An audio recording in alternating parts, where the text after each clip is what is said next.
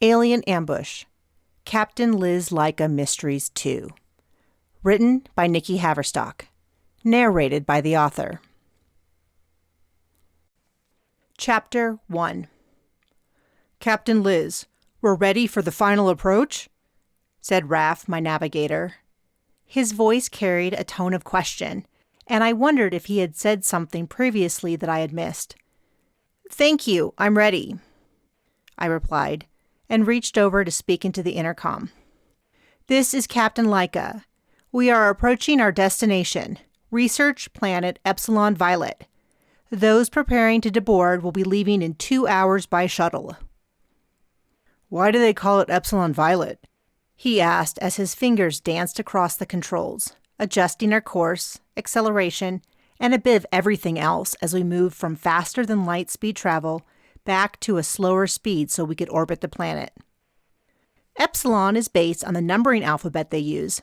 Violet is named after the primary color of the foliage they have. Big, lush purple forests. It's really stunning. That's right. You said you've been here before. I nodded back. I had mentioned something when we had gotten the travel schedule for our first tour of duty, but I hadn't given the whole story. I hadn't been ready to discuss it, but it was now or never. Actually, I live there. Live there? For how long? He paused in his work to look at me straight on. It was 8 cycles, which translates to about 4 standardized years. It was after I graduated from fleet training and I was trying to figure out what I wanted to do with my life. It had been such a hard time. I was still not over the death of my parents, so after starting training, all I knew was that I didn't want to go into fleet military force like they had done. I snuck a look at Raph, who was focused on his work, though I suspected he was just giving me some space. He was younger than me and different in a million ways. He was talkative, affable, musical, fun-loving, and the life of the party, but we had worked together well, despite our differences. It had been bumpy at first, but we had worked it out. And when push came to shove, he had stood by me in a way that few people I had ever met had done. Since starting his job assignment on a new ship, he had quickly adjusted to the work, taking a traveling group of performers to the far outer reaches to visit and entertain various outposts. Everywhere we went, Raph made new friends and sent many hearts to swooning with his antics. Mother Love's traveling intergalactic troupe had even convinced him to play a variety of instruments to add on to their entertainment, though he had ended up recording it so he would be free to mingle with the crowd during the actual performance, cracking jokes and making friends. But I admit that I hadn't felt so comfortable. I kept waiting for the other shoe to drop, so to speak. I had enjoyed the assignment, especially the fancy new ship to command, and the fact that everywhere we showed up was a celebration. But still, I had been ignoring something for far too long, my past. And now I was literally going to come face to face with part of it.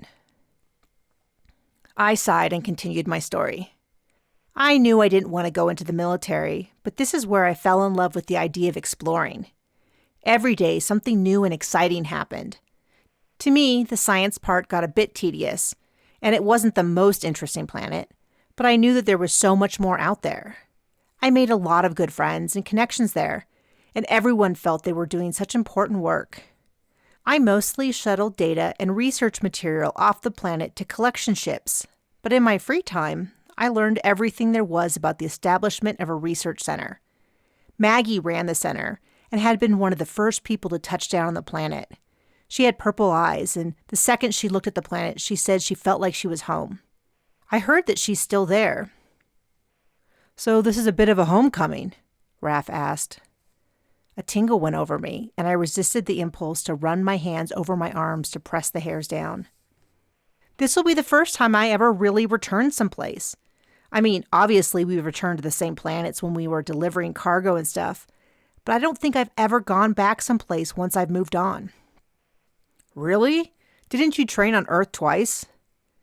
I did, but the basic fleet training I did was on one coast, and senior flight school was on another.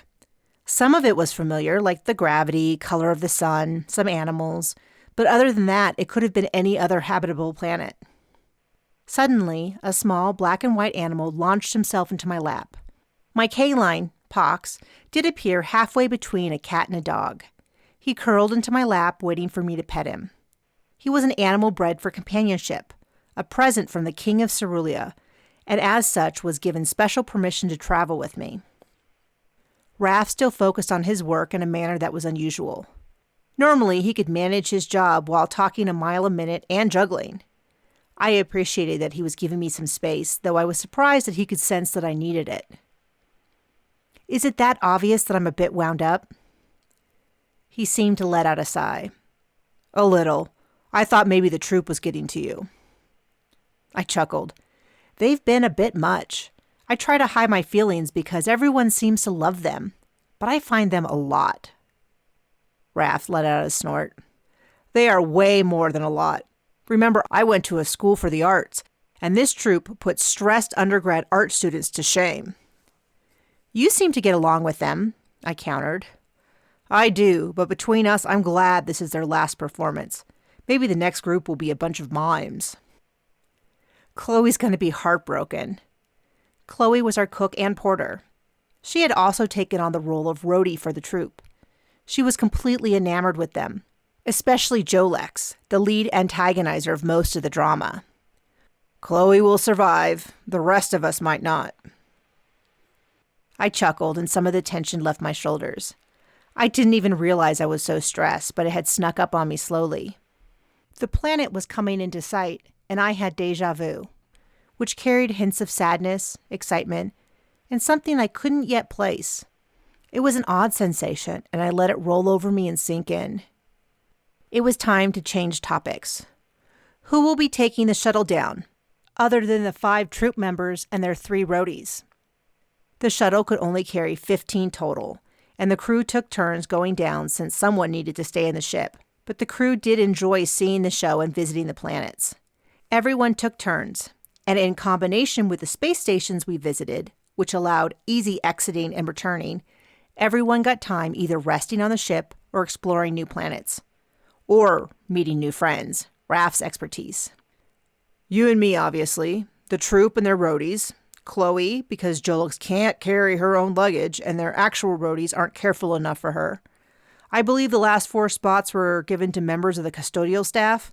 I think it was supposed to be the engineering crew, but they traded for more days off at the next dock. It's nice that you let them figure it out themselves. They really appreciate it. I grunted in acknowledgement, though I smiled. I liked it when the crew was happy. It wasn't my highest priority, which was safety, then fairness, but after that, happiness was an easy enough thing to allow. Frankly, letting the staff handle it with only enough oversight to make sure no one was being taken advantage of meant one less thing I had to manage. Was it textbook? Not really. But I had tried it that way and learned a hard lesson about strict rules being used as a weapon against me. Horton and Eugene aren't going to make it to the last show? Raph shook his head. Horton said he'd prefer to jam his hand in the engine compartment than attend one more show. Eugene seemed interested, and I told him he didn't technically have to be counted since he didn't require a seat, but he insisted on following the exact same rules as the rest of the crew. I'll see if they can watch Pox for me while I'm off board. I'll feel calmer knowing he's safe on the ship. Horton was a 7-foot-tall green reptilian, and his best friend/creation was Eugene, a sentient robot who was technically illegal until he was given ambassador status by the same king who had given me Pox. It had been quite an adventure for Raph, Chloe, Horton, Eugene, Pox, and I, and we were lucky to come out of it alive. Raph twisted in his seat. Tell me what to expect on this planet. Any cool animals? Do I get to pet something? Oh, or maybe ride something? I shook my head. No, unless things have changed, it is a research planet, and they are doing a special kind of non-contaminating research. Researchers never leave their domes and only take the minimal amount of samples to preserve the ecology of the planet. It didn't have any existing colonies, so it was perfect. Maggie was thrilled to get it. Maggie runs the place? Yes, and she was a great boss. She seemed so smart and mature, but she was younger than I am now when she was put in charge of this planet, which is amazing. I didn't realize how young she was back then. She was a bit of a wonderkin. When she was first offered the planet here, they only provided drone footage of the planet. The only thing on the footage was snails, Gigantic, all-black snails. Everywhere. She considered passing and waiting for another planet, like a lot of other researchers had done, but didn't. She was disappointed, but said she could be queen of the snails. I don't get the joke, Raph countered. She had dedicated her whole life to research to get a planet full of snails. So she spent like a year preparing while the first dome was being built. She researched everything there was to know about snails. All the decoration for the dome, as limited as they are on a research planet, were snails. Then she got there and the planet was teeming with life. Why didn't they see it on the drone footage? Apparently, the drone was broken and making this high-pitched noise that effectively cleared animals from in front of it. Everything other than the slow-moving snails. They actually still use the same noise to clear the path for the rovers that carry people between research centers. Turns out all the scientists who passed on the planet got far worse planets as a result, and it kind of became Maggie's motto, to move forward boldly and not let setbacks define your course. Sounds a bit like what you believe, Raph said. I guess so. So now you get the joke. Snails are their mascot now for that reason. Nothing super exciting has come from the research on them, at least as far as I had heard, but everyone has a soft spot for them. But there are other animals, he asked. Sure, fish and eels in the rivers and seas. Nothing super interesting to me, but because of the hydrothermal activity in the waterways, the scientists find them unusual. Lots of birds and rodents, but the most exciting thing are the grisviven. They are these herbivores, but territorial, tall, gray, enormous, covered in thick skin with some gray fur and 4 tusks. If we take a rover out to one of the research centers, you might catch a glimpse of one, but there are lots of recorded videos of them. Video? How exciting, he said with a snort. All thoughts of past adventures disappeared as we finalized our orbit at Epsilon Violet. The blue and purple planet was smaller than Earth, a single large landmass in a sea of blue. It was the only landmass I had worked on for any length of time. At least one friend would be there to greet me. It felt like nothing I had ever experienced. A homecoming. Chapter 2. I stood by the shuttle as everyone gathered to board. I had already placed my bag in the luggage area, which included a stash for Maggie, a dark, bitter, black hard candy, some scented lotion, and a chip of new novels. What if she no longer liked them? Or even worse, she no longer liked me. It had been a long time, 15 standard years. A lot had happened since I had left. I had gone to trial, and if the fleet president had gotten his way, I would have gone to jail as well. Maybe I was an embarrassment to them. A lump caught in my throat, and I coughed to cover it.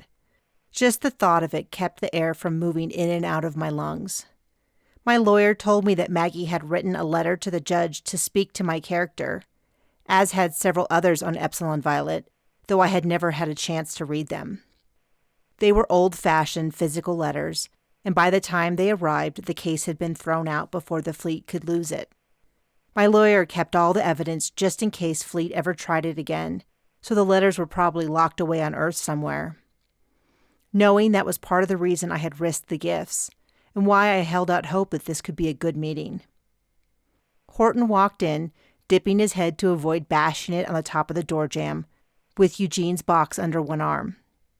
Eugene was hosted in a box with one red light on the front. It had been intended to be temporary housing so he could travel with Horton off ship. Until then, his programming had resided in our previous ship. But he had become attached to the cube, though he said it was only temporary until he could decide on permanent accommodations.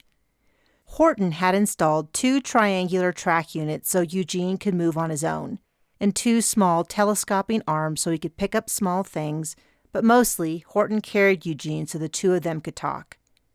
Pox, balanced on my shoulder, made a squeaky yip at the sight of Horton. As Horton approached, Pox danced on my shoulder and then launched himself into Horton's arms. Gotcha, buddy. You ready for a good old-fashioned sleepover? Horton shifted his weight forward and helped Pox onto the natural hump behind his head. Horton struggled to stand more upright, like the humanoids that crewed the rest of the ship, but I suspected that he was far more comfortable shifted forward, allowing his tail to act as a counterbalance. Horton was a true friend and brilliant engineer. He had designed and created Eugene partially as a mental exercise, but also because Horton was lonely. I tried to spend as much time with him as possible, but I suspected that despite his love of work and his friend, he was still lonely. Pox nestled into the back of Horton's head, wrapping his long tail around Horton's neck. Though Horton wasn't too expressive, he seemed to relax, and his green tongue flicked out across his eyes to moisten them. "Are you sure you want to stay in the ship?" I stepped in closer and lowered my voice. "You weren't pressured to stay, were you?" "Not at all, Captain. We have an exciting few days planned. I'm going to run some tests on the improvements Eugene and I worked out. It'll take days, so I thought we could bring our beds out to the engineering room and have a camp out." Eugene's light flashed in an excited pattern. "It will be an excellent time, Captain. I've already contacted the king about our work, and he says if our results are as good as we hope, he will sponsor us a next engineering competition as the official cerulean entrance." I smiled at both of them. "Remember to stick to the food I have for Pox. He has a sensitive stomach." Horton nodded. "We learned our lesson last time. The smell of his vomit could peel the paint right off." He trailed off at the end to stare past me. "Captain, it looks like the Troupe is stirring up trouble." I followed his glance. "Thanks, Horton. Why don't you get out of here? I'll check in later tonight." Horton scurried out, one arm wrapped around Eugene and the other at his shoulder to help Pox balance. The two main players of the troupe were faced off against each other, just like every other time. The entire troupe was from some small Milky Way planet, Omega-6, where the inhabitants looked much like Earth humans. Their heads were slightly larger, fingers slightly shorter, and they had a slightly green tinge to their skin, but otherwise they were similar to Earthlings. Except they fought about everything. Whether that was unique to them, I didn't bother to find out. Jolex was blonde and big-chested, with a voice that carried the distance. Despite her being several decades older than me, she was still one of the most beautiful people I had ever seen. But with a personality that ruined it. She was mean and sickeningly sweet in turn, critical and then full of flattery. I put nothing past her. She faced off with the other star of the show, Richin, though both of them would likely claim they alone had top billing. Richin had a swarthy complexion and dark hair. He had large features and a square jaw, and while not traditionally handsome, his features came together into a man that could stop anyone in their tracks. He was roughly the same age as Jolex. In fact, all the performers were several decades older than me, as they had been 20-somethings when they had been cast as Mother Love's traveling intergalactic troupe, a variety sketch show that mixed magic, improv, stand-up, and sketches all around interplanetary travel. It was a mixture of comedy, drama, and excitement, both on and off stage. The only outlier was Mother Love, who was quite elderly. She had been the announcer and mother figure in the original showing, but she didn't appear to be the matriarch any longer. It was the first major interplanetary show to hit the top 10 in virtually every galaxy, translated into 1,000 languages. It played for 20 standardized years before going out of production. I remembered watching it on a special showing on my parents' ship when I was a child, though I didn't understand most of the jokes. The magic tricks were always my favorite. Those were easy to understand, and the improv had always seemed silly and effortless. I hadn't known back then, but the behind-the-scenes antics and fighting had been legendary, completely eclipsing the drama on the stage. Then, like now, Richin and Jolex were the star players in those conflicts, the other members taking sides in their fight. Eventually, the weight of the conflict had made the show untenable, each member heading off to a career of their own, though never able to reach anywhere near the success of their first project. After that, it was a story as old as time, maybe even longer. Failed marriages, money spent faster than it was made, and more drama, until eventually all their work, personal, and financial opportunities hit a dead end. About a decade ago, the troupe reunited and had since been going any place that would pay them. A fleet-sponsored tour of remote outposts seemed to be the final stop. They fought any time more than 3 of them were in one place, allegiances shifting and transforming from fight to fight. I knew most of this information because it had been screamed across the table when I was trying to eat a meal or backstage when the show was already late to start. I was tempted to just let them fight it out, again. They would eventually wear themselves out, commence the silent treatment, which was uncomfortable but tolerable. But I was going to intervene for 2 reasons. The first was that I was eager to get on the planet and see Maggie in the place that had meant so much to me at a pivotal time in my life. Secondly, and more importantly, was that Chloe was standing between Richard and Jolex with tears in her eyes. "Is there a problem?" I asked in my most innocent voice. Jolex jumped in immediately to give her version of events. "This is my favorite part of the show. People expect it the first night, and it is what I want to do." Richin spoke right on the heels of her sentence. "I believe we should start with my magic trick. I've been working on it just as hard, and people adore magic over your dusty old history lessons." I sighed.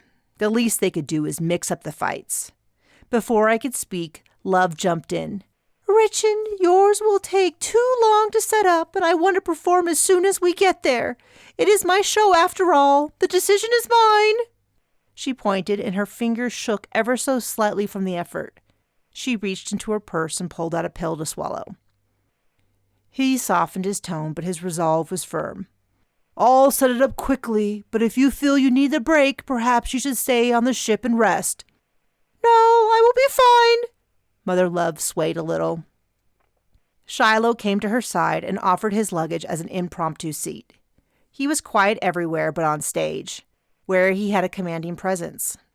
He glared at both Jolex and Richin before exchanging a look with Caroline and Diamond and shaking his head.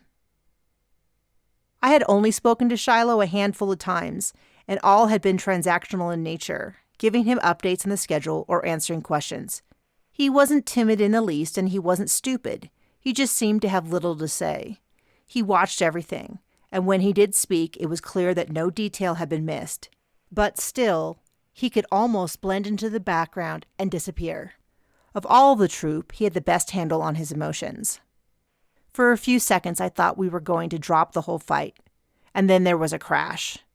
Caroline had stepped back and bumped into one of the roadies, carrying one of Jolex's large suitcases.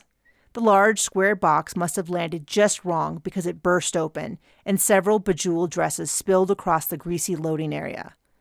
Jolex roared, "Imbeciles, what have you done?" I had only met the roadies in passing. They kept to themselves and away from me, which was fine. They had one job to do, and so did I.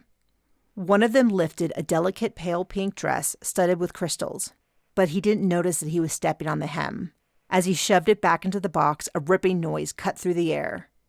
I sucked in air through my teeth and started to step over to intervene, even as everyone else took several steps back. Jolex prized her clothing more than her own life. Certainly she valued it more than the lives of the roadies. "Jolex, it can be fixed." I stepped in front of her even as she lifted her arm. I couldn't imagine she'd actually intended to strike one of the roadies, but I wasn't going to wait and find out. "They did it on purpose," she snarled at me. "I'm sure it was an accident." Behind me, one of the roadies grumbled under his breath, though I caught just a hint of the voice. "Next time it'll be on purpose." I turned to glare at them. They were quickly shoving the clothes in the box, then slammed it shut with the sleeve of a dress still hanging out. The seal snipped off the sleeve and it fluttered to the ground even as they shoved the box into the storage compartment of the shuttle. I turned back to Jolex, but she had turned away, charging toward the rest of her group. I scooped the sleeve off the ground and wadded it up in my hand. Maybe Chloe could repair the dress before Jolex noticed. Caroline was consoling Jolex. "I'll just order you another one." Caroline's family had a large shipping empire on Omega 6. It was one of the largest suppliers in their quadrant of the galaxy, offering everything from fancy clothing to fleet necessities. And if you ever, for a second, forgot, she would remind you. She threw money at every problem. Jolex pointed a finger at Richin. "You did this! You did this on purpose!" "How could I possibly be responsible? If you transferred your own things, like the rest of us, there couldn't have been an accident." People expect my costume changes, and I want the show to be good, unlike you, who just wants to coast through so you can find an eager woman in. She was cut off by multiple people speaking at once. I exchanged a look with Raph, who shrugged and rolled his eyes at the scene. I was tempted to do the same, but things really had gotten to the breaking point. Finally, one of the burly groupies spoke up. Maybe if we had been given our vacation days, this wouldn't have happened. All the pieces came together. If they have vacation days due, you have to honor them. I spoke to the entire group, but focused on Richin and Jolex. Jolex looked ready to explode, but managed to mostly control her voice. Don't act like I'm a monster. We are only a few days from the end of our tour, and we are paying them. But if we are going to make a huge deal out of it, then I'm fine with relieving them of all further responsibilities. And honoring their pay? I added, wanting to make it clear that no one on my ship would be holding back pay for work already completed. Of course. Can we get on the shuttle or not? I have a terrible headache. There were still supplies to be loaded, but the rest of the troupe had already started boarding. The roadies gave me a nod of acknowledgement as they left. With things settled, I escorted Jolex to her seat and hoped that was last trouble we would be having on this outing. Chapter 3. When we finally landed the shuttle on Epsilon Violet and Raph maneuvered to the edge of the research station, it took everything in me not to launch myself right out of the shuttle. The ride had been unnaturally silent, and the tension in the air couldn't have been cut even with a laser cutter. Which reminded me to check my waistband, where my band, a thin silver phaser, slid into the pocket gently wrapped around my side. As head fleet officer, I was required to wear one, though I didn't always on the ship, and it was a struggle to remember when we left. Other than the few custodial staff in the back of the shuttle, no one had spoken the whole flight in. No science could ever prove to me that emotions couldn't carry through the air. My shoulders were tense from bracing against the frustration, anger, and hatred that filled the shuttle. Not to mention that entering atmosphere was always tense work, even with Raph at the helm. It was by far the most dangerous part of our job, and we took it seriously every time. I took a discreet sniff of myself as Raph cooled down the shuttle and decided I needed a quick cleanup before the show. I took the remaining moments to look out the window and soak in the environment. So much was still the same. The large facility under a clear dome to prevent contamination of Epsilon Violet. A tunnel from the dome to the shuttle was already being moved out by workers. The sun overhead was a blinding whitish blue, like the glow of the panels in a ship, but nothing could prepare strangers for the plant life. The trees, grass, and bushes were all purple, from the palest violet to almost black. The flowers could be any color, but who needed flowers when the jungle around us was so lush and colorful? A full body tingle went over me, and my stomach dropped, like when you look over the edge about to jump. Whatever anxieties I had about the trip and Maggie were overshadowed by a giddiness I was struggling to contain. Raph finished the cool-down sequence and turned to me. You ready? I smiled. Yeah. I tried to control my emotions as I walked to the door to unlatch it, once the lights indicated that the exit tunnel was connected. Luggage was already being piled from the hold for us to pick up inside the tunnel. The two people doing the work were in full-body contamination suits to prevent transferring anything to the outside hull of the ship that might fall off once the tunnel was disconnected. They took cross-contamination seriously. They better be careful, Jolex muttered, but even she couldn't penetrate my mood. Which one is your friend? Raph asked as he looked at the small window in the door. I don't think she's out here yet. They limit people leaving the research bubble. There is an area inside the bubble once we get out of the tunnel that is for greeting arrivals. I bet she's there. I squinted but couldn't catch sight of her. One of the people in the containment suit, a girl with green hair, gave us the thumbs up, indicating that the luggage was unloaded and the shuttle resealed. I unlatched the heavy door and opened it, careful not to touch the exterior edge, which would still be hot enough to burn. The heavy, cold, moist air swirled into the shuttle, carrying the fresh, earthy scent of Epsilon Violet. I was transported back in time as the scent filled my lungs, decorating my room when I first arrived so I wouldn't feel so lonely, crying into my pillow, a new graduate that felt all alone in the galaxy. Running my hands over the heavy bronze snail, figurine I had been given as a gift when I arrived, was like rubbing the worry stone as I struggled to assimilate. Then later, crying with laughter instead with Maggie and her team, when an experiment gone awry stained all of our hands purple for a month. Long nights talking with new friends, sharing our stories. Then crying when I said goodbye. All of the memories flooded my mind at once in the space between heartbeats. Before they could overwhelm me, I strode out to retrieve my bag. "Wow, it's a lot colder than it looks," Raph said, rubbing his arms. "I told you to pack a jacket." "But it's the jungle. I guess I thought you meant, like, not boiling hot, but this is downright chilly." I shifted a few bags of luggage and grabbed my bag. There is a lot of heat in the ground and water system because of the volatiles that escape after being heated by Epsilon Violet's molten core. So the planet doesn't really need the heat from the star. Another reason that the planet was deemed special enough for a dedicated research station. We strode toward the door, my bag in hand. As I reached for the handle with a hand shaking from nerves, it was thrown open. Maggie stood on the other side, her brunette hair peppered with more white and her face with a few extra lines, but otherwise the spitting image of the woman I had said goodbye to all those years before, including her violet eyes. Her voice was tight as she folded me in a hug. "Oh, Liz, it is so good to see you." I dropped my bag. Tears filled my eyes as I held her, words stuck in my throat. "I'm so happy to be here." My anxieties melted away, as did most of my other concerns, until Julek snarked behind me. "Hello, we're waiting." I let go of Maggie, who grabbed into my arm and pulled me to the side, pushing my bag out of the way with her foot. "I planned some of your favorite meals and took a little time off so we could catch up."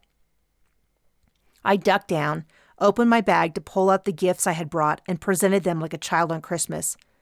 "I hope you still like these." She smiled, her eyes twinkled with unshed tears. "Oh, Liz, you're just too much." "Oh," I turned to Raph, who had been patiently waiting. "This is Raph, my navigator." He gave her a dazzling smile. "It's a pleasure. I was so excited to see where Cap cut her teeth. She wasn't kidding about the snails. That's not life-size, is it?" He gestured to a mural on the wall behind her. She shook his hand and chuckled. "No, the Iron Maid snails don't get much bigger than your head. That's Irene. It's tradition to rub her eye stalks when you say goodbye, to take the luck of the planet with you. Not that you will need it. That was an excellent landing. Even our data suppliers that have flown in hundreds of times don't handle it as well as you did. But of course, our Liz has the best navigator in the fleet." She beamed at me. She couldn't possibly know that although Raph may be the best navigator I have ever seen, we weren't paired together as a reward. In fact, most of my crew was assigned to me because they were seen as all I deserved. Raph greeted Maggie warmly. "I have heard such great things about you and Epsilon Violet from Liz. I look forward to hearing all the juicy gossip about her." "Oh, do come here then. I have a number of wonderful pictures up on our wall of fame." She walked over to a wall covered in images. I looked over them through misty eyes. I had forgotten how much I used to experiment with hair and makeup. In some of the photos, I looked like a sulky parrot, but in most of them, I was smiling and laughing. "Oh, Maggie, I can't believe these are still up. I assumed you took them down when..." I didn't intend to bring up my trial and trailed off awkwardly. "Never. No one here believed those allegations for a minute. I told your lawyer I planned to go in person, but Fleet gave up their fool idea before I had to leave. And I wasn't alone. We never doubted you. Which reminds me, I have a big surprise for you." "You know that surprises make me nervous. What is it?" I countered, looking around for someone or something to jump out at me. "Not yet. Later, when the research teams come in from the outpost, we are hoping that they make it in time for the first show." "You finally got an outpost set up. That is exciting. We should have read up more on the developments here, but we've had our hands full with..." I gestured behind me, careful not to make the action visible to the troupe. She smiled and came in closer. "I can't imagine traveling with them. Whenever they are here, it is so fun, but then they leave and it takes everyone a week to recover." "I didn't realize they had been here before. I figured this was a new destination each time." She shook her head. No, they are here every 2/3 of an Epsilon Violet cycle, which is... She squinted up her face to do the calculations. I beat her to it. 14 standardized months. Raph gave a low whistle. Long trip around your star. I turned to answer. Epsilon Violet doesn't have a tilted axis, and the only landmass is centered on the equator, so basically there are no seasons. So every day is the same? Maggie and I laughed and exchanged a look before I answered. Not even close. There is so much internal thermal energy in volcanoes out at sea that it fuels huge weather systems. Any storms in sight? Maggie had a tight smile. There is something brewing, but we can't be certain if it'll make landfall. It'll probably just be a few rainy days, but if it starts going nuts, you have to stay and ride it out. No leaving early. I squeezed her arm. Of course. So tell us about the research station. Which location did you go with, the ocean or the volcano? Both. We set up the Ocean Research Center first, but got the Volcano Research Center approved almost immediately. They think that the volcano might be worth mining in the far-flung future, so that got pushed up. I would love to take you out to both if you have time. That sounds lovely. I checked over my shoulder for Chloe, saw her dragging some cases for Jolex, and gritted my teeth. It wasn't my business, but I hated how Jolex used her like a mule and was rude to her. Chloe even wore a scarf around her neck to hide her gills because they had cracked some jokes during the first show, before Chloe had met any of them. Since then, she had worn a scarf constantly, despite me urging her not to hide who she was. I had been planning to chew them out, but Chloe had begged me not to. She was young and loved all things entertainment. Her face glowed around the troupe. I was concerned for her, but this being the last stop, she convinced me to let it go. But I wasn't going to stand around and watch. Maggie, I would love for you to give me a tour before the show. I want to see everything. Raph, do you want to join us? I would love to, and maybe we can get into our quarters. I'd like to freshen up. Maggie, how many will be at the show tonight? I snickered and picked up my bag. He means, are there any single females? Maggie grabbed my arm and steered me toward the hallway. Yes, beautiful, intelligent scientists. They are very focused on their work. He grabbed his bag and fell into step with us. Then I think they deserve a little distraction. I laughed out loud, and it echoed down the hallway as we walked. Chapter 4. A few hours later, I sat in the audience for the opening show. Maggie leaned over to whisper something in my ear. I couldn't hear over the clapping around us, but I chuckled and nodded my head. It didn't really matter what she said, whether a witty response or cracking a joke. It was fun just to be there. We were in a large open foyer where several large hallways met in a T-shaped intersection. Since large equipment movers had to navigate the hallways, the intersection created an unusual but perfect performance space. At the top of the T was an open area between rooms with windows behind it, which acted as a natural stage. On either side of the stage were banks of power boxes, normally off limits, as all the power, data, and computer mainframes were housed in the wall. The open area doubled as a way of accessing, maintaining, or replacing all the electronic units, as well as allowing for air circulation around the hot circuits. The bank of dramatic 2-story windows provided light, which was converted to energy to help run the center, with thermal energy from the earth providing the rest. The light cascading in was lovely. Maggie, didn't they used to do this in the mess hall? The stage was cleared, and behind a curtain the performers were setting up for the next scene. With the roadies back on the ship, it appeared that Chloe was doing everything she could to pick up their slack, using her whole body to drag a box of props behind the curtain that hid the backstage area from view. The audience was taking the opportunity to talk, as we had between many of the sketches. Yes, but remember what a pain it was to remove all the tables and then set them back up? And if we didn't remove the tables, then people sat so far away you couldn't hear a thing, I said, remembering. Exactly. So someone suggested we move it out here. We don't have to use the equipment movers anytime soon. Seems to save a lot of time, and it looks really nice. I nodded, lost in my own thoughts. If I had stayed, would I be running my own research dome? I hadn't been bad at science, and maybe so many things would have been avoided if I had stayed. I sighed. Do you know if this is the last sketch, Liz? I'm so eager for your surprise. I'm not sure. These are all new to me, and between us, they're a little preachy and depressing. That one with the guy drowning after the boat sinks, and only the girl fit on that piece of debris? I can't imagine that people actually enjoyed that way back when.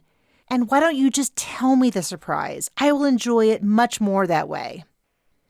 You were never one for the classics. I thought the scene with the lady who killed herself with a snake was very compelling. And no, I will not tell you. I shifted in my seat to look behind me. There was some noise that I could barely hear, but seemed familiar. I strained to hear it again, but either it had stopped or had never existed. I turned back to the stage, where Joe Lex sauntered out with an exaggerated wide stride and a phaser in her hand. It was larger and clunkier than the Fleet's bands, but the shape was enough the same that I recognized it as a weapon. I shuddered as she turned, and the slick metal phaser swept over the audience. It had to be a prop, but I ducked a little all the same. Joe Lex used an odd accent as she spoke, probably something she had seen in some old iCarvel videos. With several world wars on Earth, few things had survived, and what had reflected what people valued. Many religious texts had survived, including the Bible, a copy of which I carried in my side pocket, a talisman of my faith and memories of my parents. They had given it to me when I left their ship, never to see them again. But many forms of music, television, and movies had survived as well, even while a great deal of research, much held only by the government, had been lost. Joe Lex, with her accent of many years prior, turned back to Richin, who had entered the stage. Howdy there, partner. I'm the sheriff around here parts, and you are a wanted criminal. Richin wore a black hat with a large brim. I am Wild Bill Hickok. You don't tell me what to do. He lifted his band from a pouch at his side and shot it once. Or at least it looked like it had been shot, a strike of red light hitting the electric bank behind Jolex. Coming out to stand next to Jolex was Carolyn, copying the wide-legged walk. Come on now, Mr. Wild Bill. We don't want things to get crazy. She pulled out another band and pointed him. I flinched. Couldn't they have used some more antiquated and fake-looking props? My shooting instructor would have a fit if he saw the poor trigger and muzzle control being demonstrated. Shiloh joined Richin in another black hat. Wouldn't be a fair fight without me. The music swelled into some classic song using the ancient instruments of guitar and drum, while a singer crooned about going down in a fire of honor. A modern reproduction of the song, since it was in universal language. All four of them started firing their props with effects and noise, Richin instantly hitting the ground as the fight continued. I grimaced. He hit so hard he would be bruised tomorrow. Then Carolyn fell, a bit more gracefully. The fake phaser sounds, even over the music, were so realistic that the hair on the back of my neck rose. Then the power bank behind Shiloh exploded in a burst of light, and the auxiliary lights and music went out. A second later, the alarm sounded. There were a few more phaser shots, and I could clearly see the metal exploding under the impact. Stop! I screamed, racing from my chair. Drop it! I was halfway to the stage when Love started screaming. Shiloh, with a tremor in his voice, shouted for help. I vaulted onto the stage and pulled the work unit from my left pocket, instinctively putting on the flashlight to look at Richin, who was laying face up on the floor. Where his left eye used to be, there was instead a smooth hole the size of my palm straight through to the floor underneath, the wound cauterized so only the smallest amount of blood seeped out. It wasn't just any phaser wound. The gaping hole was created by the highest setting any phaser could achieve, which wasn't even available on most Fleet bands. I didn't have one. The light coming in through the window was negligible. The emergency lights along the floor started to glow faintly. Love was sobbing into Shiloh's arms, both having clearly seen the wound. I turned to Jolex and swept the light across the floor and the two phasers on the ground. I moved over to pick them up, carefully disarming them. One was noticeably heavier than the other. Maggie spoke behind me. What is it? You need to send everyone to bed while I secure the scene, then call the local Fleet investigator. There's been a death, and I don't think it was an accident. Chapter 5. When I woke up the next morning, and before I opened my eyes, I had the sensation I was late for work at the research center. I threw off my blanket and had one foot on the ground before I remembered that I hadn't worked there in over a decade and was only a guest. I chuckled and lay back in bed. A true moment of relaxation before I remembered that there had been a murder, and I would need to talk to whoever would conduct the investigation. A cold shudder went over me, and I pushed it away. It wouldn't be like last time. I refused to even entertain the idea. To avoid the thought, I got up and started my morning ritual, reading a chapter from my well-worn Bible. Proverbs is a favorite book for me, full of wisdom such as that a good reputation was more valuable than great riches, though I didn't seem to have either at the moment. Once that was done and I felt a bit more awake, I washed and dressed before using my work unit to message Horton. With the ship orbiting directly overhead, I was able to link instantly without any of the hassle of trying to use the station's communication links. The image clicked on of Pox sniffing the camera. His pink nose filled the entire screen. Muffled in the background was Horton's voice. "Tell Captain how much fun you are having with us." In a high electronic falsetto, Eugene spoke for Pox. "I am having the best time. Don't worry about me." Pox licked the camera and squirmed away to reveal Horton and Eugene. They were in the engine room, a nest of blankets on the floor around them. Pox went over to scratch at a corner until it was in a big mound, then he circled and curled up in the middle. "Captain, I heard there was an accident and Richard was killed. I think everybody should come back to the ship." His reptilian eyes dilated. Something I had come to learn meant he was feeling strong emotions. "It's okay, Horton. We need to get interviewed and do what we can to help find out what happened." "I don't like it one bit. Remember last time?" "How could I forget? But this time is different. I have never touched any of their gear." "What about Chloe? She was carrying equipment at the shuttle." I kept my face calm, though my stomach dropped. "I'll take care of her, just like you're taking care of Pox, but I should be heading out now." Eugene's cube rolled into frame. "Perhaps we should do some snooping around here on the ship?" Eugene's coding seemed to have a loose relationship with the rules.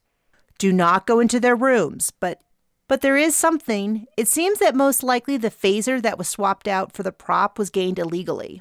I wonder if maybe it was picked up at one of our recent stops, maybe at the Centaurus outpost?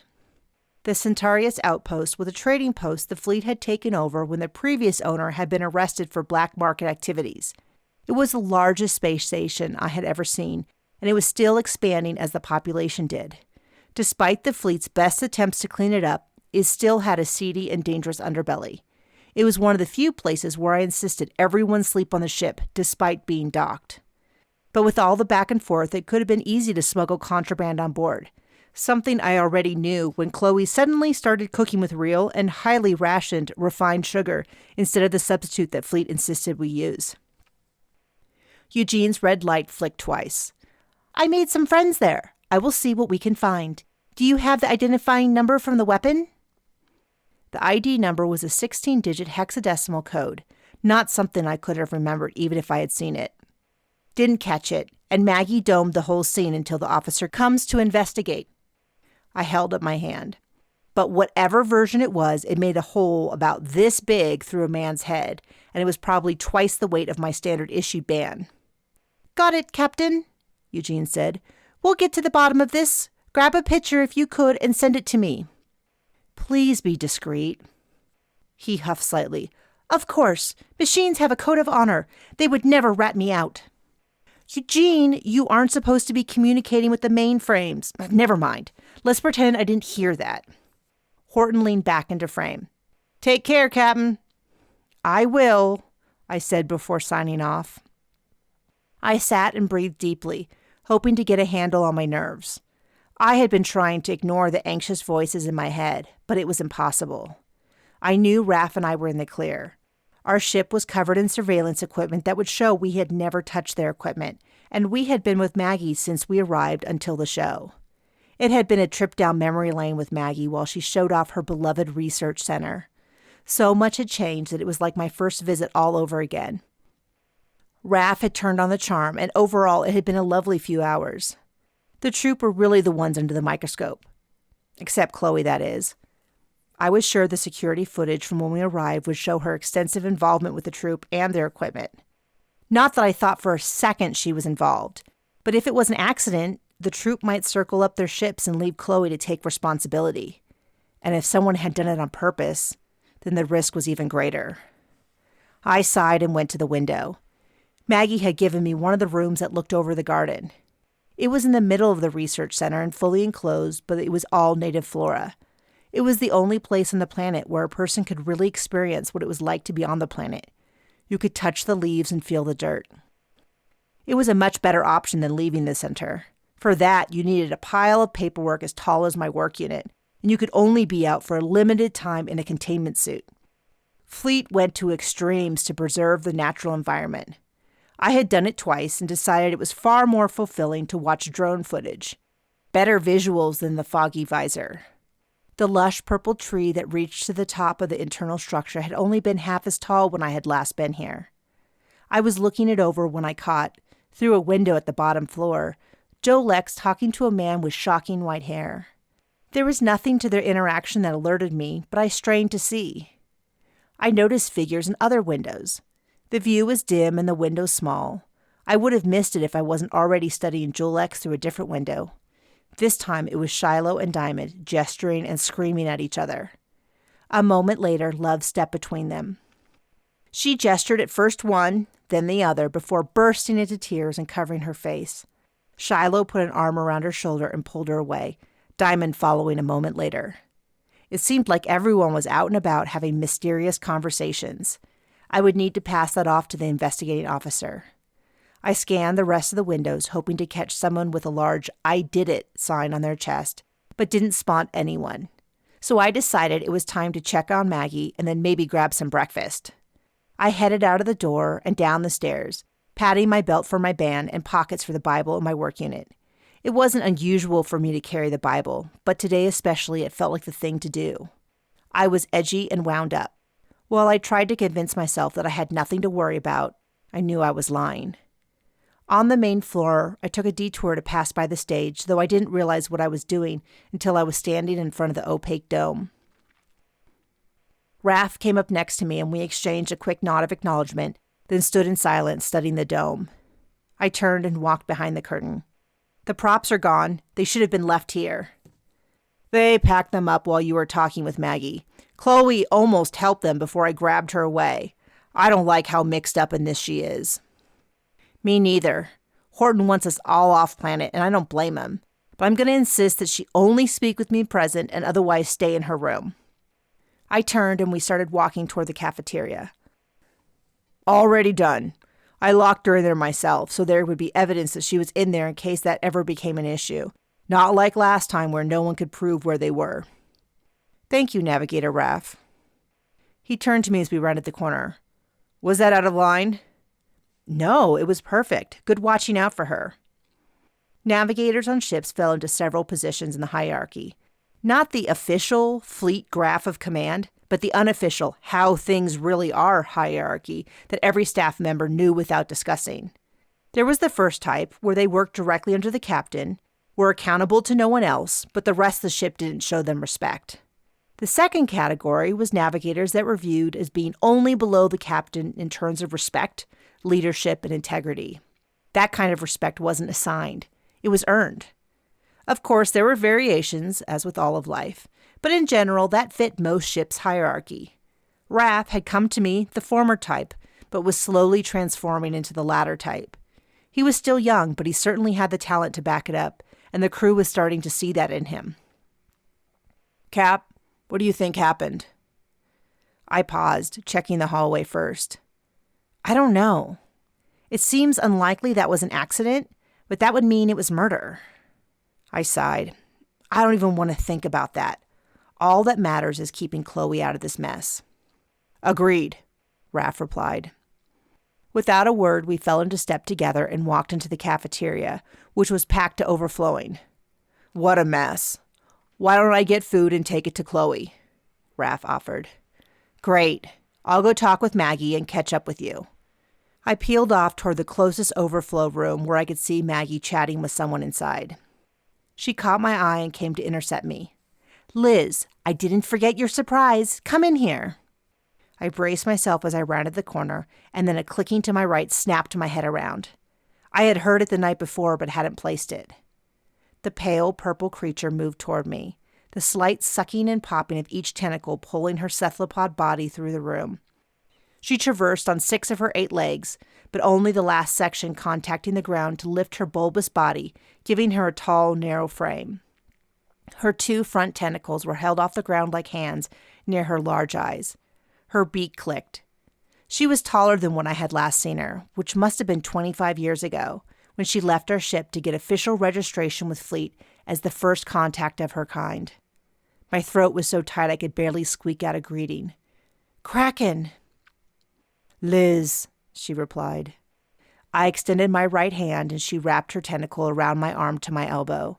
At the same time, we squeezed 3 times, our childhood secret handshake that meant, I love you. Chapter 6. I didn't even try to stop the tears that were rolling down my face. I wrapped her in a hug that she returned. I thought you were still working at Fleet headquarters, trying to find your home. Her beak clicked in my ear. No, I left a while ago when that jerk took over. I don't trust him.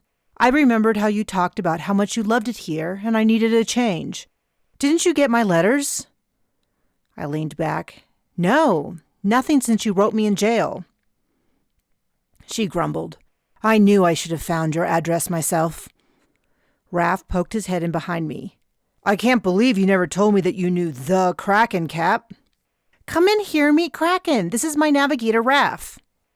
She bowed, since strangers fumbled over how to shake a tentacle. Etiquette at Fleet training didn't cover her, as she was the only one of her kind in our known space. Your navigator? Are you married like your parents? I shook my head. You know that is very rare, and Raph is far too wild for me. I don't think any lady can hold him down. Is that for Chloe? I asked, gesturing at the tray overflowing with food he held. I figured I would give her enough so that she didn't have an excuse to leave for snacks. But first, I want to hear Kraken's story. You're famous. I never thought I would meet you, an immortal. She chuckled and gestured to the table, and everyone at it stood and cleared room for us to sit down. Celebrity did have its perks, after all. Liz, why don't you start the story since you were there? I'll pick up when I remember. Of course. When I was about 5 standardized years, my parents were on their ship patrolling a far edge of the galaxy when an asteroid field destabilized and we had to shelter in place. Afterwards, they went in to get the ship checked and something showed up on the readings. Foreign matter on the rear of the ship near the engine exhaust. It was a small piece of tentacle. Kraken lifted up her right front tentacle and waved the end around. My lucky tentacle. The standard procedure would be to destroy any biological material to protect from potential illness, but Dad felt that since it was unrecognizable, it should be studied first and tagged for research. So he brought it to our doctor for evaluation and preservation with the intention to drop it off at a research center. I was always curious about everything, so I went along and said it looked like something from my kids' books, like an earth octopus. The doctor said that there was some neurological activity, though very slight, like it was in hibernation. Kraken interrupted. You're not giving yourself enough credit. I know my story as well as you do, and you begged them to save me. You said you knew that I was still alive, that you had dreams about me. My cheeks got hot. I was a kid with a wild imagination, but I begged my parents to come back every day. I would talk and read books out loud. I was a bit of a lonely kid. But after a few weeks, the tentacle started to rebuild itself. But it was too fragile to move off ship at that point, and the war had already started to escalate. So for several years, Kraken just slowly regrew, and I gave her a name, Kraken, after something I had read. After a while, a fully rebuilt but small Kraken was there and started to move. Kraken patted my hand briefly before continuing the story. My muscle memories were stored in my DNA, but I don't remember anything before I woke up on the ship. And it wasn't all at one big moment. It was like slowly waking up over years. But I knew Liz, and because she read to me every day, when I was finally able to speak, I knew universal language. I knew how to walk and write and many other things, but I have no memories of what happened to me. Then things got dicey, I added. The fleet wanted to take me to find out more, and I didn't want to leave. It was the only home I knew, and I didn't understand what I was feeling. I don't remember what happened to me, but my body remembered the trauma, the pain, the fear, the loneliness of hurtling through space. It still sometimes haunts me. The last thing I wanted was to be torn away from my only family. I added my thoughts. It was a really dramatic scene. I clung to her and she clung to me. We said we would never be separated, and for years I thought that was what saved her. Kraken chuckled. Years later, we found out that Liz's parents had filed all the paperwork for me to be declared an independent species under their guardianship. No one would have taken me away without my permission, but we didn't know that. She was like the baby sister I never wanted, and we did everything together, including schoolwork, but she quickly passed me by. Then she was the big sister I never asked for. I laughed. It was an old joke between us. So much of the material came easily to me, like a story I had once read. There was no way for your limited technology to guess at my age before the accident, but within a handful of years I had full adult capabilities. Then the war escalated, and Fleet implied that if I came to headquarters and finished my official citizenship with them, I could return to your parents' ship. But it dragged on, and then my eye stung. Mom and Dad were killed. And you were in your own training. It was a hard time for me, and I spent a few years trying to guess where I came from. But in the end, I had learned nothing. So I set to learn everything I could about the world. Your uncle helped me a lot, until he couldn't. Our reunion was treading toward some deep waters I tried to avoid. We exchanged letters during that time, but not as often as I should, and I guess they haven't gotten through for the past few years. Raph nodded along, hanging on Kraken's every word. I couldn't blame him because so was I. Now that we had been reunited, it was a shock to me that I had let it go so long without seeing her. The rhythm of the conversation was as easy as when I had been a kid. Raph let out a low whistle. Wow, that is some story. I kind of thought you might not be real when they told me in flight school. I wonder if that means the Loch Ness space monster is real too. He looked down at the tray and started. I have a ton more questions, but I better go check on Chloe. Cap, I'm doing this for the cruise, so I expect you'll make sure I have time to chat with Kraken later. Got it? Thanks, Raph. I gave him a wave and grabbed a snack cake off my plate. The cafeteria was emptying out. Who's Chloe? Kraken asked, grabbing a spoon off a table and spinning it around on a single sucker on her right tentacle.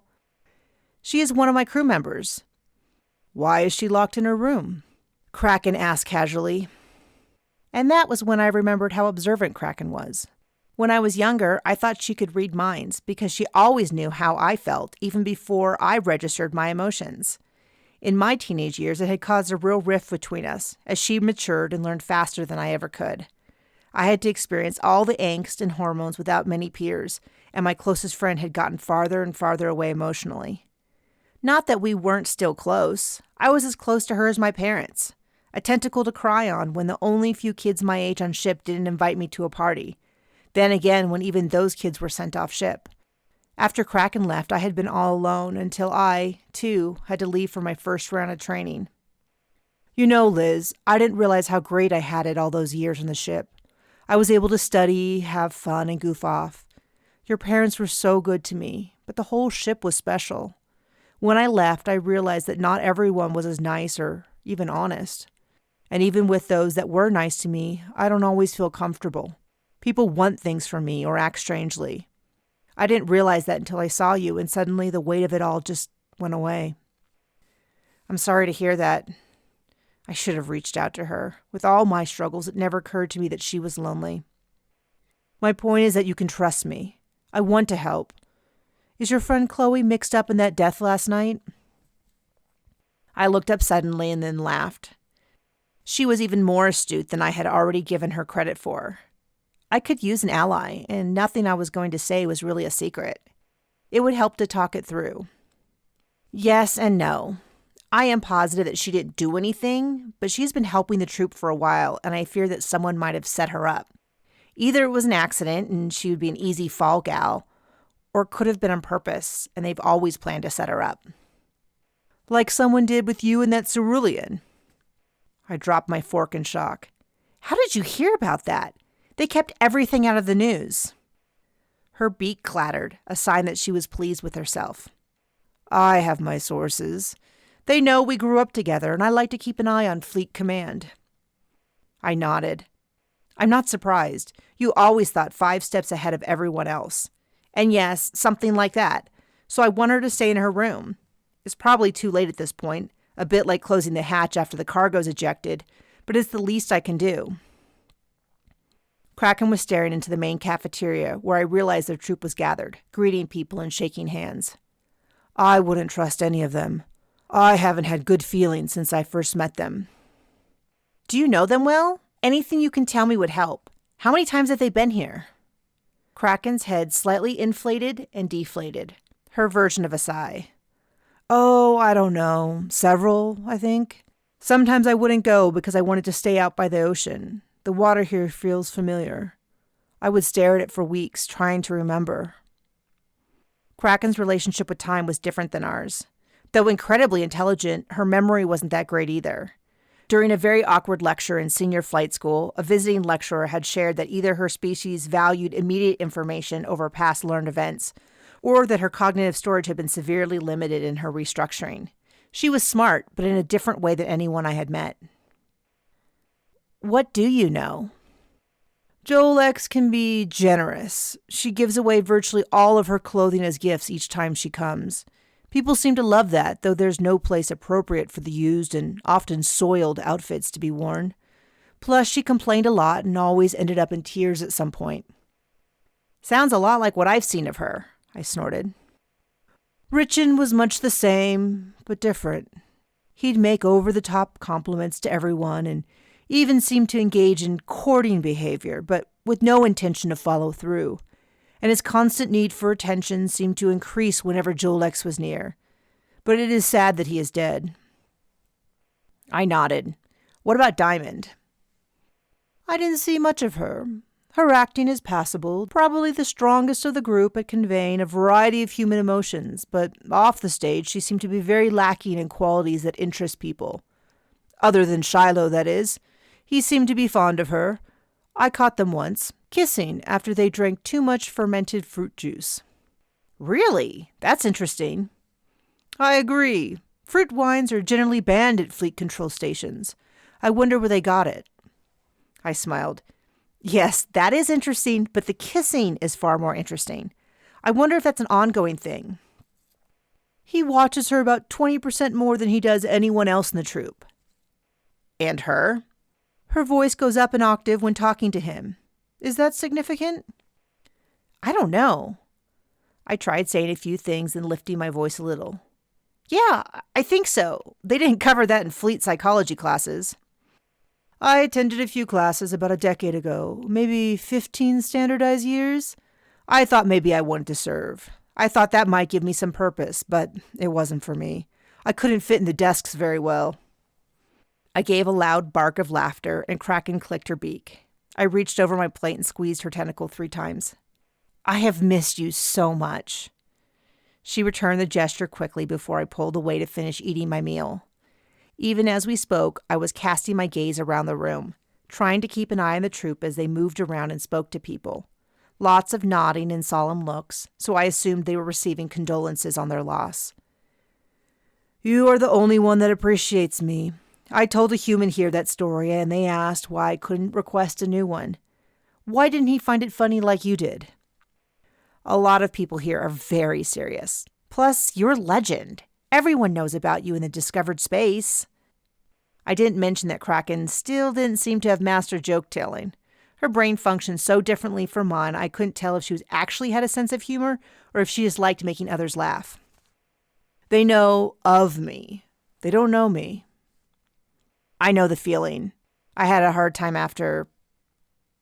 I winced, not wanting to even discuss it. Your parents died? Your engagement was broken off? Your uncle went to jail? You were on trial? Kraken guessed. All of that? But can we not discuss that right now? I wonder if Diamond and Shiloh either aren't together now or are together and hiding it. I don't know the answer to that. I have spoken to Mother Love several times. She is older and seems very kind. When I said I had never seen their show, she brought me recordings to watch. I watched them only enough to tell her that I had. I did not enjoy them, but it was a kind gesture. She tries very hard to be a peacemaker. Why? Kraken asked as she tipped her head to the side. I think she prefers to have everyone get along. That is a job with little reward, especially with Richin and Jolex. Caroline also had a problem with Richin. She said he was bossy and had never appreciated her. She only said it once on the night of the fermented fruit drinking. She backed me into a corner and cried for a while. She apologized the next day, but I've avoided her since. Being hurtled through deep space is nothing compared to her crying. Kraken lifted her front tentacles, waving them around a little, and spoke in a high voice. I gave him the best years of my life. Wait, were they involved? The documentary on the chip Mother Love gave me talked about their marriage. Do you still have that? Yes, I felt that I shouldn't throw it away in case Mother Love later checked in on her gift. We should go watch that right now. I stood up. Maggie came racing into the room. Glad I caught you, Liz. The officer is here and wants to speak to you. I wanted to grab you and warn you to be extra nice to him. He is smart, handsome, and single.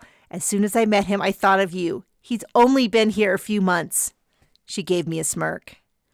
A pit opened in my stomach, and every sense of me screamed that I knew who it was. The coincidence would be astounding, improbable, and absolutely fitting for the disaster this visit had become. I was going to demand a name when an all-too-familiar figure turned the corner. He would already know I was here, and his eyes locked on mine instantly. My ex-fiancé, who I was running into for the second time in less than a year. Chapter 7. James let out an almost imperceptible sigh. Captain Laika, trouble seems to just follow you all over deep space. So do you. What are you doing all the way out here? I countered. Let's just say that someone thought they were punishing me, but I disagree. I think you know the drill. Can you tell me what you know? Kraken stood and looked at James. You two were once engaged. James stared at her, stunned. I choked a little and managed to squeak out, We know. She turned to me. Oh, I thought maybe you both had forgotten since you didn't acknowledge that fact. Maggie looked at me. Engaged? He was... I interrupted. Kraken, can you please take Maggie someplace and explain? I need to speak to Officer Markswell so I can go check on my crew. I made a show of moving my dishes onto the tray while I regained my composure. I had held it together pretty well until Kraken had interrupted. I couldn't be mad at her. It was just the way she was. But I could be embarrassed.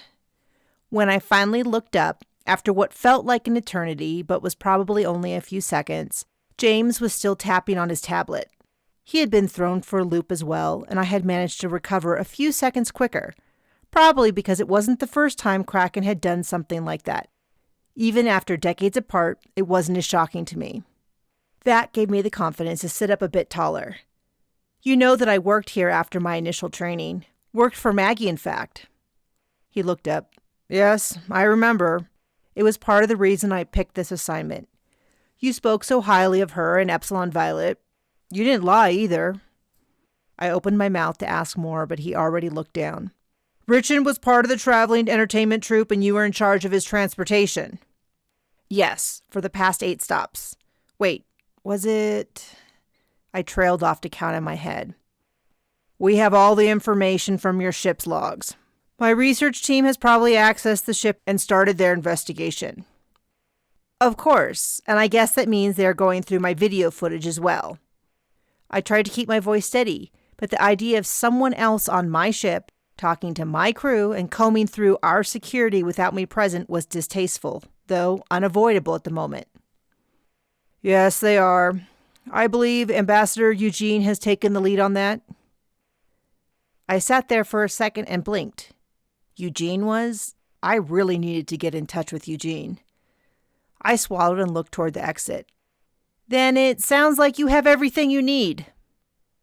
That's it? A fatality on your watch and you don't have any opinions? My head snapped around. Of course I do, but you didn't ask. I'm asking now. We have the schedule and the videos, but that isn't the whole story, and it'll take months to go through everything. Years even. You want to be stuck here while we do that? I didn't know what came over me. I like it here. Maybe I will just take a vacation. We stared at each other, and finally he crossed his arms. I guess if you have no useful observations, then I can just go talk to Chloe. A few members of the troupe already mentioned she was in charge of equipment. Seemed to imply she was sloppy. Fine, I grunted, frustrated that in whatever weird game we were playing, I had been outmaneuvered. Yes, I noticed things. They all fought all the time. It was exhausting. Usually it was worse right before and after a show. You probably can focus your efforts on the loading dock prior to deboarding our stop and getting back on the ship during de- and recompression sessions. They didn't like to fight while at a stop. They were all too busy impressing the locals. Right before this trip was the worst I had seen. That is when they decided to get the support staff to stay on the ship, the roadies. Whose idea was that? James tapped into his tablet. Joe Lex was mad at them for how they handled her stuff, but then they mentioned they had never gotten their off days, so I insisted their contract be honored. So I guess it was my suggestion in the end. Everyone ended up loading their own things, except Joe Lex, of course. Including Chloe? She helped quite a bit from what I've heard. Surely you can't believe Chloe is a suspect, I said, knowing full well that she was. She had the opportunity. But what motivation would she have for murder? I haven't determined it was murder. Do you know something I don't? He quirked an eyebrow at me. That set me off. It was something that I had once told him I found sexy, and to do it to me now was like dropping cesium in water. I know that the weapon used was far beyond my pay grade, and it wasn't unlikely to just wander into the prop supplies. Someone put it there. I have no idea if Richin was the intended target, but I can say for sure that this was no accident. I would look long and hard at anyone that implies Chloe was involved, because they have something of their own to hide. We stared at each other for a long time. I broke first. My room looks over the inner atrium, and I noticed a few things this morning. Shiloh and Diamond were fighting, but love broke them up, and Jolex was talking to a man I didn't recognize. None of this is suspicious. I grunted at him. Fine. I was just trying to be civil. I would have told any other investigator the same information, even though you haven't proven to be the most trustworthy. It was a low blow, but a deserved one. He narrowed his eyes at me. What is that supposed to mean? Your partner was crooked, and you didn't know it. You were all ready to hang the whole thing around my neck. You're lucky I don't request another officer. He chuckled, not nearly as stung as I expected him to be. I'm surprised you haven't either, but we would both be out of luck. They don't exactly have spare officers lying around these parts. As for Officer Halstein, my ex-partner, I'm as pissed off about that as you. Someone was willing to sacrifice all of us, and I still want to know why. Besides, I never really thought you did it. Geez, Liz, you really think I'm a moron, don't you? You told me if I confessed, you would help me. You were saying that was all an act? Something passed over his face, and I knew I had found a hole in his reasoning. He leaned forward over the table. I would have said anything to get you off the top of that train. You know I'm not good with heights, and you know that letting you go and then backing up your story in court in front of the king says more than anything else. I swallowed and held his gaze, unwilling to be the first to blink. He had risked it all to give me the only way out of the situation. I had gambled big and won, but he could have ruined it all. Perhaps I should apologize. Before I could speak, he opened his mouth. Of course you are unwilling to see my point of view. You've always been so stubborn. I've been stubborn? Isn't that the ship calling the shuttle worn? I snorted. I had your back, and it cost me everything I worked for, and you still can't even say a simple thank you. Typical. He scooped up his notebook and slammed it shut. Captain Laika, stay in your orbit, and I'll stay in mine. He left in a huff, and I had to stay seated, breathing slowly, until the blood stopped pounding in my ears. It was a mystery how he could set me off so quickly, but he had accomplished it. I was tempted to chase after him and chew him out a bit more, but I had more important things to worry about. Chapter 8. I was already in the hallway, lost in my own thoughts, when I started to feel that I had regained my composure and redirected my thoughts to my crew. It should have been easy to prioritize them, but I had to admit that I was distracted by thoughts of all I had lost and let slip through my fingers. James, once again intruding into my life at the worst possible time with the worst possible attitude, made the prospect of lingering in the past all the more enticing. But I made my decision, and I would focus there for the moment. I could think on the rest later. Much later. Maybe never. I checked my work unit, and sure enough, Raph had messaged me the location of Chloe's room. I reached the top of the stairs and almost face-planted into a door that hadn't previously existed. As if the trip didn't have me wrestling with enough emotions, I didn't have time to worry about why a new door would make me feel sad and uneasy. I threw it open and spotted Raph talking to a man by an open window. Raph nodded in greeting, but made no move to join me.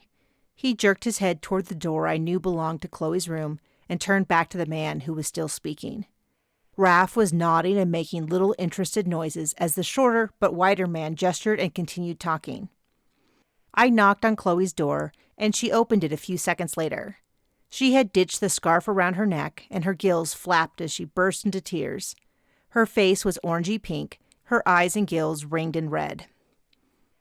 The door barely shut before she fell into my arms. I patted her back and directed her to where I sat her down, and then sat in a chair opposite. She dabbed at her eyes, nose, and gills before taking a deep, shuddering breath. "I'm so sorry, Liz. Please don't release me from duty," she pleaded, only to break down into tears again. "No, Chloe." I grabbed a glass of water off the table and handed it to her as I sat next to her. She took a sip and stared at the floor. "But you warned me, and now Richard is dead, and Raph thinks they're going to blame me." She started sniffling again. "I'm going to do everything I can to make sure you are okay, but I need you to explain everything that happened, everything you know."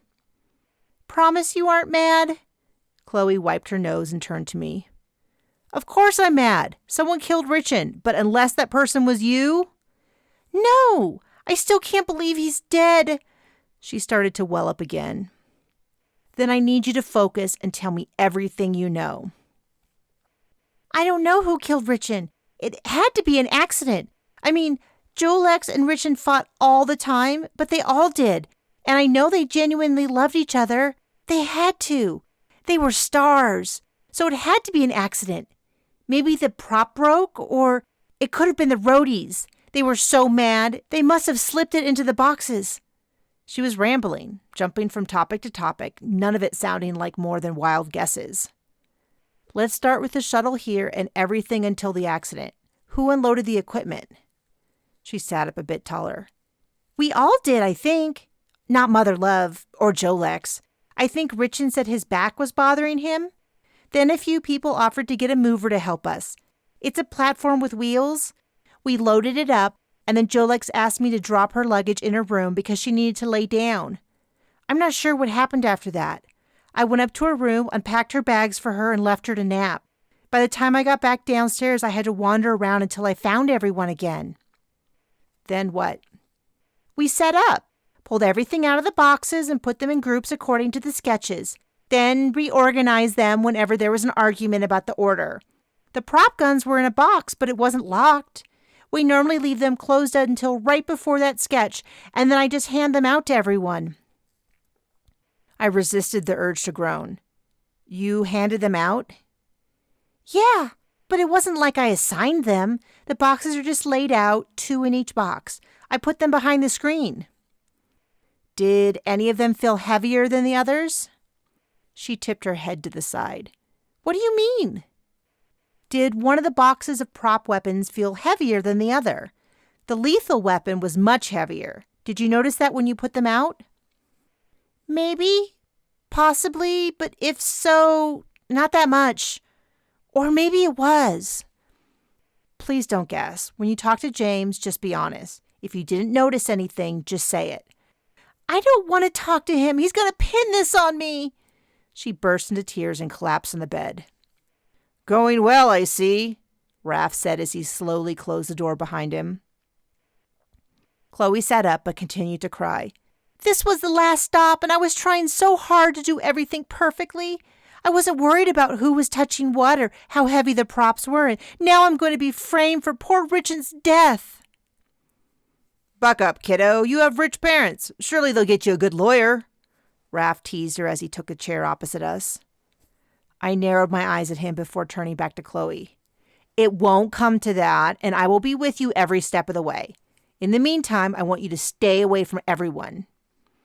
But Jolex needs me. She's just so upset. How do you know? I asked. She's been messaging me.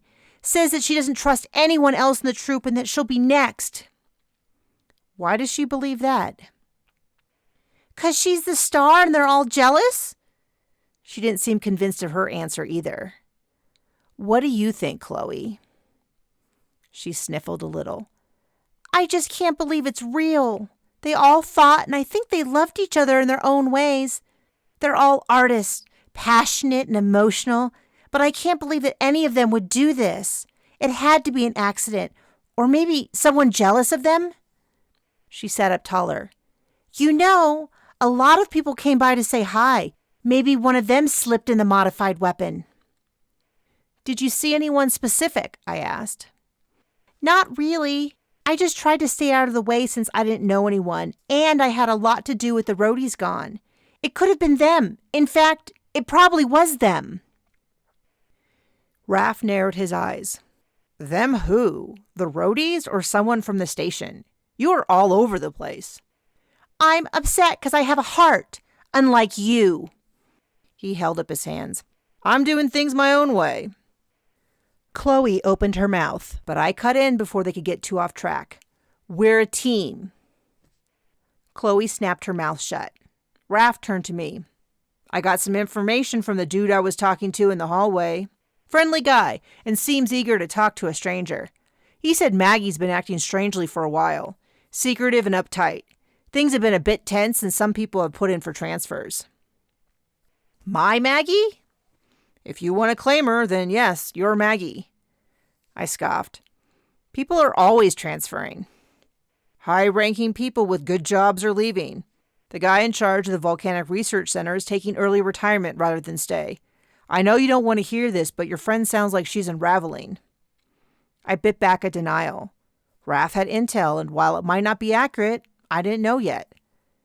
Thank you for sharing, but it's probably not relevant. At least not to the murder. He sat back. That's a good point. I'll keep my ear to the ground for more gossip. Unless Chloe takes issue with my approach. She rolled her eyes at him. I'll have you know that I think it's a good idea, and you might want to ask about the relationship people have with the troupe. This is one of the few places that the troupe has come back to multiple times, and I heard from Mother Love that some of the members might have friends here. She put finger quotes around the word friends and said it in a way that carried extra meaning. Who? I asked. She didn't say. She's so proper, and when I tried to ask, she hushed me as if I was getting above my station or some such nonsense. She's a dear, but so private. I should check on her. She's so old and fragile. She just adored Richin. This must be killing her. She started to rise. No, Chloe, you need to stay here and talk to no one but Raph and me. When James comes to talk to you, I have my work unit on me, so ping me. What are you going to do? She sniffled. I stood up and smoothed down my shirt. I'm going to check on the troupe. I'm still their acting captain, and it's the least I can do. Chapter 9. As I walked down the hallway to look for the troupe members, I pondered the question at the root of the problem. Swapping out the prop weapon for a deadly one did seem to be accidental, but was a deadly accident the goal, or one that specifically targeted Richin? While there was conflict in the troupe, nothing I had seen indicated a level of animosity that warranted a murder, and such a public murder at that. Yoo-hoo, Captain! Jolex trilled behind me. Swinging backwards, I hid my smile. She was alone. Jolex, I was just coming to check on you. How are you holding up? A shift came over her face as she put on a mask of mourning and fatigue, holding one hand delicately to her chest. I barely slept last night. This has all been so upsetting. I am so sorry. I gently placed a hand under her elbow and directed her toward a bench next to a window that overlooked the jungle outside. I studied her face as she gazed out the window in what I assumed was meant to be a sad expression. I bet it looked great on stage or recorded on a camera, but up close it felt too theatrical to be real. She was putting on a show for me. Can you tell me what happened? Someone dropped one of their weapons and someone mixed it in with the props. Surely you realize that, Captain. She blinked up at me. That weapon is not standard issue to anyone. I don't even know where you can buy them. It was deliberately placed there, at the highest setting. All the blood seeped from her face. Whatever acting she had been doing was gone. What? No, it had to be an accident. We all assumed that... She turned to face the window, emotions sailing across her face in rapid order. Then she went to stand. I must go. I placed a hand under her arm and gently held her in place. You're too upset. You must rest. I am so sorry to spring that on you. I assumed you knew. No, she said in a hollow voice. The theatrics were dropped, and I was sure she was being honest when she spoke. I was so sad for Richard. We had worked on so many projects together, and an accident on set is always upsetting. But murder? Does that mean that I could be next? She looked behind her and jumped a little when I spoke. I'm sure the officer in charge is looking at all angles of this, but you are welcome to stay in your room until things are sorted. It might be best. But the show! The people are expecting it. They have looked forward to it for months. It is our final engagement. Tears welled up in her eyes. I doubt they will allow the troupe to perform. That kind officer said it would be okay. The show must go on. I narrowed my eyes and added that to the list of things to discuss with James when I encountered him again. I really don't think. I was cut off by a voice behind me. Jolex, are you okay, dear? Caroline sat next to Jolex and turned to me. What did you say to her? Jolex turned to her. She said it was murder. Someone killed poor Richard. Caroline narrowed her eyes at me. Why would you upset her like that? It was an accident. Everyone loves us, and it was just a terrible, terrible accident. Probably at one of the last shows, someone accidentally put down their weapon, and it got packed up with the props. I spoke with the officer, and he agreed. He said he would look into it. That last statement gave me pause. James did not believe it was an accident any more than I did, but Caroline's insistence that it was an accident was interesting. I dipped my head slightly. Then perhaps I misspoke, and it was just a random tragedy. How are you holding up? Is there anything I can do for you? Caroline put an arm around Jolex and rubbed her back. She shot a suspicious glance at me before softening and replying. This is all very upsetting for all of us. A senseless tragedy.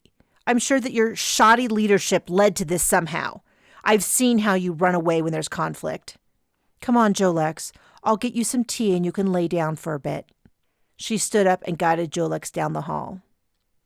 Interesting, I muttered to myself as I watched their retreating form. Chapter 10. I continued my quest and found Shiloh, Mother Love, and Diamond in the mess hall, sitting at a table and drinking tea. None of them were talking as I approached, and each seemed lost in their own thoughts. Eventually, Shiloh spotted me and stood. Captain, I was meaning to speak to you. I apologize that I didn't find you sooner. Do you mind if I join you? I didn't wait for an answer and sat down. Shiloh hesitated and took a seat. Of course. I think we should leave and return to the ship. Officer Markswell has instructed us that no one can leave while he conducts his investigation, I replied, watching all three of them carefully. Diamond was staring down at her tea and sniffling softly, while Mother Love stared blankly at the wall, though she had given me a tight smile when I sat down. Both of them seemed to be actively trying to avoid engaging with me. But we are clearly in danger. You need to take us back to the ship, where we will be safe. I tipped my head. Why do you think you are in danger? He grumbled and sat back in his seat. A man dies, our dear friend, and you ask why we are scared? The more he said, the more I learned. I spoke with Jolex and Caroline, and they are quite certain it was an accident. He pounded a hand on the table. Jolex thinks this is some big game. She is already practicing what she will tell the reporters. He grabbed his drink, took a sip, and carefully wiped his mouth. Accident or on purpose, it happened. This was supposed to be our farewell tour, but I am not willing to lose my life. Do you think you are a target? I asked. His eyes widened. We are all targets until the person is caught and we find out what happened. Diamond looked up at me, tears running down her face. Why won't you help us? Mother Love stroked her back and looked at me, waiting for an answer. I can't take you back to the ship, but you can lock yourselves in your rooms. Diamond sniffled and looked at Shiloh, who nodded. Mother Love finally spoke up. That officer asked us to wait here. I will tell him that I said otherwise. Would you like me to walk you to your room, Mother Love? I stood and offered her my arm. Shiloh stood. Yes, that would be great. Can I do the same for you, Diamond? After we parted ways, Shiloh and Diamond toward the stairs, and Mother Love and I toward the lifts that would take us between floors. I broke the ice. That was very nice of Shiloh to escort Diamond. Do you think he has a crush on her? She gave a little chuckle. Oh, those two have been going back and forth since they first met. Star-crossed lovers. In the end, I think they just want different things. She wants to be settled and safe and watch the full moons on some quiet little planet where she has a home. He wants excitement and parties. He has made and destroyed more fortunes than most people see in a dozen lifetimes. He is sweet on her, but I don't know that they are good together. I guess you all know each other's secrets. We stepped into the transport pod. She pressed the button for her floor. Yes, no. I probably have a good idea of how everyone will react, but we all have our secrets. Fame is a weird thing, but you must know that yourself. You are famous as well, though in a different way. You know how it separates you from people, even those you are closest to. My surprise must have shown in my face, because she laughed. Don't think of yourself that way, do you? But the rest of us do. Your parents were war heroes. Your uncle is either a hated villain or a righteous martyr. And you are an enigma. Oh, come on, you know that, right? Your reputation? I don't know what you mean, though I could imagine. I certainly didn't relish the idea of eyes still on me. The failures of my past few years still haunted me. I wanted to slide into obscurity. She chuckled again and patted my arm as we exited the lift. If you say so. You can run, but you can't hide. Even out here on the edge of the known universe, if fate wants you to accomplish something, it will happen. I think you have many important things ahead of you. I know it, in fact. I have the gift. She tapped a finger on her temple. Does your gift tell you what happened to Richin? She paused and looked at me with big, sad eyes. I wish I knew. There was something dark around him. All of us, in fact. I thought it was just the tour coming to an end. Us all heading in different directions. I am going to stay with my daughter, and this might be the last time I see the troupe. It never occurred to me that there might be something more sinister going on. I followed along, supporting her, almost feeling the weariness seeping from her. Do you know who was behind this? Can you guess? She shook her head. I was always on the outside with the group. Loved, but not included. The undercurrents were hard to read, and I was always the last to know anything. They want to protect me. Richin insisted that if I ever needed money to just let him know, which was silly since he made the same as me on this tour.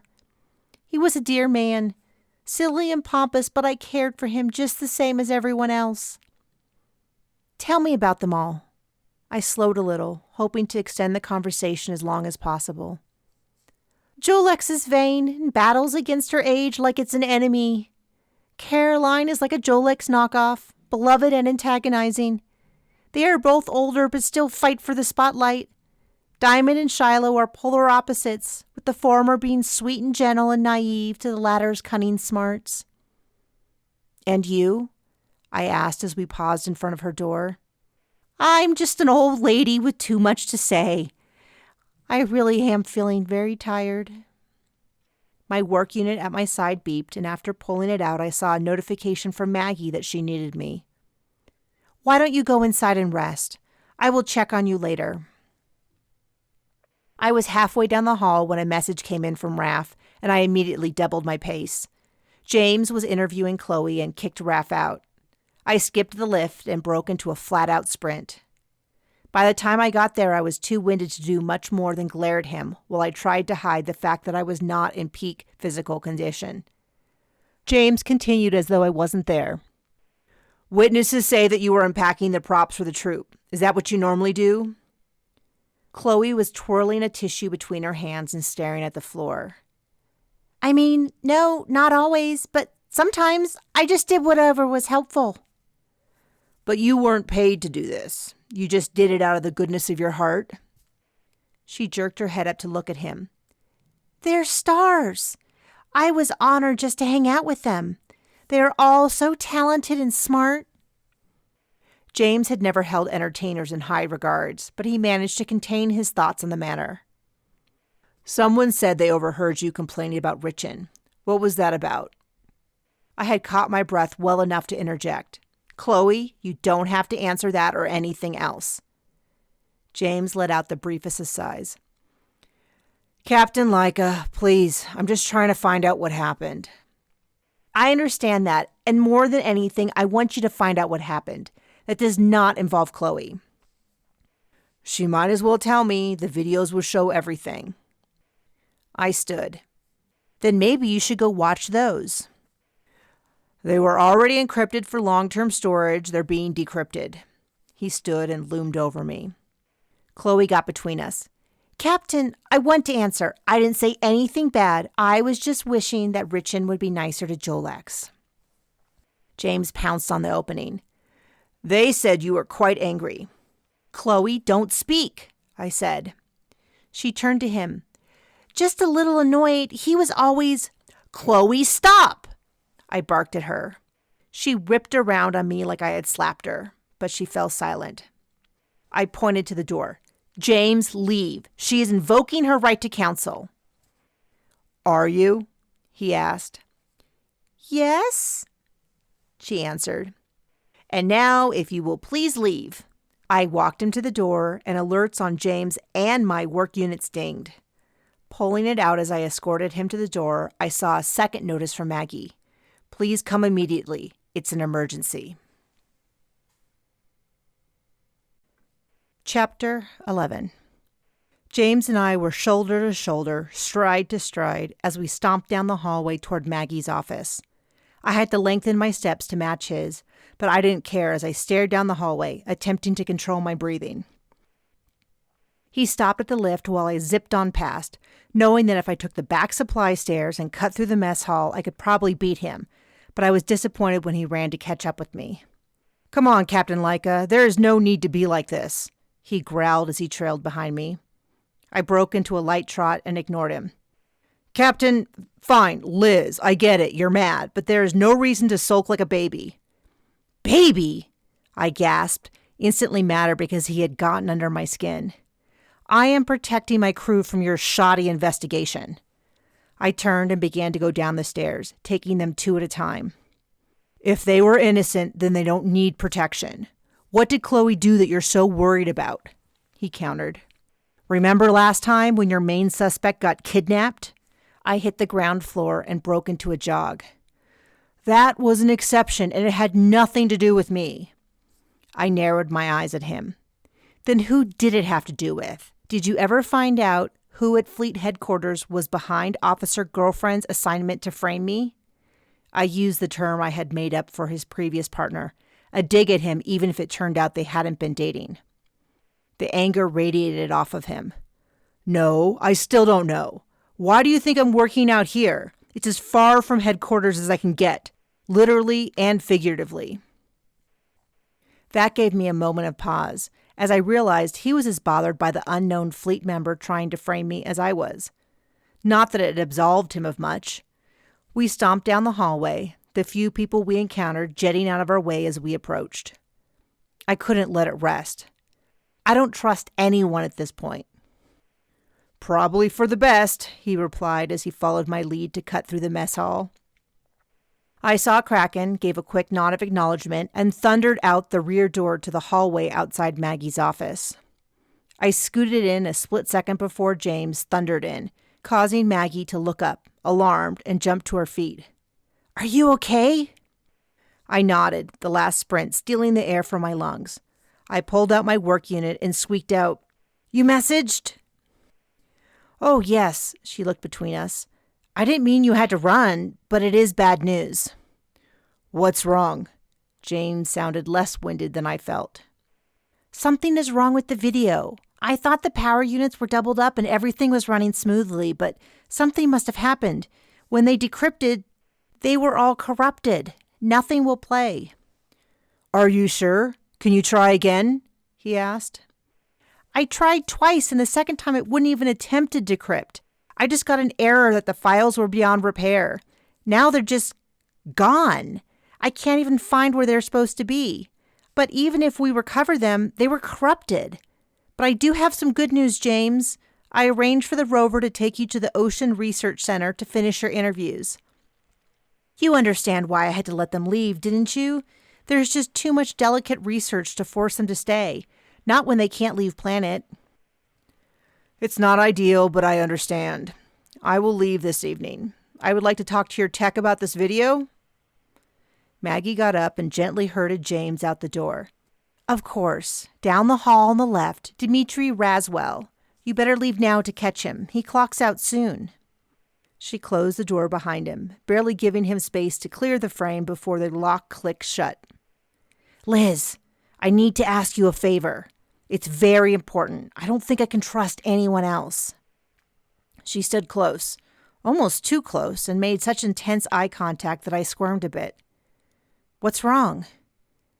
I need you to go with James out to the Ocean Research Center. Why? I asked.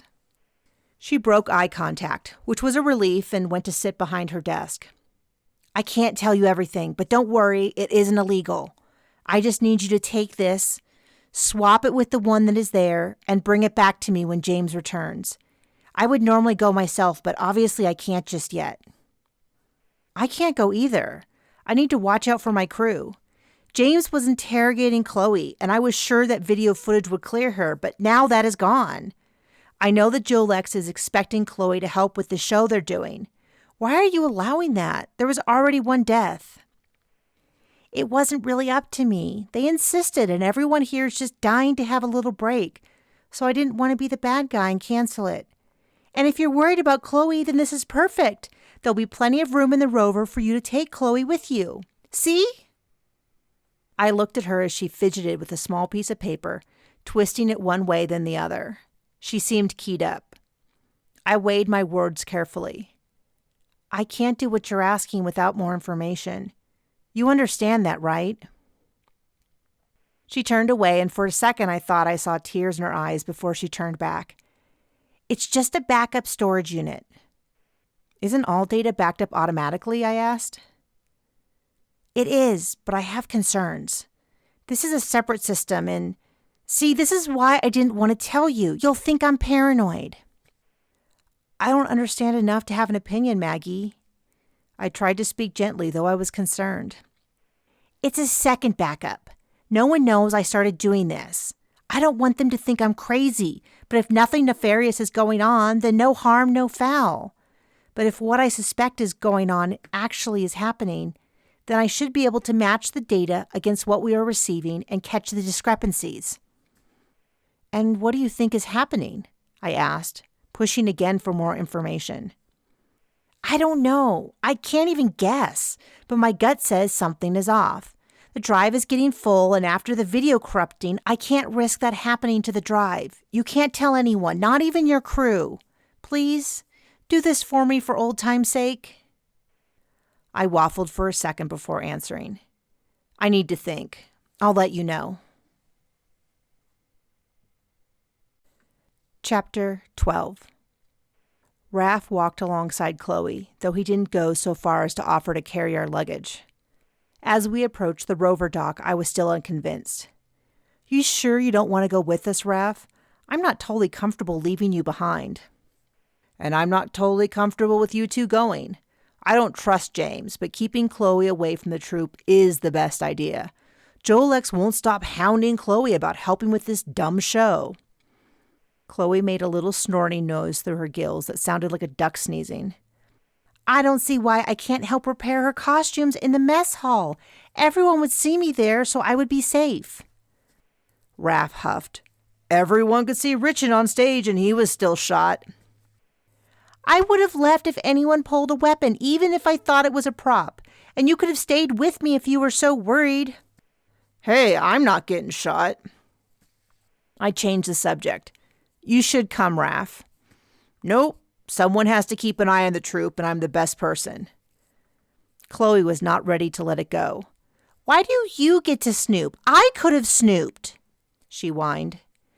You would have snooped your way into a murder conviction. Plus, you aren't objective at all. I am too objective. Do you think Jolex is a suspect? He countered. Well, she hesitated. See what I mean, Cap? Explain it to her, Raph insisted. I sighed. Doesn't all this arguing exhaust you two?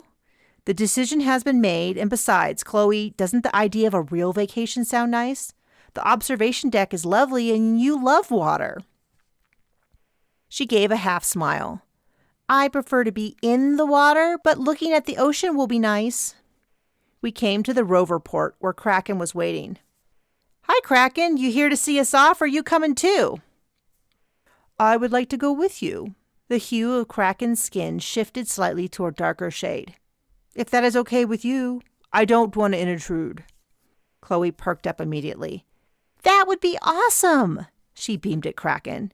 Chloe was star-worshipping again. Hopefully, Kraken would help Chloe get over Jolex. Kraken's color lightened a bit in relief. I was told you were sad about your friend dying. Chloe nodded. Yes, I am. She waited for Kraken to finish the thought or offer condolences. I cut in, speaking for Kraken as I had as a child, bridging the communication gap between what Kraken said and what she meant. Kraken, perhaps you can cheer up Chloe by telling her all about the oceans on Epsilon Violet. Kraken clicked her beak. I would like to cheer you up. Chloe smiled in return. Thank you. I would love to hear about your oceans. James came down the hallway, his eyes locked on me. I walked forward to meet him. Good afternoon, Officer Markswell. Don't Officer Markswell me. What are you doing here? I don't want you messing with my investigation. Oh, get off it, James. It's the exact opposite of that. I'm getting Chloe out of here so the troupe can't wrangle her into helping with their show tomorrow night. Maggie suggested it. Said we could take a few days off until you solve the case and we are free to leave. He knit his eyebrows together. And that's it? I resisted the urge to look at my luggage where I had stashed the memory drive she had asked me to replace. Yep, that's pretty much it. I thought you would be happy that I'd be far away from all your real suspects. So you're going to vacation at a research center. There's supposed to be a lovely observation deck, and I will be visiting with my oldest and dearest friend, Kraken. Good enough for you? I smiled up at him. I suppose so, but if you even... I held up my hand to stop him. Don't even say it. It's just too predictable. Let's get this show on the road. Chapter 13. I woke up in my rover seat and had to move slowly, as my neck had a crick in it from my haphazard sleeping position. I hadn't intended to fall asleep on the ride, But as soon as the rover started down the bumpy road, roughly carved into the purple jungle, I had decided to close my eyes for just a few moments. On my side of the rover, the windows still showed a view of the jungle, but on the opposite side of the aisle, the windows looked out at the ocean, and the light streamed in. James was at the front, and from his position it seemed that he had also fallen to the allure of a nap. Chloe and Kraken were several rows ahead of me, and Chloe seemed to be recounting a detailed and long story about one of her favorite shows to Kraken. I stood up and went up several rows and sat across the aisle from them. It was difficult and tight to move around the compact rover, and several of Kraken's tentacles dangled into the rows, front and behind. It was a far more crowded form of transportation than anything I was used to, but the road was narrow, and from what I remembered, designed to be the least intrusive on the small land masses possible. Chloe noticed me and stopped abruptly mid-sentence. "Hey, Liz, did you see the ocean? It's just so beautiful. We should be there soon. Are you sure I can't touch the water?" "Nope. It's corrosive to human skin. It would probably destroy your gills." Kraken gestured to the scarf around Chloe's neck. "I didn't realize you had gills. Why do you hide them?" I was surprised that Kraken hadn't noticed the gills under the thin material or heard them, as Chloe was very expressive. But Kraken, while being incredibly intelligent and observant, had always found humanoid anatomy and behavior baffling, and obviously that hadn't changed after all these years. Chloe blushed an orangey pink. "Sometimes I feel self-conscious." Kraken tipped her large head to the side. "I don't understand. Are your gills misshapen?" I interjected. Her gills are lovely, but she heard a few of the Troupe's jokes about gills and it made her uncomfortable. But they should be embarrassed, not you, Chloe. Kraken laid a tentacle on Chloe's shoulder. "It is hard when others think you are different." I smiled. Kraken seldom touched anyone casually. She wasn't touchy-feely. Chloe nodded, and the tension seemed to ease from her face a little as she looked around before she launched into an awkward transition. "It's so cool that this rover thing doesn't need a pilot or driver or whatever." "Yes, since the rover uses the exact same track, it can just follow the center guide on the road. The center guide has a data transwire cord running through it that connects the outer two research centers to the main center, and a low-frequency sound to drive off any dangerous animals. They were installing it when I used to work here, but I transferred before it was finished. It's pretty neat to see it in use." Chloe looked out toward the ocean, the green water stretching into the horizon. The rover emerged from a clump of trees, and she gasped as she realized we were on top of a cliff, the beach hidden from sight. "It doesn't stray off the road, does it?" "No," I assured her. "You can see the guide we are following is set into the ground." "But couldn't it be broken?" she asked. I actually didn't know and looked to Kraken, hoping she might have more detailed information. "Do you know?" "The rovers go back and forth every few days with supplies, prepared meals, and staff. They must keep transportation for evacuation purposes, but there are only about 6 staff members and 24 researchers on each station.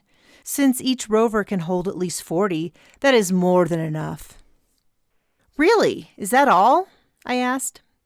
"Yes, I guess they used to have more, but they found it was easier just to have people come back and forth when things were needed than to keep a full-time maintenance, cook, nurse, and such at each location.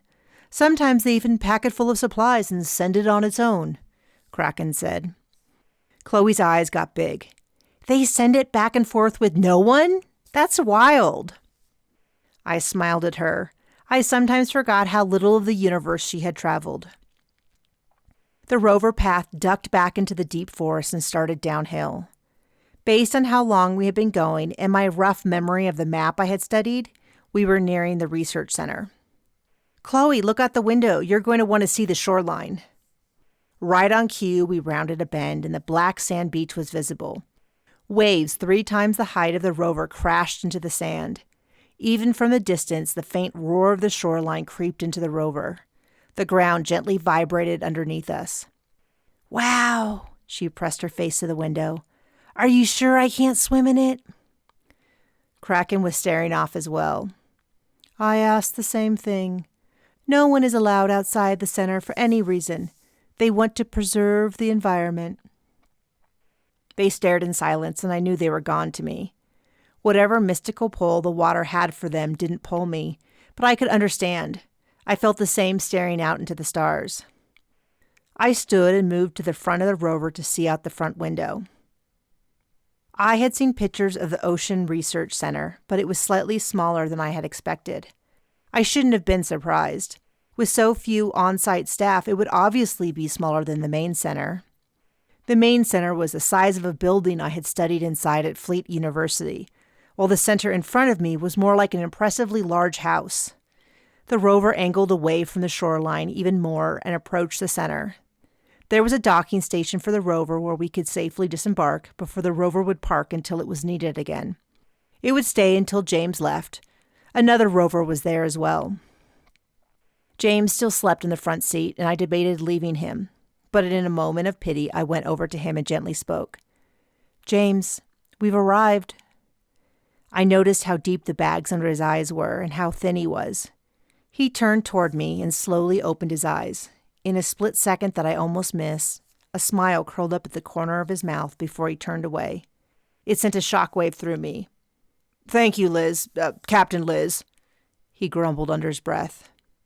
I hesitated to say anything. I wasn't even sure what I wanted to say. James looked up at me again, this time more guarded. "What is it?" I wasn't sure what I was feeling. It had just been a moment. There had been a murder, and I was worried about Chloe. But I had people who had my back. I had friends and support. I wasn't alone. And when James had woken, I could tell that for a split second, he hadn't felt alone either. It really wasn't any of my business, but when it was just the two of us, there were lingering emotions that I had thought were long gone. "I just wanted to say that I hope you figure out whatever you need." "What is that supposed to mean? Do you think I can't solve it? It's my job. I can handle it." He narrowed his eyes at me. The moment was gone. I was trying to be nice, and he was being a space troll. "Like you handled it last time?" He sighed. "Are you going to harp on that forever?" "It almost got me and my entire crew killed," I countered. "A murderer and a foreign government almost got you killed," he argued. "And your partner." He sighed. "She wasn't my partner. That was the first time I worked with her. Before that, I just saw her around the precinct. But you're correct. I should have seen that she wasn't right in the head. Surely you know what it feels like to have regrets." I pulled back. Of course I knew that feeling. It ruled most of my days and nights, and he had more grace than I did because he didn't throw it in my face. I swallowed hard. "Fair enough. If you really didn't know, then you didn't know." He looked at me and sighed. "You can't hold on to things forever, Liz. Let it go and focus on your friends." He jerked his head toward Chloe and Kraken. Chloe was gathering up a few things from the seats around her, while Kraken was trying to get up from her seat in a graceful manner without just hanging from the ceiling. That was something she used to do a lot, but after a teasing incident, I hadn't seen her do it since. Even though I had punched the bully in the face, it hadn't made a difference in Kraken's decision, and I had ended up grounded for a week for nothing. The rover came to a stop, and I went to gather my things. Chapter 14. After a tour of the station, Chloe, Kraken, and I settled into our room, with one extra bed left over in the otherwise empty room. James had disappeared to his own room, skipping the tour and starting his round of interviews. I opened my bag and saw the hard drive that Maggie had asked me to replace. It was late, at least in research scientist hours, and I wanted to handle the duty asked of me as soon as possible. I slid the hard drive into my tote, with a tablet for cover, and threw the strap over my shoulder. "I'm going to go look at the ocean and burn off some energy. Feel free to turn the lights off if you go to bed." Chloe looked up. "Do you want some company?" She started to reach for her shoes. No, I just want to clear my head. I'll be back really soon." I edged toward the door. I trusted Chloe, but I had given Maggie my word I would not tell anyone. "Oh," she said, dragging out the word in recognition. This is about your fiancé, huh? Ex-fiancé, bye. I popped out the door and shut it firmly behind me. It was funny that she made that assumption. Last time was far weirder, but then again, the previous time I was too busy running for my life to think much about it. This time, it had been much quieter, and I had spoken to him far more often. It had been weird, and despite my best attempts to ignore it, it stirred up a lot more emotions regarding him. The rhythm of our conversations were familiar. The bickering. The way his mouth formed my name. I could almost convince myself that we were back in advanced flight school, in our respective fields of studying, arguing about the best way to handle disrespectful crew members. We'd had a plan back then. He was going to police service for a few years so that when I inevitably got my own ship, I could request him as the main security officer on my ship. It would be unusual, but given our top ranks in our respective classes and the fact that we would be married by then, it seemed like a given. That was what my parents had done, in different roles. Maybe I would have to wait a few extra years for my ideal assignment, but I knew it would happen. I was one of the top tested captain candidates in decades, and I had war hero parents, and my uncle ran the fleet. But my world had imploded bit by bit. First my breakup with James, then my uncle's trial, and then my own. That was when I realized that all my hard work and great testing meant very little anymore. When the tide of luck turned against me, I was swept out to sea. I swallowed hard, looking for the hallway I had seen earlier, which matched Maggie's description. But mostly I walked, lost in my own thoughts. I had let go of a lot of resentment. A few dozen near-death experiences will do that for a person. But I guess I still had a bit more to work through. After clearing my name of the murder of a traveler on my ship, I had spent a lot of time with Chloe, Raph, Horton, Eugene, and even little Pox to clear my head.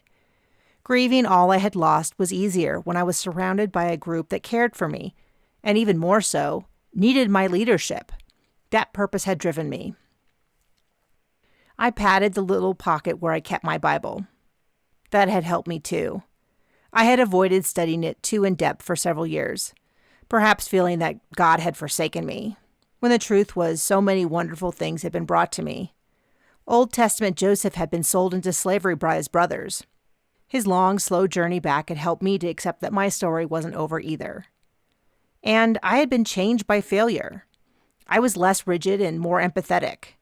I no longer bought into the idea that I was somehow smarter or better than my peers, so much as luckier, until I wasn't. Yes, I worked hard, but so had others. And I certainly hadn't been smart enough to see the corruption around me. But I hadn't worked on my feelings for James. What had gone wrong? Why hadn't I tried harder to listen and learn, to compromise? I had been so sure that I was right to say my interest-based path or no way, with the assumption that he would come back. He hadn't. And when it was clear that wasn't going to change, the investigation into my uncle had just started to escalate. I turned a corner and recognized I was in the right place and shoved any regrets into the back of my mind. I couldn't even begin to sort through the fact that I could have made the biggest mistake of my life, not when I was neck deep in whatever I was in.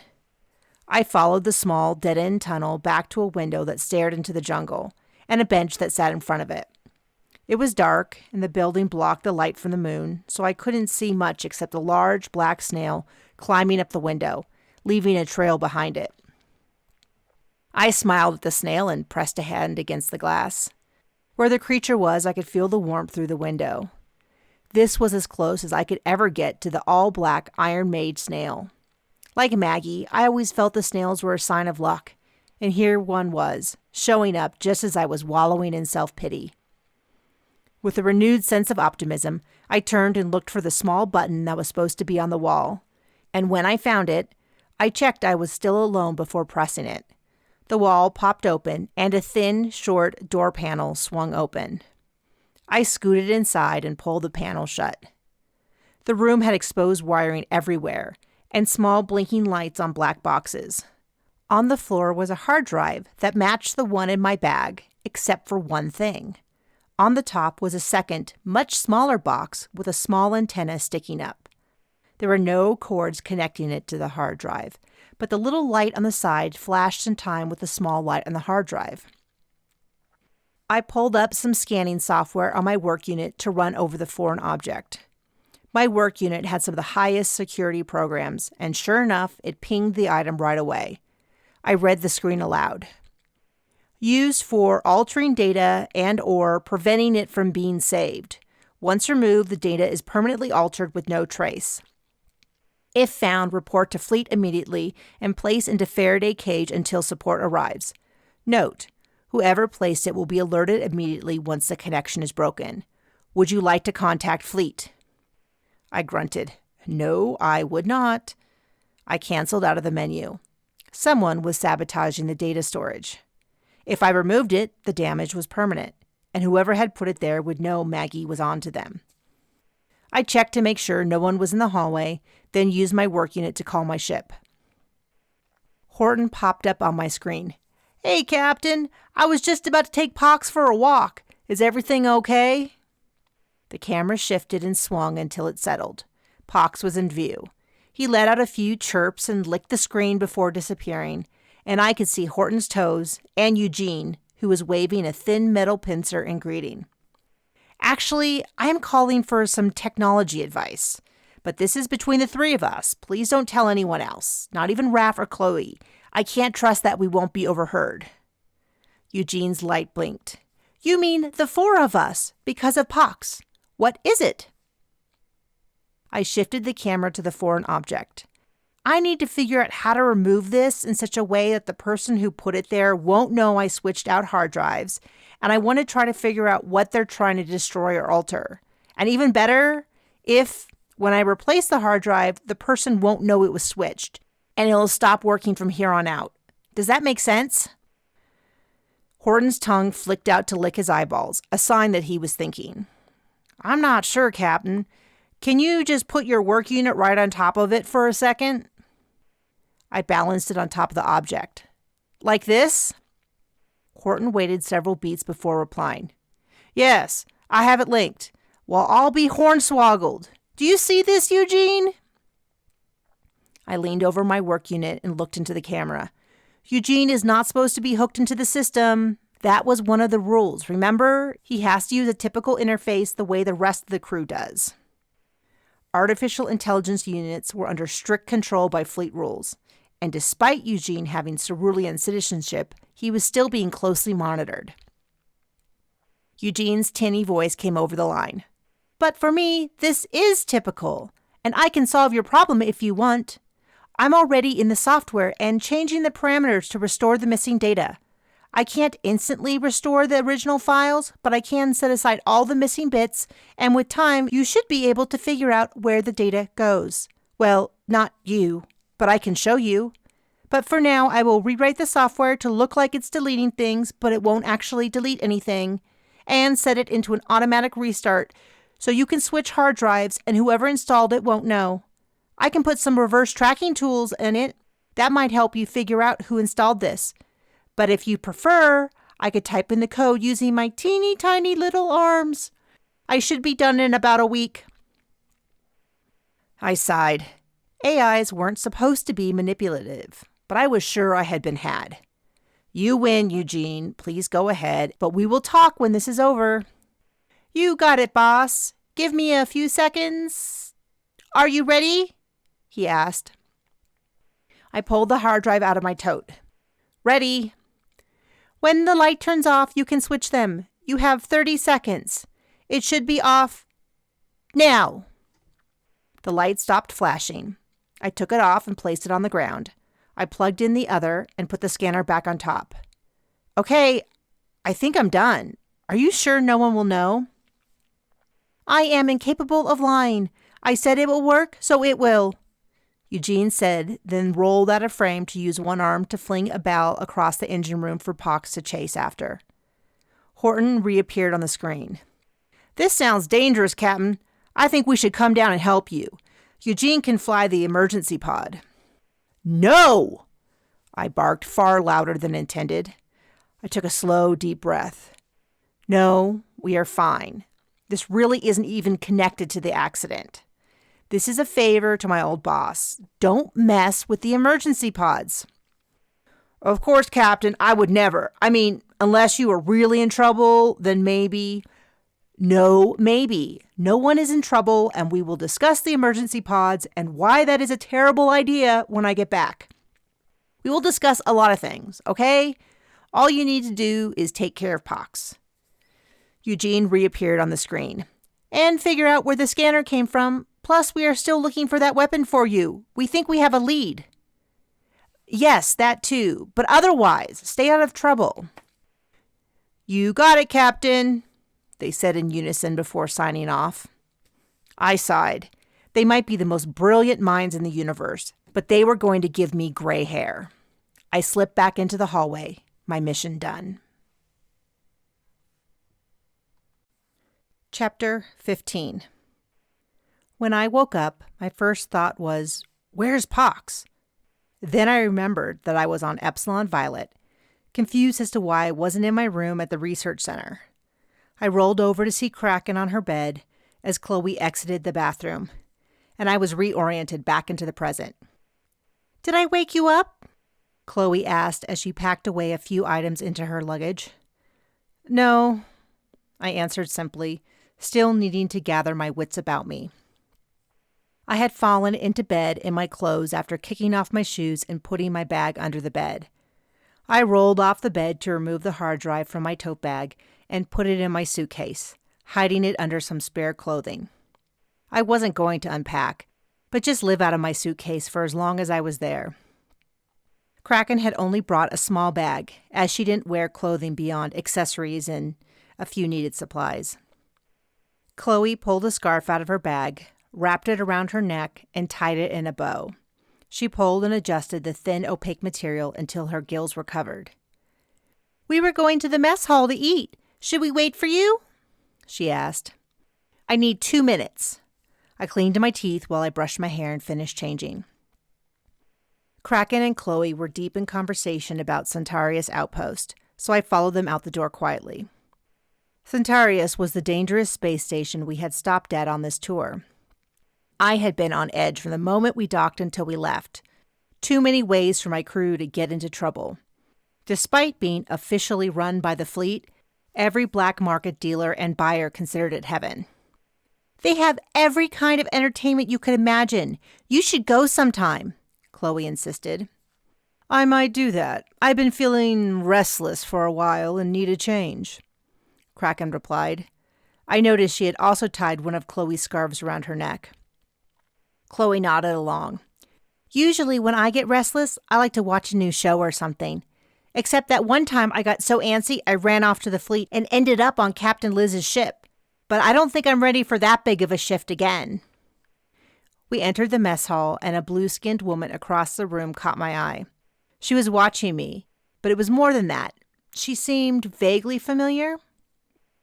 When she saw that I had seen her face broke into a wide smile and she raced over to me. Liz, I'm Marksa. Do you remember me? Once she spoke, the voice pulled up a memory from when I was working on the research station so many years ago. Yes, I do. I guess that internship worked out for you? Oh, don't let me keep you from your breakfast. I'll just follow along. Yes, I love it here and was so excited to hear you were coming back. She was wound up and seemed harmless, so I just smiled and nodded as I made myself a bowl of breakfast. She continued on at the same fast, high-energy speed. So my mom was at the King's Palace for Judgment Day and saw your trial. She has been regaling all of her friends with the story that we worked together. So crazy. But it was nuts because everyone in Cerulean was talking about it, but no one else. I read every single fleet publication, and no one mentioned a thing. Why is that? What you did was amazing, and everyone should know. I walked over to a table to sit. I shrugged at her. It wasn't that important. She gasped as she grabbed the chair next to me. Not that important? You're kidding me. I guess to you it isn't a big deal after the life you've had. I just can't believe a huge celebrity like you is here, right in front of me. Chloe and Kraken came to join us. I gave them a quick smile and nod of greeting before turning back to Marxa, who had launched into another monologue when she saw she had my attention. Are you going to solve this murder too? I just can't believe I was there, and the weapon was real. I'm not squeamish about blood, but to see someone killed right in front of me was a shock. I told that officer that I was going to offer to help, but it was clear that he was beyond survival, so I left. Do you know who did it? I shook my head.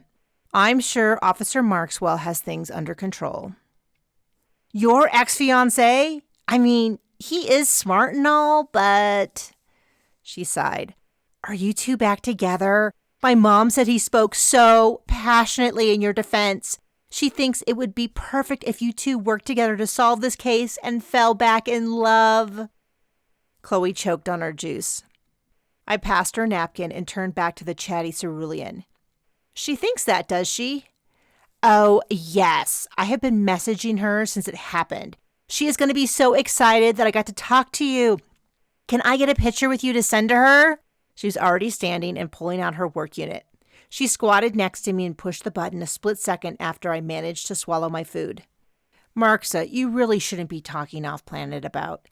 She shook her head as her face flushed dark blue. No, nothing like that. It's just my mom. She wouldn't tell the gossip shows or anything. Gossip shows? I parroted, my voice higher than intended. Why would they care? They just love you. Everyone does. They are invested in your story. And in Ambassador Eugene. I heard he stayed on your ship, but if he comes down, you have to make sure I know so I can meet him as well. I nodded and ate my food, mostly because I was completely dumbfounded. Ceruleans considered me a celebrity? Kraken spoke up. She had been watching with great interest. This is Chloe. She was there too. Marxa turned to Chloe. You are the Chloe that was there? I think my mom knows your aunt. I should have recognized you except... She gestured at the scarf. Chloe blushed pinky orange. I felt a cold coming on, she lied. Let me know if you need anything, Marxa leaned in. Does that mean you are here investigating? Did your clues lead you here? What do you think? Do you have any information? I asked. She gave a little giggle and leaned in. I wish. Everything here is just the same old, same old. Nothing exciting ever seems to happen. Kraken and Chloe had finished their meals, and Chloe leaned forward to interrupt. I really want to go see the ocean from the observation room. Kraken said she would tell me all about it. Can I catch you later? Have fun. Frankly, I was relieved, as a more intimate conversation with Marxa might reveal more. I leaned in a little. Surely it isn't that boring. There's always some drama. Conflict with coworkers, a cranky boss, not enough resources. I remember how it is. She nodded along, barely able to contain herself. Oh, totally that kind of stuff. Maggie has been so cranky with the work. We are learning a ton, but you know Fleet. They want actionable research. They aren't really interested in how many stomachs a fish has unless they can make money with it.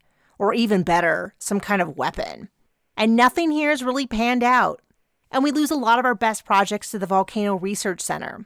There are high hopes over there. It's way bigger, and Ross is over there.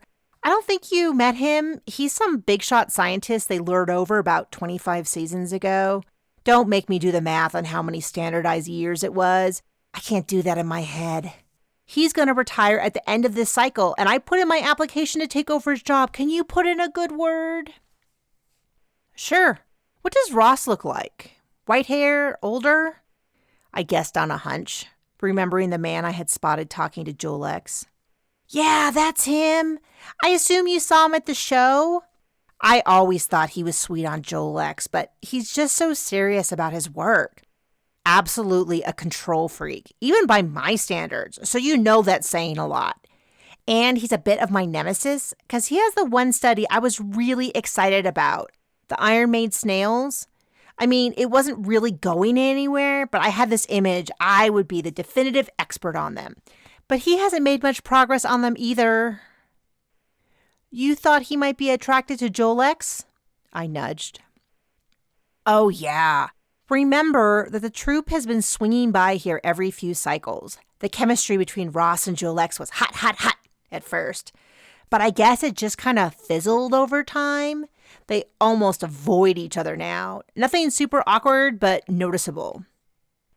Noticeable to you, I teased. She blushed again. I told you there wasn't much going on here. When the troupe comes, it's like a holiday. What else have you noticed? What do you mean? She had been so open that I figured being direct would get me more than being coy. I don't think anyone here arranged the murder, so it was probably a troupe member. She leaned back, her mouth making a small O shape. I didn't think of that. You are just so smart. Gosh, I'm trying to think of what might be useful. She bit her bottom lip and stared at the ceiling. Why don't you just tell me about their visits? Who do they interact with? Anything weird? Do you know anything about them? Like I said, the first few times they came, Jolex and Ross were pretty inseparable. But after that, they avoided each other. Mother Love is always so sweet, though she looks a little older every visit, and that makes me sad. Once she stumbled and fell as she got up on stage. It was just awful. She put out her hand to catch herself, but she wasn't strong enough to stop her fall and hit her face. Her nose bled something awful. She grimaced and looked away. I thought of tiny little old Mother Love covered in blood, and my stomach rolled. I noticed that they always hold her arm getting on stage. Now I know why. What about the rest? Richard was a real flirt, over the top, but I never got the sense he was serious or wanting to act on it. Just lots of, why is a beauty like you wasting your time in science? Which is actually super insulting, but he thought it was high praise. He would smile and maybe kiss a cheek in greeting, say something nice, and move along and never look back. I nodded along. Yes, I get what you mean now that you say it.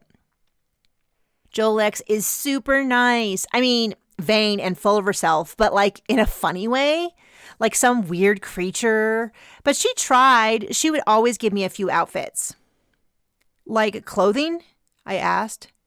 Yeah, I guess I'm one of the few women here that was her size, so I got several outfits each trip. I wear them to movie nights, like as a joke. Like, where else am I going to wear a gown? But she gave away a ton of stuff. She would empty out that luggage. One of the ladies at the Volcano Research Center has enough makeup to open a store. Can you imagine having enough money and getting so bored that you gave away everything like that? Some of it was brand new.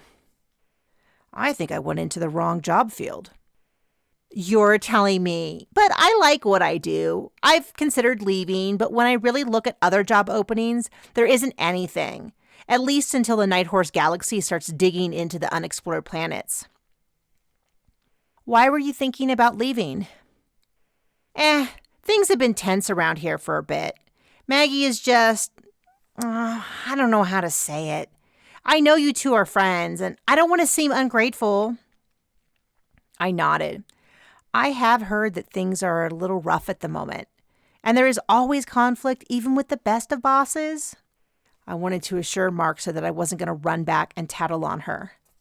Yes, exactly. She's great, but she seems kind of distracted. Plus, she shows up unannounced all the time, so I don't think she trusts us, or unannounced as anyone can show up.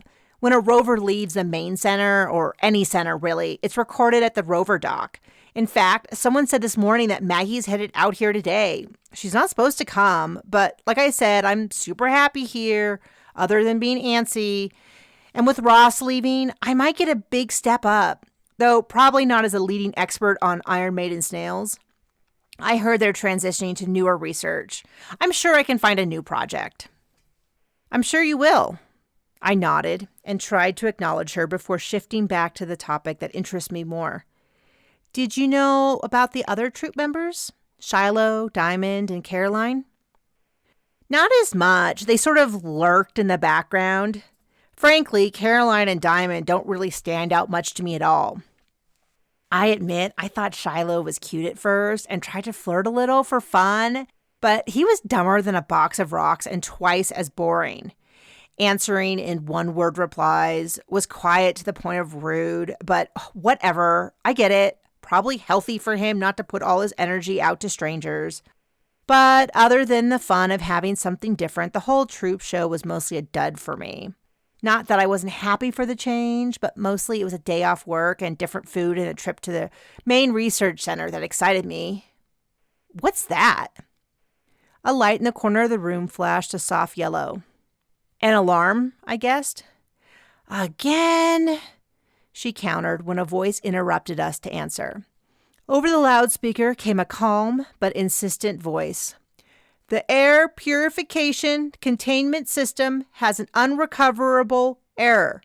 Please gather your items and head to the rovers. Marxa rolled her eyes. I get that we need to protect the purity of Epsilon Violet, but seriously? Every time a few contaminants get too high, we have to leave. I racked my brain to remember the airflow systems and names. This won't affect the internal air in the research center, but what is being vented back out, right? So until it's fixed, everything has to shut down and everyone leaves? Exactly. It is so sensitive. One time it went off when someone spilled a vat of chili and it got into the venting system. But it is what it is. Everyone has to leave. Sorry, I need to grab some things before I go to the rover. You should rush too. We only have about a half an hour. Chapter 16. By the time I got off the rover back at the main research center, my back ached and my nerves were frazzled. I had my tote bag with the hard drive on my lap. Something was up and I wasn't sure what. It was the not knowing that was driving me nuts. I had returned on the first rover, packed solid with almost all the staff. I ended up in a corner seat, wedged next to an older staff member who had promptly fallen asleep.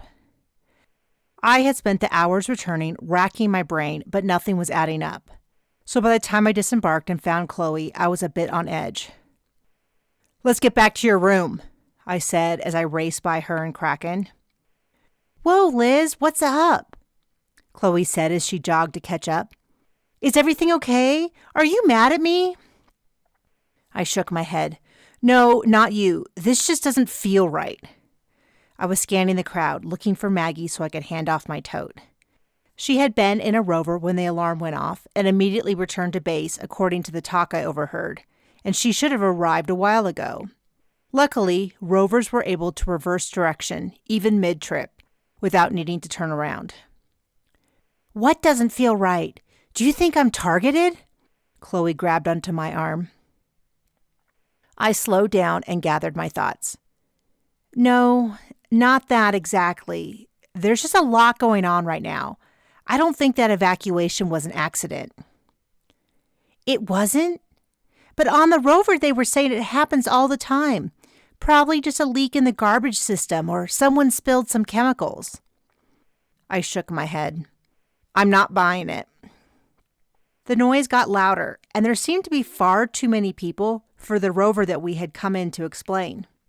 Finally, I spotted Maggie and waved to catch her eye before I returned to Chloe.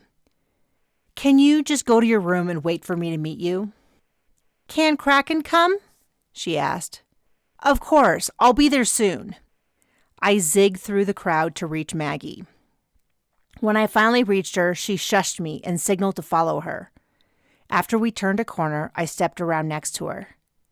Are there more people than just those evacuated? A rover came in from the Volcano Research Center for the show tonight, just a few minutes before you. A few of the researchers there wanted to see the show tonight. It was supposed to come in way earlier, but there was some debris on the line. I guess everyone is just keyed up after the delay and wanted to gossip in the hallways. A lot has been going on. She checked over her shoulder. Did you get the hard drive? Yes. She let out a sigh of relief. I was so worried that you hadn't had time. I did it when I first got there, but found something. The hard drive had a tracker on it. I was able to disengage it, and the person that put it there shouldn't know I did that, but I can't guarantee anything. I think you are right to be worried. I handed her the tote bag. She looked inside before swinging it onto her shoulder. I'm not sure if I'm relieved to hear that or more worried. I still don't understand why someone would be modifying data. Falsifying data to make the research look better than it is? I asked what I thought was the most obvious question. She shook her head. None of our research looks so good that I think it's being fudged. It is more likely a misappropriation of equipment or time. Maybe an affair, but I have to take it seriously. If data is being altered, then it puts everything at risk. What are you going to do now? I asked. I'm going to run it through a program I have and see what data is different than the official records we have. She turned to leave. Are you going to tell James? Why? I'm sure it isn't a criminal issue. Besides, he probably already left. She started to edge away. For where? He went out to the Volcano Research Center in the rover that was heading back there. I guess he wanted to conduct more interviews with the few people that stayed there, though I told him to just focus on the Troupe. I can't imagine anyone here is involved, and it's really inconvenient to have the rovers going back and forth. We have them on a tight schedule so that there's always enough rovers in any one location to evacuate. I told him that he could only go back and forth on the set schedule from now on. I pulled back a little. I thought you liked James.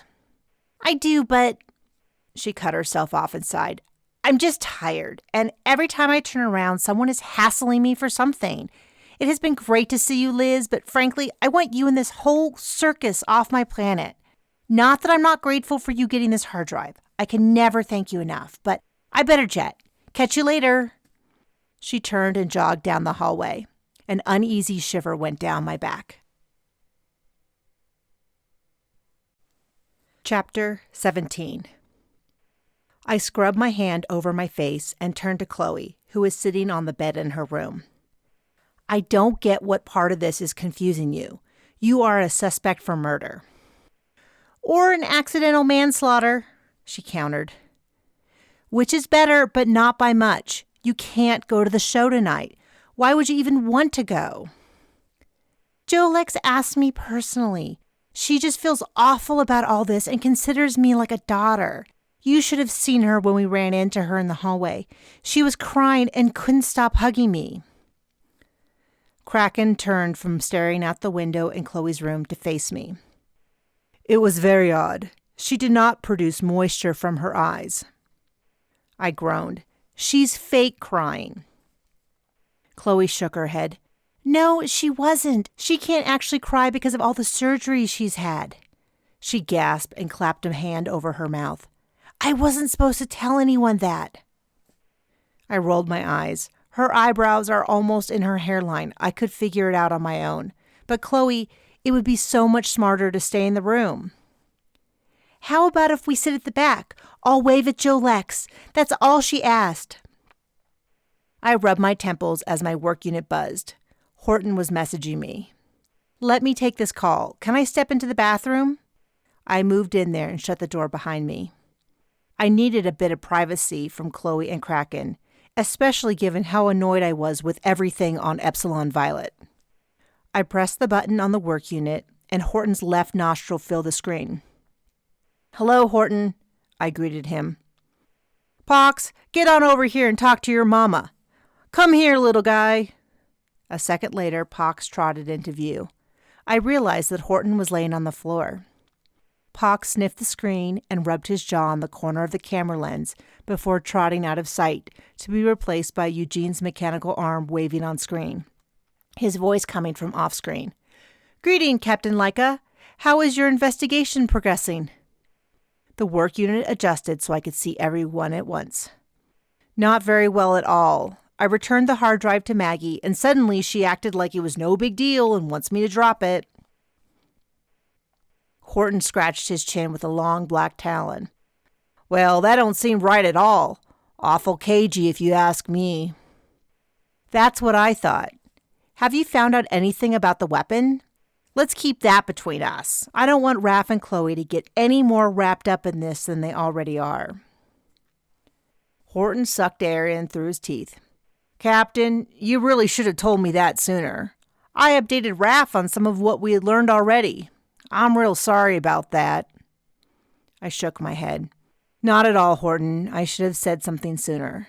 But does that mean you found something? Well, I'm not sure if any of it is useful, but I sure hope it'll help you. Are you sure we can't come down and help you? That escape pod actually has some really nice maneuverability features. They really should be utilizing them like small capacity shuttles. You haven't deployed one, have you? You know that is all logged, and I asked you not to mess with them. Eugene's tinny voice piped up. We would never break a direct order unless it was a life and death matter. And it isn't, I replied a bit harsher than intended. Eugene's red light flashed nervously. I just thought it was time to do an overall review of the escape pods in case it ever was. Don't worry, Captain. We have everything under control up here. Everyone is behaving. I promise, and you know I can't lie. I wasn't so sure about that, but it wasn't the time to get into it. Why don't you just tell me about what you discovered? Was it about the mystery weapon that killed Richin? Horton answered. Maybe, Captain. I can't be sure. You know this isn't my specialty. If I could look at the weapon itself, I might be able to tell you more. I took a breath, not wanting to snap at Horton, who was thin-skinned, at least metaphorically. I'll think about it. He smiled widely, rows of sharp teeth filling the screen. Thanks, Captain. I talked to a bunch of people and couldn't find any place that sold a functioning weapon that matches the description you gave me. Does that mean you found a non-functioning one? He nodded. Yeah, on Centaria's outpost, I found a guy who sells the body of the weapon that you described. The reason we didn't get a match right away is that it's handmade and modified. He calls it the sand assaulter because the body is made of sand. But he only sells the body. You still need to get the diotherium somewhere to put into him. I'm sending over a picture so you can confirm if it is the same as what you saw. Diotherium powered all phaser-based weapons, including the fleet's bands. The diotherium crystals degrade with time and use. Raw diotherium would need to be magnetically aligned for use. But other than that, the material could go straight from the Earth to deadly weapon with no additional processing. At least until the material was depleted. The spent diotherium could be recycled back into fresh material, in theory, but the cost and energy required was so high that it was cheaper to mine fresh and dispose of the used material into the nearest star. The mines were tightly controlled, but after the material was magnetized at processing centers, it had a large presence on the black market. I scrubbed my face. The picture popped up on my screen. Yes, that is definitely the same model. You are sure that this guy is the only one selling it? Definitely. I was able to get a few people to agree. The model is a new one and hasn't been out long. Not enough time for knockoffs, and everything he makes is custom. Any chance he is willing to say who he sold it to? He won't even talk to us. Eugene interrupted. Yet, I am very hopeful that in the near future we will be introduced. I don't think we should be talking about that, Horton replied. I think you should, Horton, I insisted. Fine, Captain. I just want you to know that we are being very careful and not doing anything illegal. Everyone needs some programming, and I thought if we traded a few harmless software packets... Horton, I warned. Harmless, I promise. We both promise, right, Eugene? Eugene rolled into frame. Promise. He picked a toy up off the ground and whipped it out of frame, and Pox yipped and raced across the frame to chase it. Back to the topic at hand. How long ago did this guy start offering this model? It was available when we were at the station a few weeks ago, but only about 15 days prior. I'm trying to find out more, but the person I spoke to said he hadn't sold very many. Sounds likely that someone in the troupe or crew got it on that trip. But I will check and see if any of the planet staff has been off-planet recently. Did you ask anything about the raw diotherium? I know it isn't likely to be traceable, but you never know. Horton shook his head. On that angle, we have less than a diorite dealer at the end of lava season. Anything suspicious on board? We haven't ruled out that someone could have switched the weapon while still on the ship. Eugene rolled into frame. Nothing so far. I've reviewed all the footage before sending it to fleet researchers. There is no evidence of any tampering with the equipment since the previous show, and all communications by crew members have been okayed. No one is saying anything suspicious, though I did discover several covert affairs. Did you know that Ensign McDonald from the security rotation and Daisy May, the nurse, were meeting several times a week to... I interrupted the gossip. Thank you, Eugene. You're doing great. You both are. Horton smiled as Pox raced over to the camera again. He yipped a few times at my image before trotting off. And Horton, Eugene, thanks to both of you for taking good care of Pox. He looks really happy. Eugene rolled into view. It is my pleasure. Pox is an outstanding K-line. According to the data I have gathered from Cerulia, he is far superior to all other K-lines. I smiled. Eugene, everyone feels that way about their pets. But I have done the analysis and proven it true. There was a knock on the door. I opened it a bit to see Raph, signaled to him that it would be just 1 minute, and turned back to the screen. I can't argue with your analysis. Thanks for all the info, and let me know if you find out anything more. And stay out of trouble. After they reiterated that they would be perfect angels, I ended the call and stepped out of the bathroom to see everyone was waiting for me. I looked from Raph to Chloe to Kraken. What's going on? Raph cleared his throat. We have an idea. I braced myself. Yes? Kraken and Chloe stay here this evening while you and I go to the show to observe. I relaxed a bit. I like the Kraken and Chloe stay here part, but I'm not sure why we would go. To investigate, obviously. Listen to the chatter, ask some questions. Maybe something weird will happen on stage. Worst case, it is a waste of our time, but best case, we can find something to wrap up this whole mess. We'll have to be careful to avoid James, but otherwise it's foolproof. James isn't here. He went to the Volcano Research Center to talk to someone, I countered. Even better. This might be our only chance to interview people without him hovering about, telling us not to. He made a good point. And Chloe, you aren't going to fight me on this? She shrugged. I guess not, if you promise to get to the bottom of this. Did you hear anything from Horton? Yes. The weapon was likely from Centauria's outpost, and so far, no one on the ship seems like they are involved. Chloe stood up. Then you have to go and talk to the Troupe. I just know that Jolex isn't involved. She is just so scared and wants me to help. If you will do this for me, that is even better. I know you can solve this. Chapter 18. I scanned the crowd, even as I spoke quietly to Raph, who was next to me. I'm surprised but thrilled that Chloe didn't insist on coming.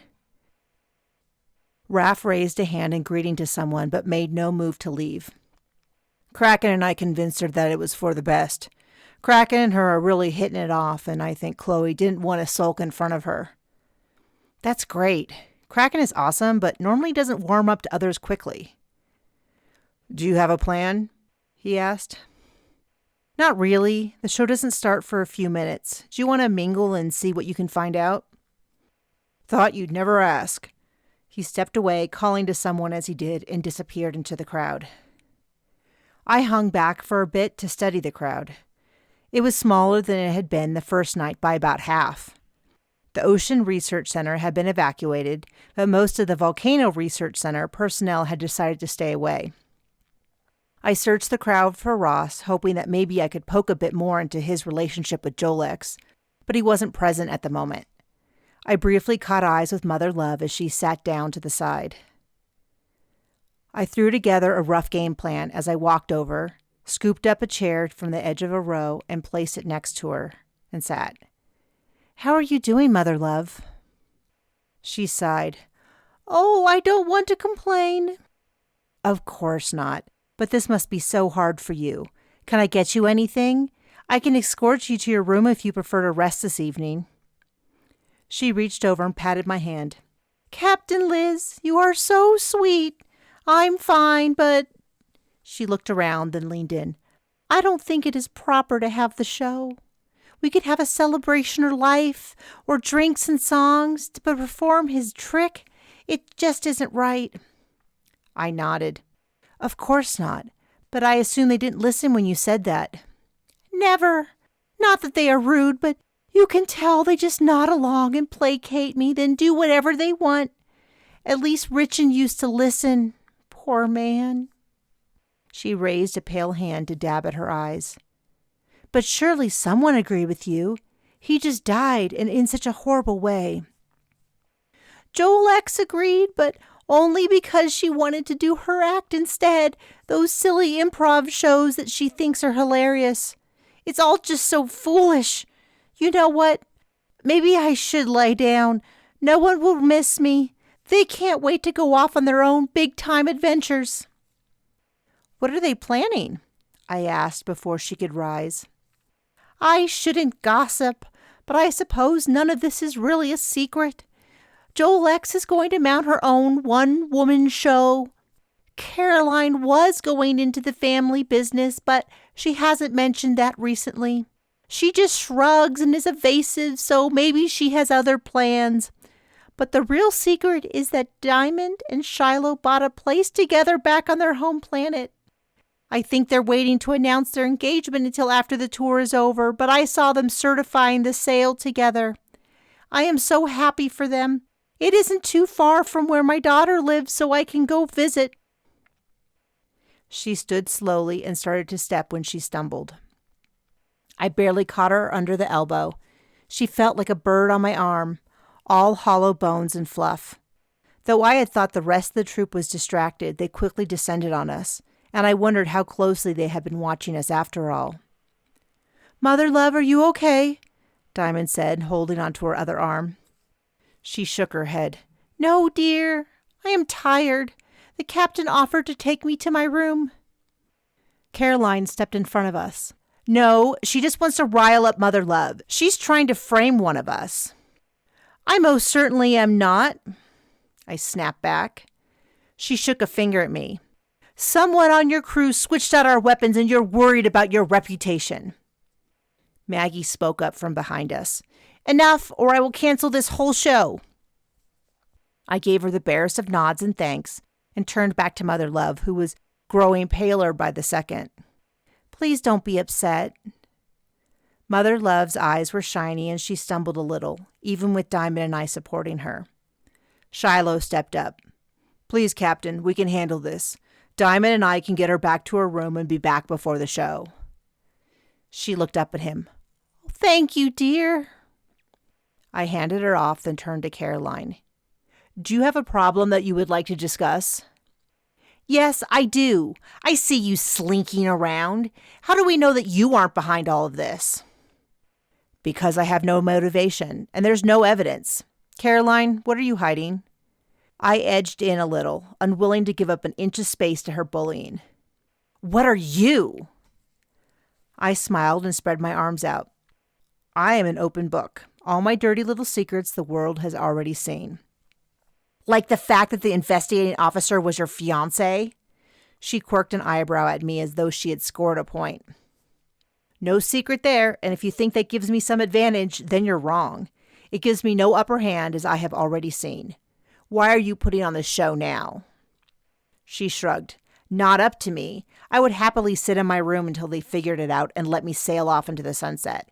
I thought the reunion tour would be nice, but it has been nothing but a headache. Why is that, Caroline? I asked. You know as well as I do. You're bad at hiding annoyance. I see you rolling your eyes at the theatrics. How do you think it feels to live in the middle of it? Every discussion a battle with egos the size of a planet.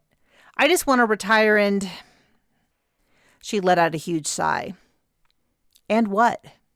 Marry rich? I had hoped this reunion tour would ignite some interest in me as an actress.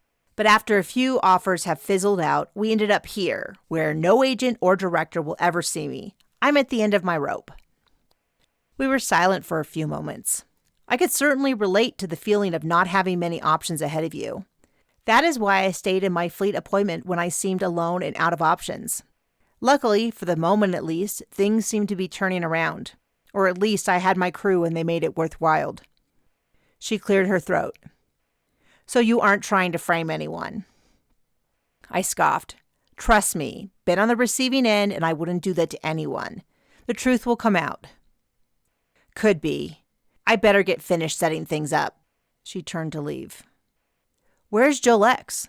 I asked before she could step away. She looked around as well. Huh, I thought she was here.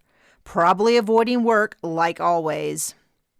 She left, and I had just a few minutes before showtime, so I went to find Jolex. It was my chance to talk to her again, alone. I wasn't sure what to ask. I turned a corner and saw her leaning against a wall, puffing on a thin metal cylinder that I knew contained chemicals that were not fleet approved. Jolex? I asked. She startled and put the cylinder into her pocket. I just needed to settle my nerves. It's not what you are thinking. Just a little magnesium to regulate my hormones. I wasn't an idiot, but it wasn't worth fighting over. Nervous? I mean, no, of course not. I'm just...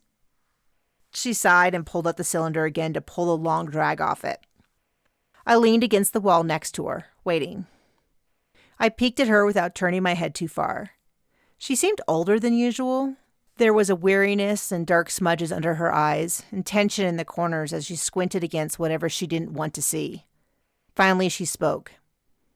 I know about your trial. When she didn't immediately continue, I tried to keep the ball rolling. Oh? You didn't say anything, but you must have your suspicions. Why didn't you say anything? I turned it around back on her. Why do you think? Because no one would believe that you were that stupid, that you must have known more than you said. So whatever you say you knew, they would assume more? I nodded along, though that hadn't been my experience. I hadn't been suspicious of my or my uncle's success, not for a moment. I had believed that we are both just smarter than the rest of the world. But I didn't tell her that because that wasn't really what she was saying. Do you know something, Jolex?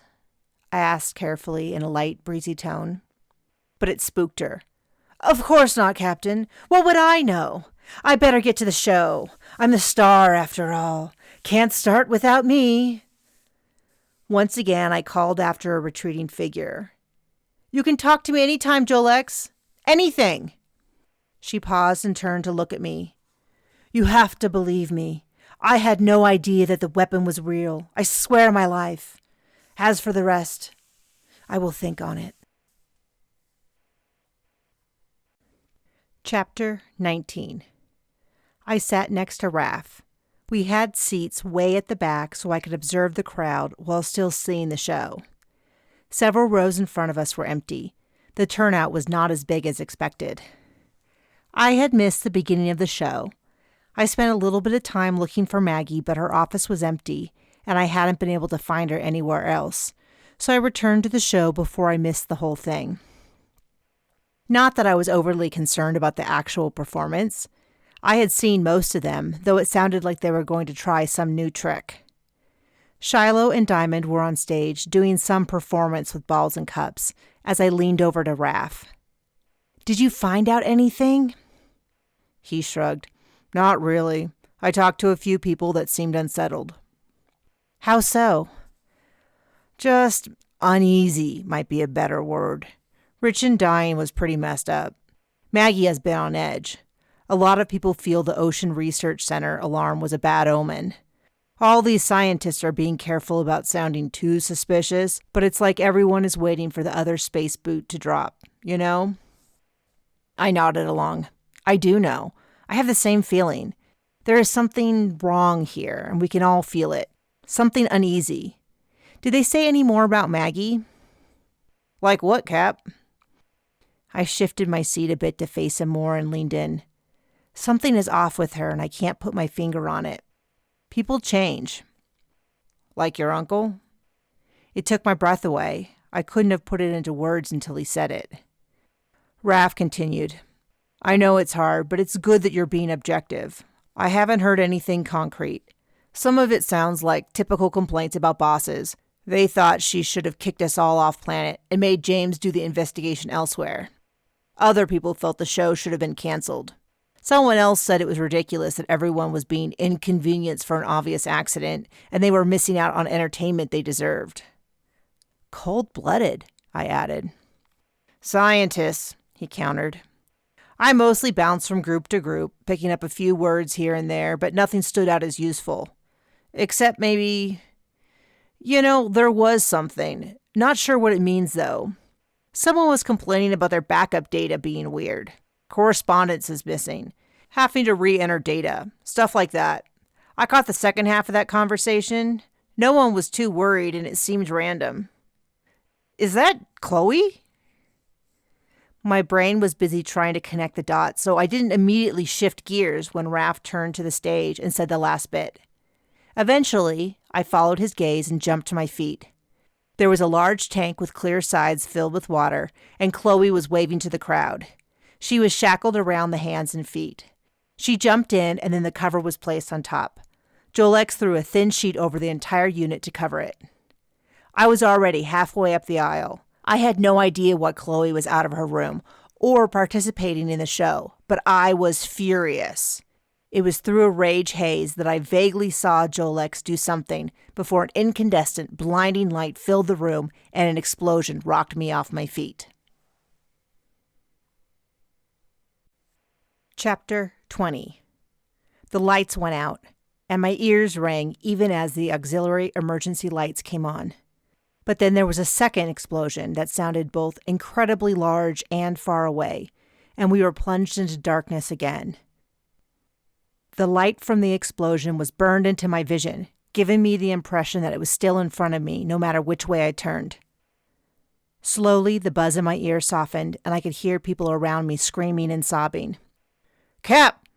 Raph screamed, and I turned in his direction. "Here! Are you okay?" I shouted, reaching for my work unit. I flipped on the flashlight, but nothing happened. It must have broken in my fall. Raph's hand landed on my shoulder, a thin light illuminating the way in front of us. "I got you, Cap." My vision was still blurry, and I was disoriented, but I needed to get to Chloe. I didn't realize how far away I was still when the lights came on, dim, but there. Half of the people were gone. It took a few moments for my eyes to make sense of the scene. The tank was exposed. Chloe was inside, floating in the middle, her head hanging, her body anchored down by chains. I ran flat out. Someone ran up to the tank before me and was thrown back when he touched it. I slowed slightly, seeing people huddled around Jolex on the floor. Her eyes were open and staring unseen at the ceiling, even as they tried to help her. Someone screamed, "Step back! The tank is electrified!" A screen on the side of the tank was flashing and sparking. Vaguely behind me, I heard someone say that Jolex was dead, but I couldn't be distracted, not with Chloe still locked inside the tank.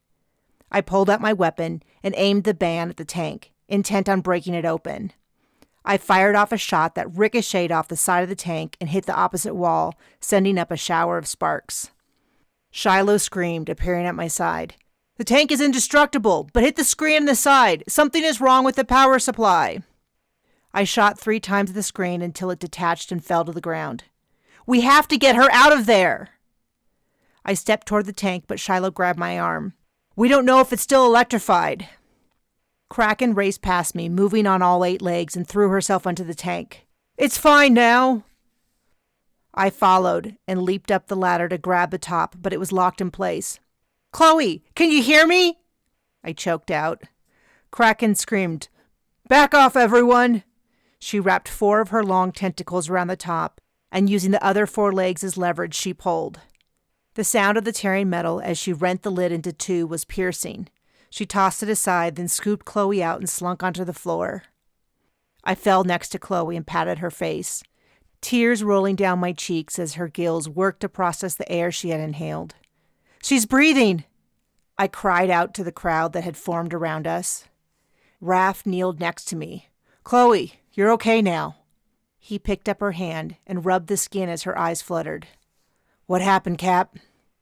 "I don't know," I said, willing my heartbeat to slow down so I could think clearly.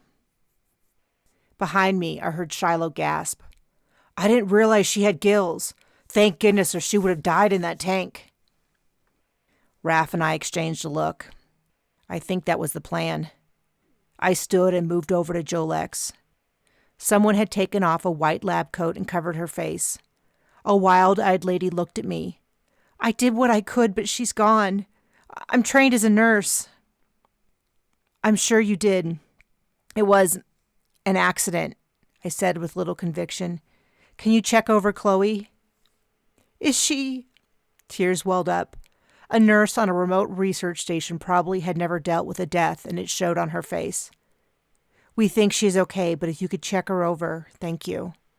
Raph, stay with her. Chloe was disoriented but alive. I wanted to stay with her, but I needed to focus on the big picture. The calm was descending back over me, though I felt shaky from the adrenaline. I needed to speak to Maggie and find out what the explosions were from. I turned and Kraken stood behind me. What happened? I asked. I'm so sorry, Liz. Chloe said she wanted to watch and it seemed harmless. It wasn't. I had her in her room for her own safety. I could hear the harshness in my words as my temper rose. She swore she would be safe. We were just going to watch, but then she ran into Jolex. She was crying and begging. I told her that you would be upset, but Chloe seemed incapable of saying no. Jolex promised us it would be safe. She almost died, Kraken. She's an adult. She can do what she wants, Kraken hissed back, her beak clicking. I'm her captain, and I gave her an order. She's just a kid. I caught a sob in my throat and turned away to go back to Chloe. She was sitting up, Raph supporting her on one side as the nurse checked her over, running her work unit over her. She seems okay, but it might be a good idea to get her some heart stabilizers just in case. She's had a good shock. Chloe looked at me. I'm so sorry, Liz. I'm just sorry. Don't be mad at Kraken. I made her. I thought I could sneak out, and after the act, Jolex promised to tell me everything. I'm so sorry, she said, sobbing. I kneeled down next to her. I want you back on the ship. Raph, can you take her? He nodded. When? Now. Right now. Have the nurse on board check her over again. Are you coming too? I shook my head. No. I don't like leaving you here alone. It's an order, I said through gritted teeth. He held up a hand in defeat, and when he spoke, it was very calmly. And I'll do it, but it is within my rights to worry about you. We have each other's back.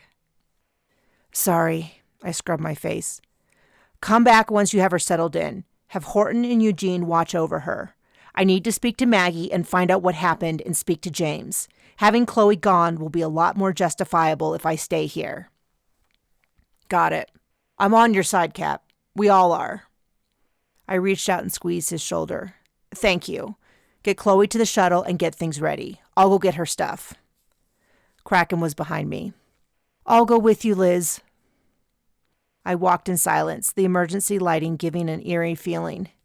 I felt empty inside, the adrenaline combining with a wild rush of emotions. I'm sorry, Liz. When Chloe said it was okay, I thought she was telling the truth. I sighed. She probably thought she was telling the truth, but she was wrong. You don't think it was an accident? I don't. I bet we will find out that the tank has been tampered with. I swept everything off the counter into Chloe's spare bag, her main bag still packed from the morning. The whole job was done in a few seconds. I turned to Kraken. I'm in charge of the safety of the crew. I gave her a direct order. But you aren't responsible for her breaking that order. That is on her. But I would appreciate it, as my oldest friend, that you try to respect me. You aren't angry anymore? Kraken asked. I'm definitely mad, but only a little at you. I shouldn't have snapped. I was scared for Chloe and lashed out. But I knew she was breaking her word. I could have tried to convince her otherwise. I would appreciate it if you tried in the future, but it's not your job, unless you serve on my crew. Would you let me? Kraken asked.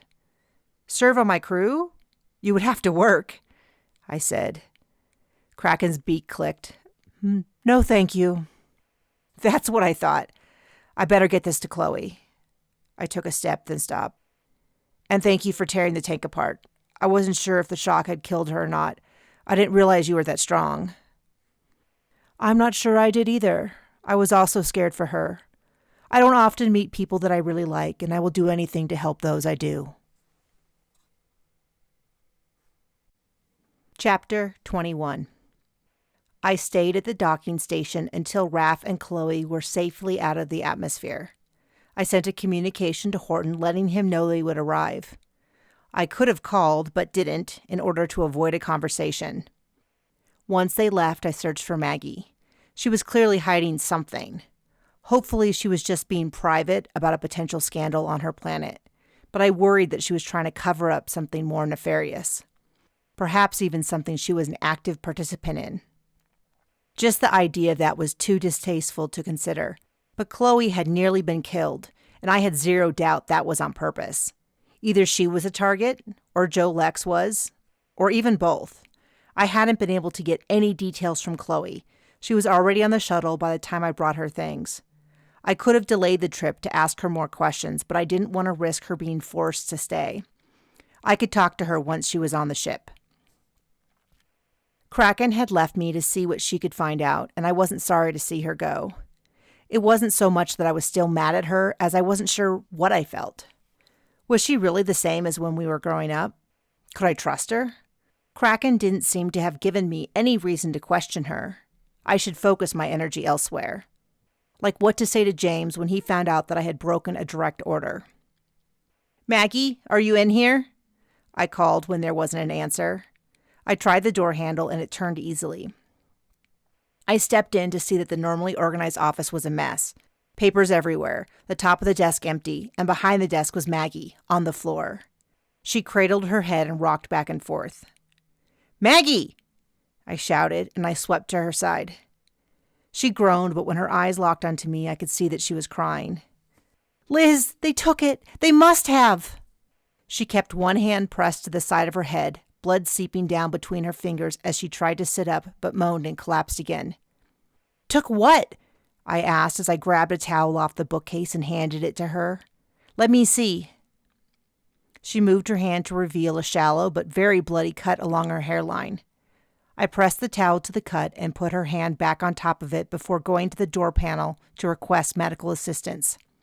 "The hard drive from the Ocean Research Center. It's gone," she wailed and tried to stand up again. "Stop it. Sit down and tell me what happened," I said firmly. "I have to look for it." "You have to sit still before you bleed all over everything. The nurse will be here soon, so talk fast." She wiped the back of her hand across her face, smearing some blood across a cheek. "I had the check running to see the difference between what was on the main system records and what was on the hard drive. Files were starting to pop up. I started with emails because I thought that would be the most obvious, but I couldn't see a pattern as to who they were to or from or any information on them. Then there was an explosion." I nodded. "Do you know what that was?" "Not really. The alarms were sounding for everything and the power was out, and then there was a second explosion. Everything was so screwed up that even the alarm system wasn't working right. I left the office for the power room to get things restarted. Once power was up, I went to check on the center. Liz, I'm so sorry. I heard that Chloe was hurt, but you were gone by the time I got there. Is she okay?" "Yes, but Jolix was killed." "I heard." She buried her hands in her face. "I just don't understand what is happening. I can't even get a hold of the Volcano Research Center. The signal just bounces." I directed her back to her story. "You went to check on the show and found out about the accident?" "Yes. I couldn't order a lockdown of the scene because everyone had to check on their research and responsibilities. I mean, every single system is broken. I had to put a call out to James for immediate backup. That is when I realized the communication was down. Liz, everything is destroyed."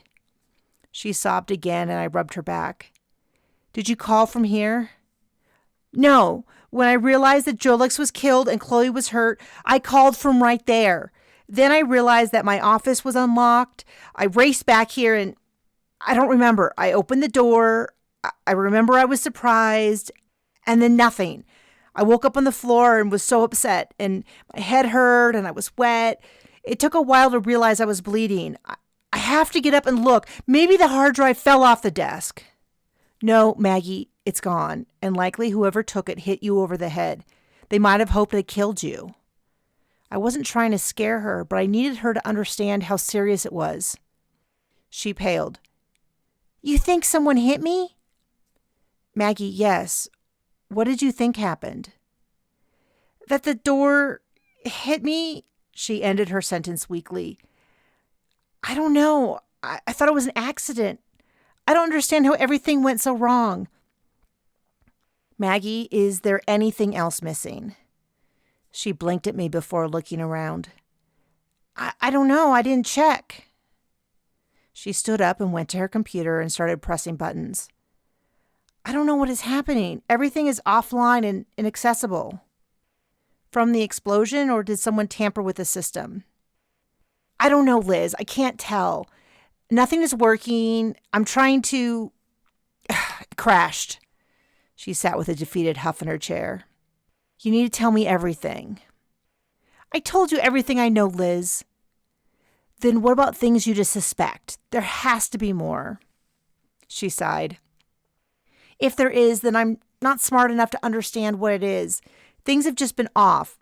Projects not making the progress I would expect, but everyone has a good excuse. Minor supply is missing. I'm questioning every decision, which isn't great for morale, but I just don't know who I can trust. Why didn't you talk to Fleet? I can't trust them either. Come on, you know that.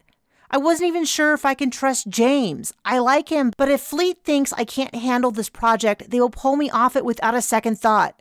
Or give it over to Ross. They would love him to stay longer. Do you think that is the goal? Sabotaging you? It could be. I don't see a clear pattern otherwise. There was a knock on the door and the same nurse came in. She relaxed when she saw that Maggie was sitting up and talking. She was probably worried that she was going to attend another death, and frankly, it was probably just luck that she wasn't. Chapter 22. By the time that Maggie was diagnosed, the cut repaired, and the painkillers given, the system was still mostly offline in a way that seemed to give no hope of it being restored. There was no contact with the 2 additional research centers, and the off-planet communication was still offline. The technology manager stopped by to talk to Maggie and briefly explained that he was prioritizing the main research center database, but all survival systems were working, so not to worry there. Maybe it was the head injury, but Maggie didn't ask any of the questions I would have before she dismissed him, and my trepidation rose. I certainly didn't have the authority, but I was starting to worry that this ship was dangerously listing. The nurse left us alone, and I wasn't even sure how to bring up my concerns about her being fit to run the station. While, on one hand, I wasn't eager to tell James what I had done, I knew that he would be a good ally in this fight if it came to it. Maggie, do you need me to help? What? Oh, yes, you could look in my office in case it's still there. She got up out of the chair and shuffled pages around. Don't you think that you should go and check on things around the center? Maybe assure people? Actually, maybe you should change first? There was a rather large splotch of blood on the back of her shirt that extended down her back. She looked at me with empty eyes as the message slowly made its way from her ears to her brain. I could see the exact moment she realized what I was implying as her eyes narrowed. I'm fine. I probably should go out there and talk. If you are concerned, then you can go with me. She stood, and despite her hand shaking noticeably as she grabbed for the door, she strode into the hallway without waiting for me. I jogged to catch up. Maggie, I'm on your side. I echoed what Raph had told me earlier. She shot me a glance before sighing. I know. In fact, you might be the only person that I know I can count on. What is your plan? I asked. I just don't know yet. Our emergency planning doesn't take into account all these things happening at once. A second unexplained death, the malfunction at the Ocean Research Center, our communications going down, whatever the explosions were. She stopped dead in her tracks. When did they get here? People carrying bags and boxes filled the hallway. Who are they? I asked. The volcano team, she threw over her shoulder as she stomped down the hallway. She called out, Mikhail, what's going on? A middle-aged man looked toward us, then did a double take. What happened, Maggie? Are you okay? I'm fine. It was an accident. Why are you here? Didn't you get the distress call? There was a fire at the center and we had to evacuate. He raised a hand to his face and it shook uncontrollably. Is everyone okay? She looked past him at the people milling about. Yes, we got everyone aboard the rover, but so much research had to be left behind. I'm sorry. He mouthed the last part more than said it. The devastation at the loss played across his face. I stepped up. Do you know what started the fire? He shook his head. Not really. The alarm started going off and we started evacuating. Then there was a huge explosion and I think we realized it wasn't an error. It was just terrible. We could see the fire growing as we circled the mountain. Maggie paled, and I grabbed her elbow before she could faceplant right there. Breathe, I reminded her. No, I'm fine. I knew something was wrong, but a fire? Everything could be destroyed, and the harm to the planet is just... She trailed off and listed a bit more. Suddenly she stood a bit taller. Did you see James? Mikhail looked at me before realizing the question was directed at him. Who? Officer James Markswell. He went to the center to conduct more questioning. Mikhail shook his head. I didn't see him, but Ross might know. He waved his hand and shouted over the din of people. Ross! Maggie said that James came out to the center. Do you know where he is? Ross walked over, shaking his head.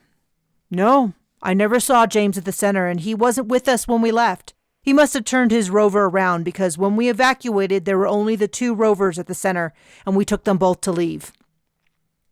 Maggie sighed. That's probably it. I'll hunt him down later, but right now we need to sit down and discuss what happened. Thank you for all your help, Liz, but Ross and I must speak. They turned and left as a growing panic rose in my chest. I needed to find James. Chapter 23. I went to the dock and checked the rovers. One was still missing. I went to check the computer, and while much of the information was down, the inventory still showed 1 rover was out, destined for the Volcano Research Center, and was currently unaccounted for. I sat to think, chewing on my fingernail.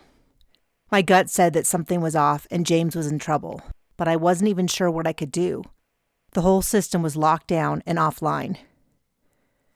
I pulled out my work unit to call Horton and see if he could hack into the system before remembering it was broken. I should have asked Raph to leave his behind, but I hadn't been thinking at the time. Or rather, I had only been thinking about getting Chloe off the planet and checked over. Until Raph returned, or the center repaired some of its systems, I was without a way to communicate to anyone off-planet, including my own ship overhead. Everyone was, including James if he was stranded somewhere. But where could he be?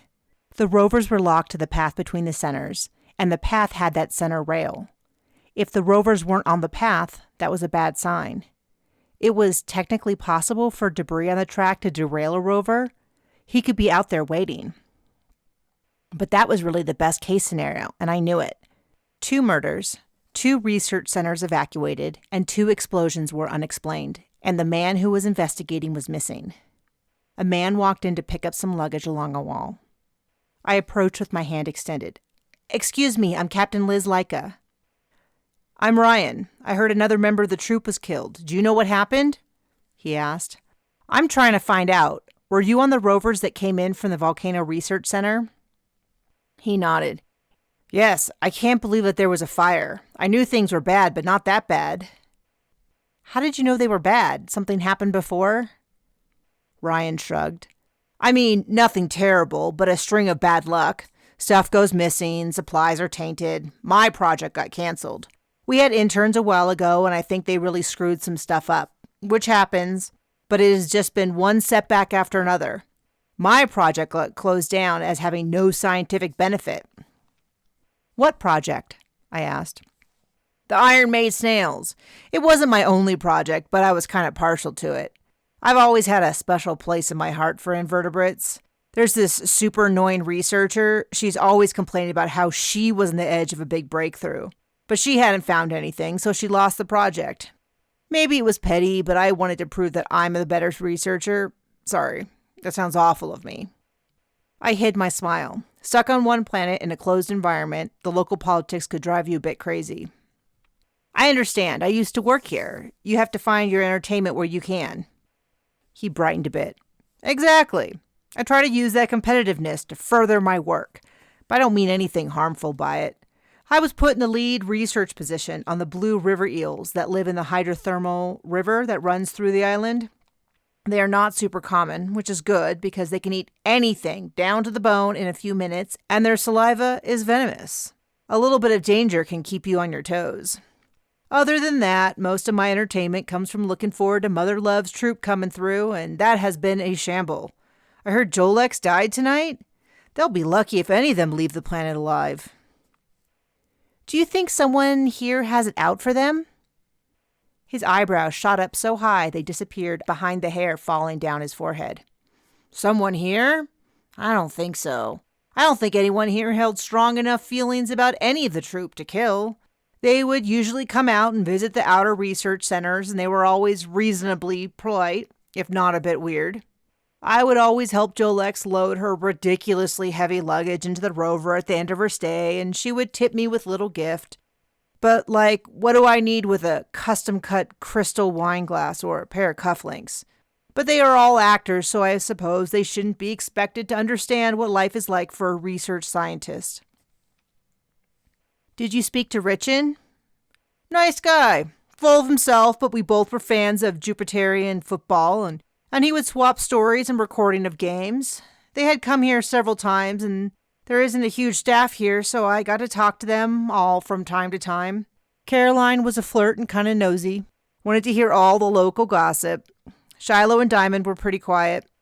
Mother Love was a bit forgetful, but tried very hard to be kind. He was silent for a bit before continuing. I shouldn't have made that crack about them all dying. They're real people.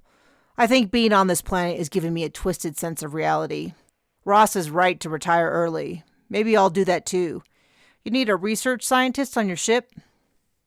Not now, but I will let you know, I said with a laugh. I have a question about the rovers. The investigating officer took a rover to the Volcano Research Center earlier today, and they said he never arrived. I heard that Officer Markswell was heading out, but I guess I forgot with all the activity. He must have turned around and come back, because there were no additional rovers when we left, and we didn't run into him on the way here. There's no evidence that he returned here. A rover is still missing, and the computer says it did leave for the Volcano Research Center and then lost contact. His eyebrows shot up again, and he moved toward the computer. That's not good at all. He tapped away at the screen before turning back to me. Things have been crazy, so I'm not sure if you can believe the computer. Did you count the rovers here? With both the Volcano and Ocean Research Center shut down, all the rovers should be here. I did, and one is missing. Is it possible for the rover to derail? I asked. Very difficult, and if it did, we would have seen it on the way. He stopped suddenly. You know, there was an incident a few years ago when the Volcano Research Center had only been open a short time and the rovers were constantly going back and forth at top speed. There was a sharp bend about 3/4 of the way to the center, and the dirt eroded on the outside bend. One of the rovers was going quite quickly and started to tip over. Everything was fine, but after that the maximum speed for the rovers was reset significantly lower. I thought it was locked in, but maybe it malfunctioned or James reset it. He can be a pretty aggressive dude. You know James? Yeah, he was out when stuff started disappearing, really playing the whole tough guy role to the hilt. Wanted to get up in everyone's faces without any respect for our intellect. He looked at me and backpedaled a bit. I get that it's his job, so I don't hold any ill will, but I could see him cranking up the speed on the rover. That turn is on a low cliff over the river. If the rover flipped, it would have landed in the river below, and we wouldn't have seen it when we drove by. Not a life-threatening situation, but he certainly won't want to stay out there waiting all night, and with communications out, he won't be able to call in.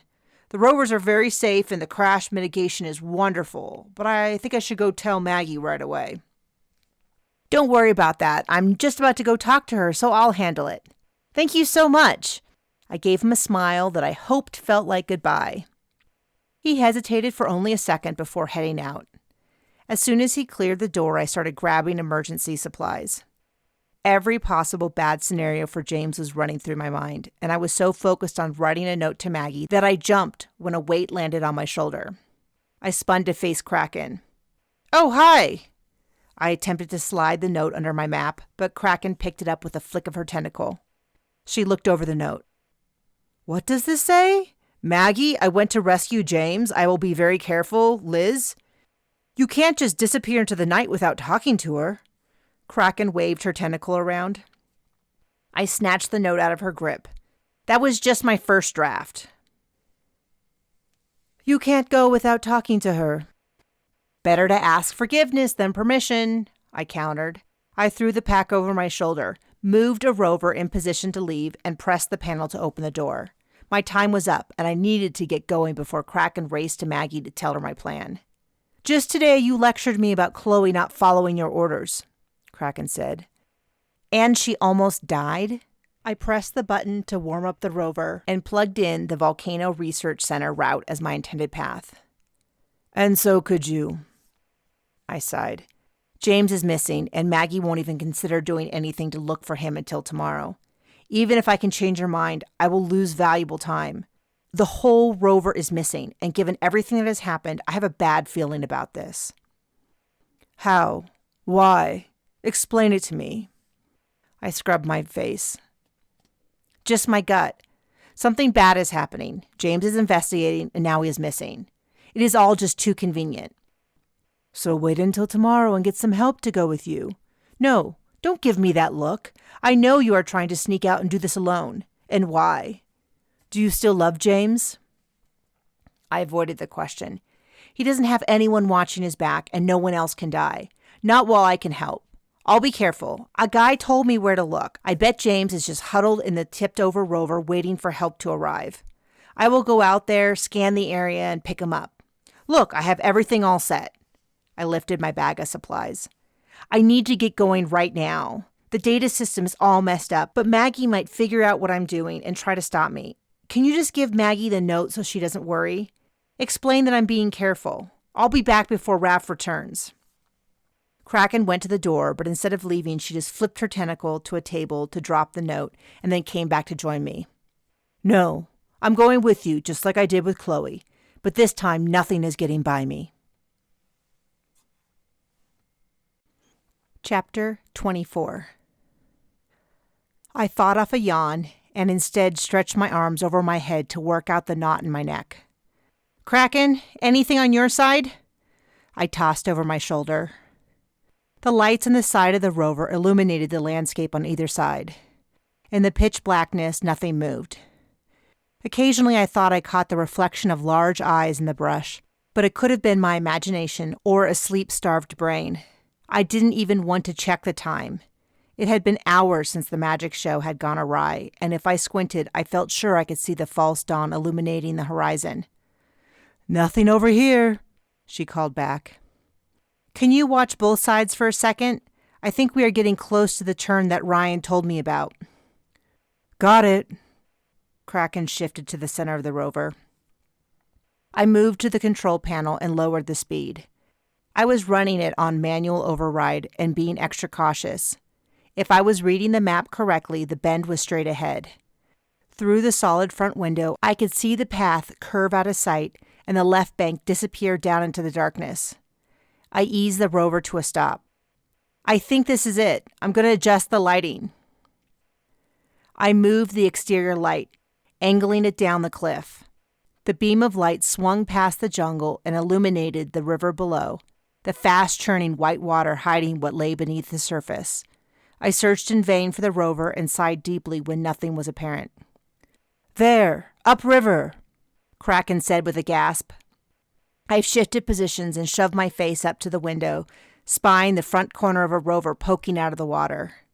I ran to the controls and moved forward until we were even with the sunken rover.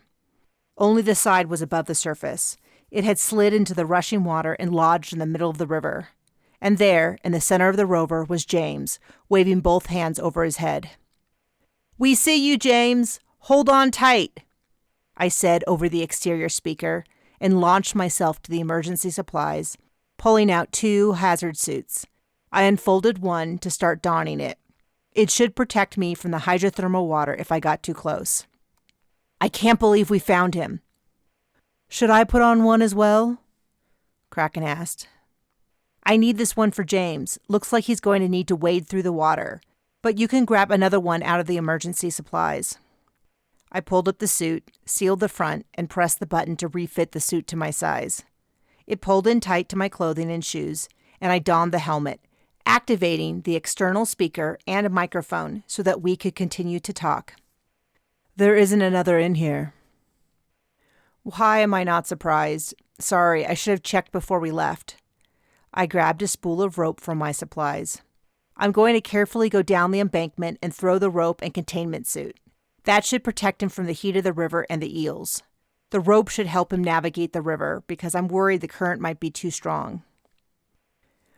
Can't we anchor it to the rover? Kraken asked. I measured out the rope by pulling it across my body, then shook my head. Not enough length, but it is just an extra precaution, just in case. I'll go with you. You don't have a containment suit, I argued. I'll be careful, she said. You'll contaminate the environment, I glared at Kraken. She huffed in reply. Liz, I'm a lot tougher than you, and I don't care about the environment compared to your life. Apparently, I'm immortal, and you with your little human body are far too vulnerable to go out there alone. You know what they say, humans just wander around looking for a place to get killed. No one says that, I countered. Fine, come with me. We exited the rover, and the cool air chilled me slightly, even with the protection of my clothing and suit. We carefully picked our way down the slope, and Kraken flung the containment suit to James, who donned it as he shouted over the river. I was getting pretty worried. I heard an explosion and 2 rovers passed. I screamed and waved, but no one stopped. All communication was down, so no one realized you were missing until I pieced it together. There was another murder.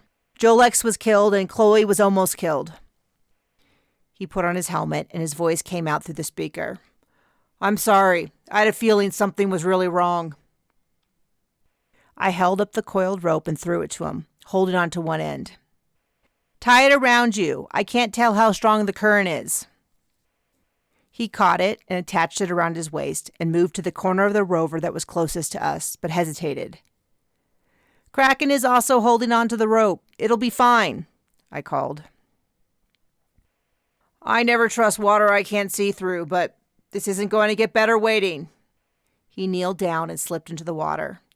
The current started to pull him downstream slightly, but he was making steady progress until 2 things happened at once. The edge of the riverbank crumbled underneath me, and several large black eels landed on James, pulling him underwater and me off my footing. Chapter 25. I pulled on the rope, fighting to swim in the hydrothermal river, the heat seeping through the suit that made it difficult to move. The rope yanked in my arm, and I struggled to hold on as a fleshy creature bounced into my body, and crushing bites pinched at my skin. The suit fan kicked in with stale, canned air as the dark and milky water obscured my view when I was able to get my head above the river.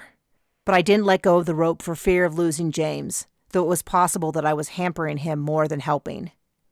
I knew he wouldn't drown. The air supply was sufficient for some time, as long as the suit stayed contained. With that thought, my foot hit the bottom of the river, and a stabbing sensation ripped into my right calf, flooding my suit with water so hot I almost dropped to my knees. But I pressed on, the rope dragging me forward. I pushed off the bottom of the river and got my head out of the water. I caught sight of James in front of me, on the bank, pulling the rope, and I launched forward with all my strength. With unsteady steps, I kept moving forward. After a second stabbing pain in my leg, James pulled me from the water, and we both collapsed into the muddy bank. We were on the opposite side of the bank from the rover. Kraken! I whispered between gasps.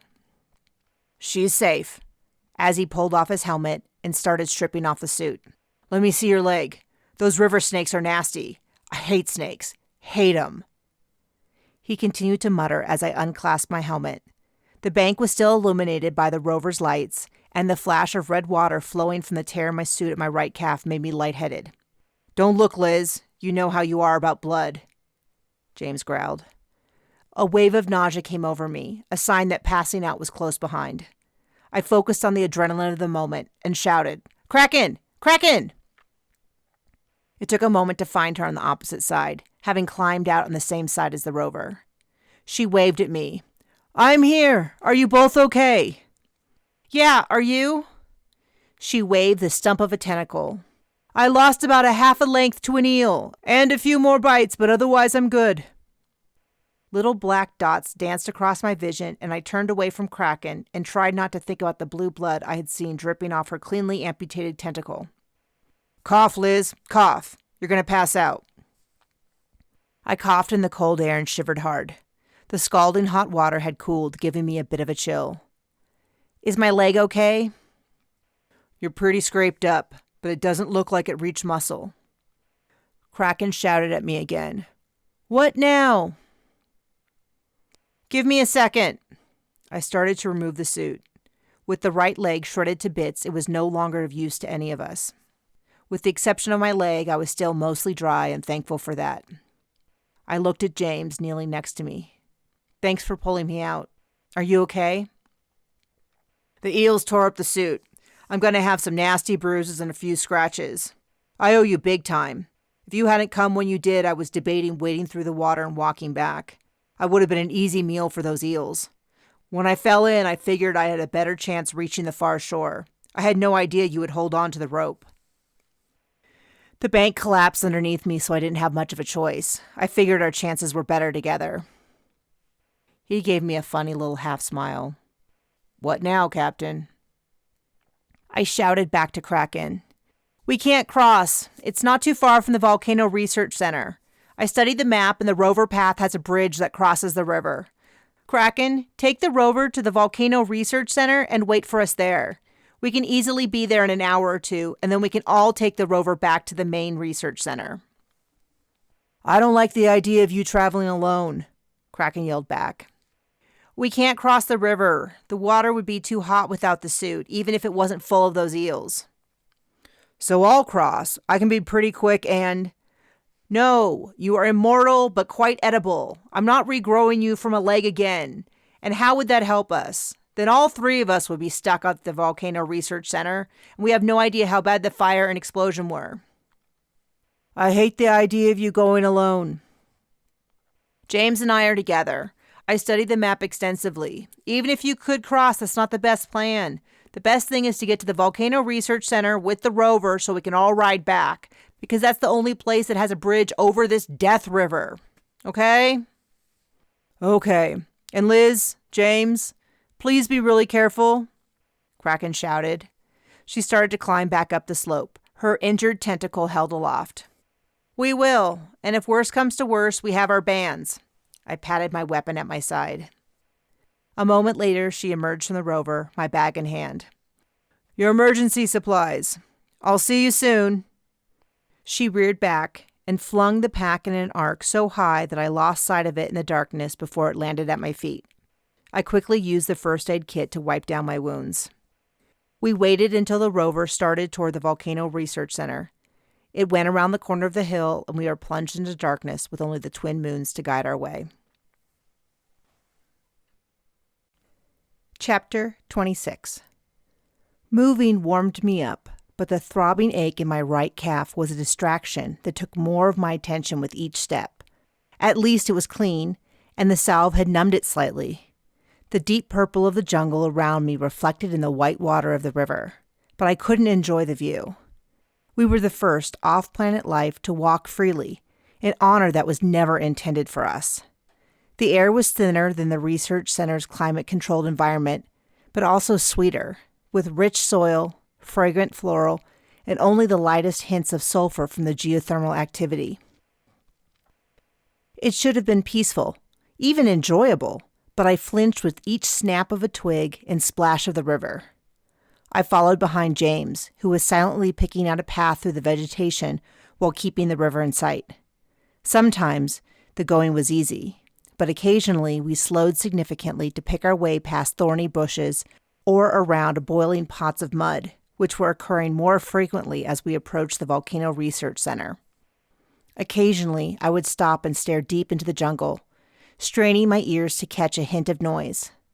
I knew that on land the only creatures to worry about were the Grisvivans, who were notoriously elusive but also territorial. But there could be other creatures, large and small, that were unidentified. I couldn't shake the feeling of being watched from the jungle. "I think I see it," James called over his shoulder. The moons had set, but the pinky glow of the morning star rise was growing, casting deep shadows into the jungle. Up ahead was a large bridge that brought the rover path from behind the mountain and across the bridge. We scrambled up the incline to the path, and off to our left was the shell of the Volcano Research Center.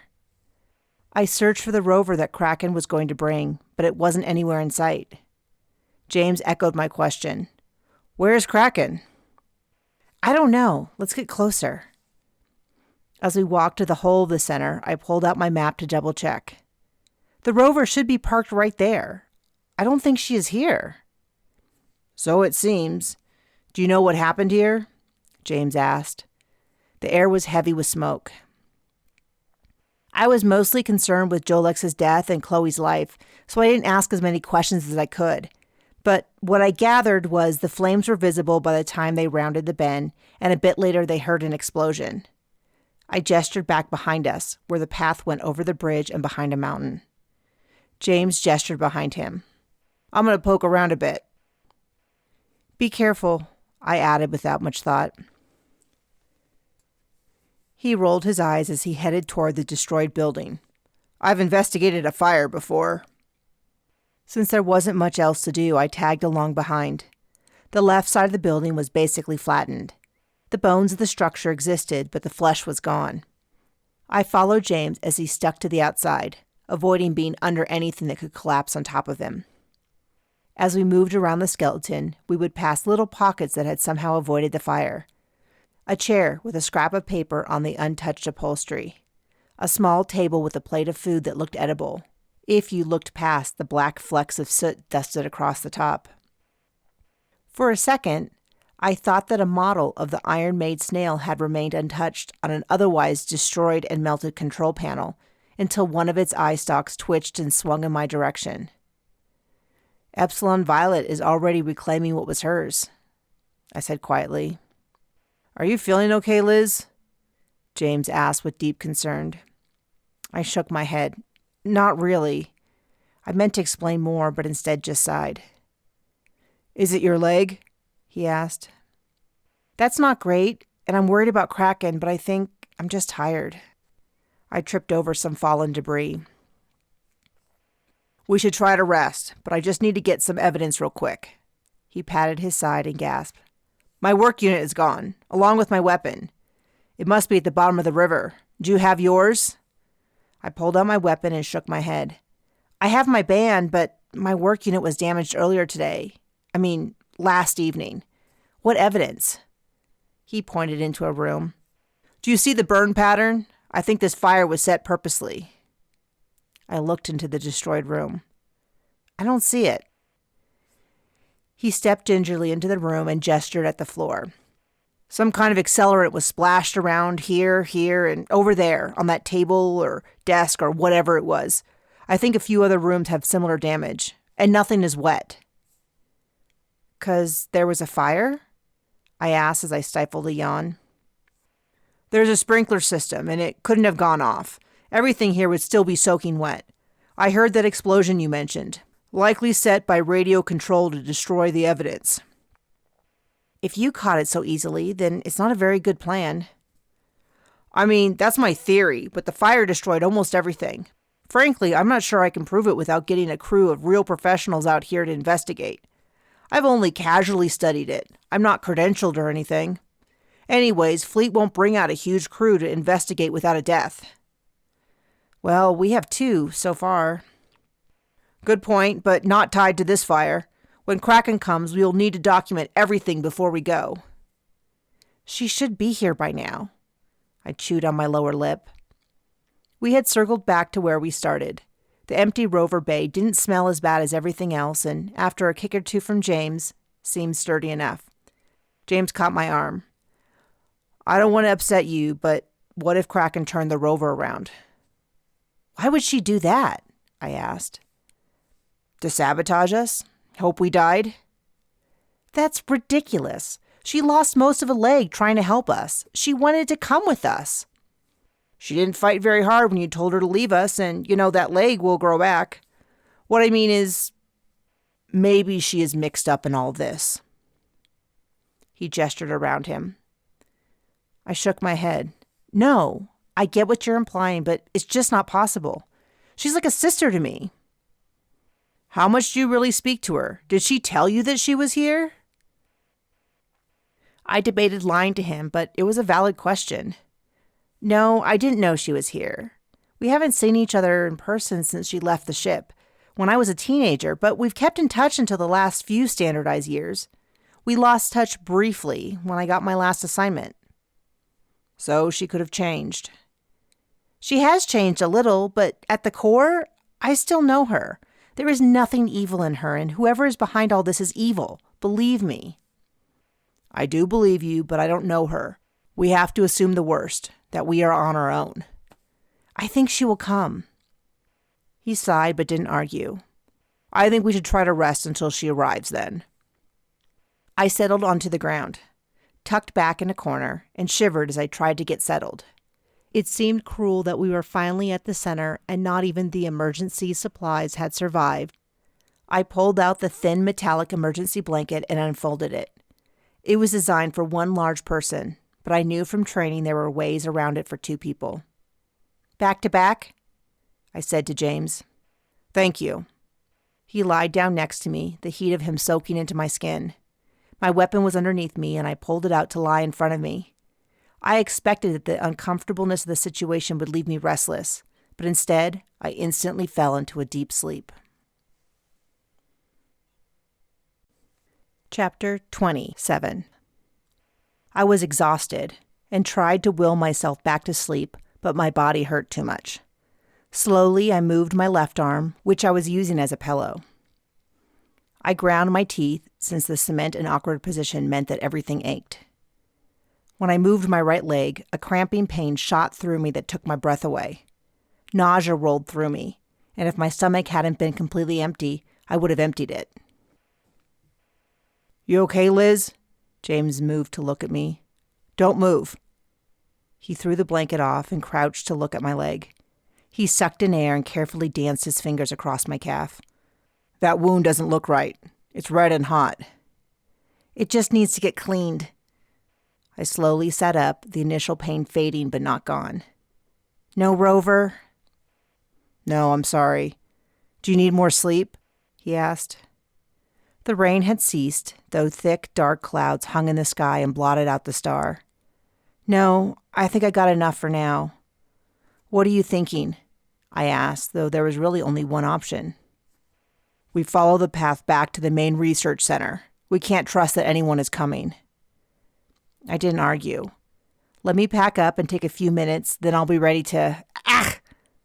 I'd picked up the emergency blanket off the ground to fold it and uncovered an iron-made snail the size of my fist on the ground, right on top of my weapon. Did it hurt you? No, just startled me. I've never seen one this close. Go on, little buddy. Slime on, James said with a shooey noise. I grabbed the small end of my band and pulled the weapon out from underneath the snail with a disgusting slurp. They are a lot stronger than they look, I said once it was free. Don't touch it until we clean it off. James pulled another cleaning pad from the first aid kit to wipe it off. And let me put some medicine in your leg. Drink this. He pressed a container of water into my hand. You too, I offered in the second container. That's the last of it, by the way. I'm sure I can find some more around here somewhere. Just hold still. I hate to say this, but your leg looks infected. Do you know if those eels are venomous? I think I heard that they were. He cursed under his breath and got out an injector pen. What are you doing with... Ouch! I shouted as he slammed it into my thigh. That should help some, but you need more than we have in this case. The antibodies should be fighting infection. I put some topical stuff on, but we need to get walking, if you can. I can leave you here if you don't think you can walk. I grumbled, but didn't stand up yet. I still felt a bit lightheaded and wanted to breathe for a second, so I didn't immediately keel over. I put out my hand for the weapon. James hesitated. Maybe I should hold on to it? And maybe, with my limp, I need it more. Fair enough. He handed it over. Can you pack everything up? I'm going to take care of some business behind the wall and check if there's anything salvageable we can take with us. You can do the same, and we can head out. Sounds like a plan, I said as he walked away. I didn't want to tell James, but the pain was getting worse. We had been walking in silence for quite a while, but more and more of my concentration was being taken in making sure each foot continued to move forward. I tried to control my breathing, and little dots danced in front of my eyes. James was sneaking little glances at me. We were walking side by side on the rover path, the center rail on the ground between us. Initially, I had carried the map in my hand to track our progress, looking for each noticeable feature we passed and comparing it to the map to judge how far we had traveled. But eventually, the pain built up to a point that I had shoved the map away. Liz, how's your leg? I gritted my teeth and was slow to answer. The extra air I would need to speak wasn't available. I continued to walk. There was a deep cramping in my body from a place I couldn't locate, and dots danced across my vision. Head between your knees, James barked. I moaned. Suddenly, he was holding me as he lowered me to the ground. Liz, you're burning up. Cold. I shuddered, and my body convulsed. You should have said something. He helped me to a resting position and folded me forward until my head rested on my knees. The pain seemed to lessen briefly, and I could breathe again. What choice do either of us have? We have to keep going. He was silent, but pulled the pack from me and rooted around until he found some water. He jabbed me with another injection pen, and I didn't even flinch. I'm sorry, Liz. He passed me another water and pulled up the map to study. The painkiller eased my symptoms, and I was able to move again, so I slid to the ground to stare at the sky. It's not your fault. It's not yours either, and once again, you're the one to suffer. I heard his anger. We sat in silence as I soaked in the sensation of the pain receding. My brain cleared a little, and I was struck by the weirdness of James and me trapped together. A gentle rain started to fall. You got the short end of the stick, too. Did you have any idea that this case would be so complicated? He snorted. I should have guessed. Nothing with you is easy.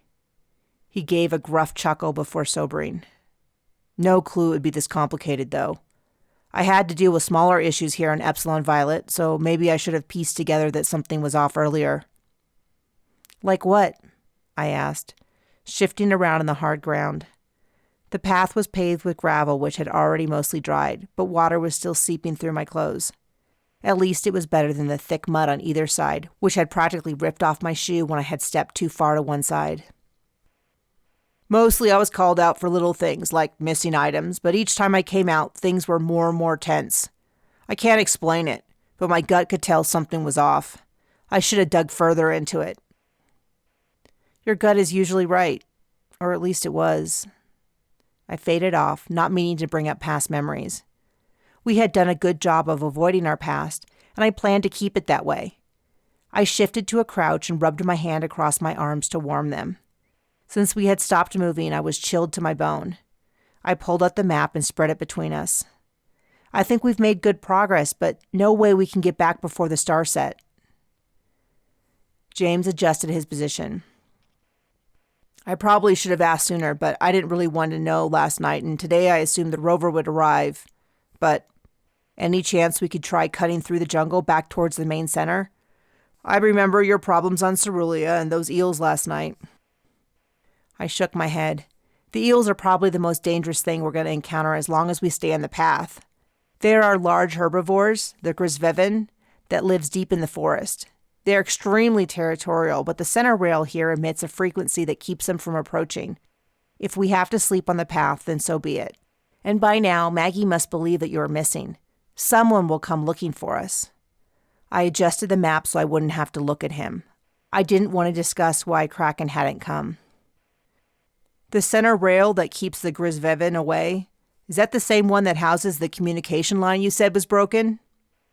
James said carefully as he stared past me and slowly eased into a crouch next to me. "Liz, get out your weapon." I twisted to follow his eye line and saw, on the edge of the path the way we had come, a large gray creature. The Grisveven was almost as wide as it was tall, and 4 tusks sprouted from its mouth.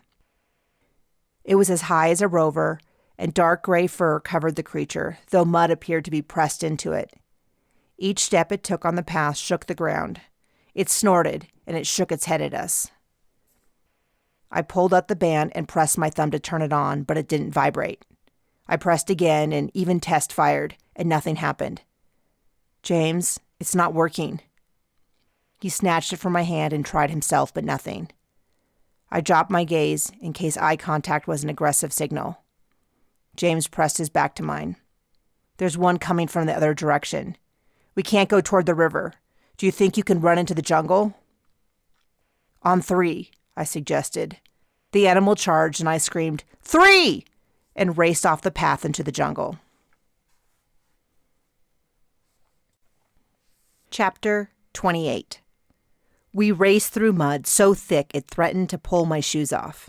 Leaves slapped me in the face, and the rain increased to a full gale. Water poured down in rivers through the treetops, creating deep puddles that we splashed through as we ran. For a bit, I thought we had lost them, until the thundering roar behind us with the terrible crashing of trees indicated that we were still being followed. In the dense forest, we seemed to have an advantage, being able to slip past the ferns and trees, and while the mud was bad, the creature behind us was thrashing and bugling to a degree that I felt it had the disadvantage. But I was winded, and the pain was returning quickly. A general nausea was taking over, and the dots danced across my vision. I prayed silently and thought to warn James, but I couldn't spare the air.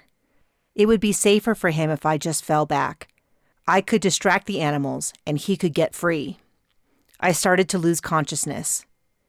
But just as I stumbled, James was on me, grabbing my elbow and pulling me with him before I could even contact the ground. "Come on, Liz, you can do it." And I could, at least for a bit. A wave of adrenaline overtook me, and I matched his pace, though I was sure he had slowed. I just needed to keep putting one foot in front of the other. I focused on my breath, in and out. Everything hurt and burned, but I could keep moving, and so I did. Maybe I went into a trance, but I started to feel better until the trumpeting behind me came closer than I expected. We exploded from the forest into an opening at the base of a cliff.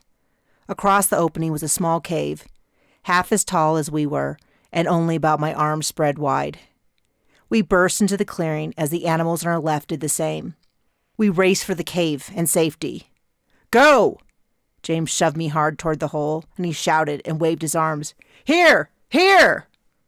But the creatures at the edge of the clearing veered toward me, grunting and thundering. I was almost to the cave when my leg gave out. I didn't trip over anything. It was like my leg just ceased to exist and I went down. The creature hit me, flipping me into the air like a child's doll.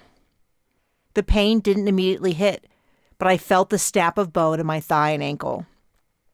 I was disoriented, and James grabbed me around the ribs and carried me into the cave. My right leg was useless and dragged behind me as James pulled me deeper into the cave. I whimpered and cried out as wave after wave of pain came over me. Then something slammed into the entrance of the cave, and a bellowing echoed around us as the frustrated animal tried to reach us. "Stop!" I whimpered, and violently vomited into the dirt floor. There was nothing in my stomach, but I couldn't stop. James pressed the injector pen into my shoulder and held back my hair as I continued to dry heave. I apologized, though I didn't realize what I was saying until James helped me lie back into the confined space and wipe my mouth with the sleeve of his shirt. "Shh, don't apologize, Liz.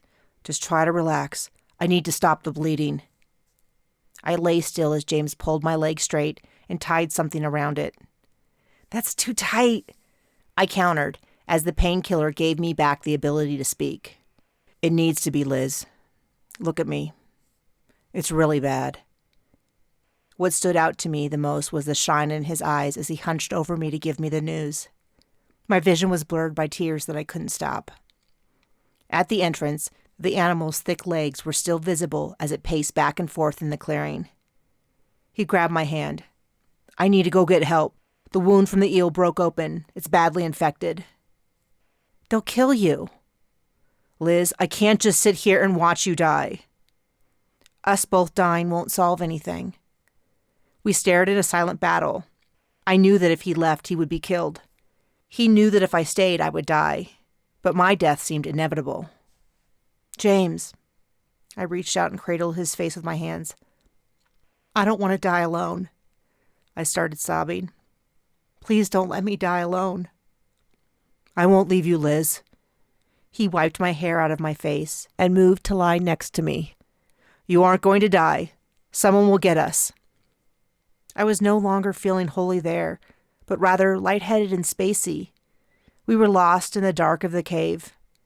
I stared at the dirt roof. I'm so sorry. This isn't your fault, he said. I rolled onto my side, away from him. My right leg felt like dead weight as I shifted it, the pain excruciating. But after a few breathtaking seconds, I could speak again. I didn't think I could look at him when I said what I needed to. I'm sorry for our breakup. I said terrible things and I thought you would come back. And when you didn't, I was too stubborn to admit I was wrong. Then the investigation started into that whole thing with my uncle, and I just doubled down on being right and smarter than everyone. It was so important to be right. Then I had my trial. Talk about me getting my comeuppance.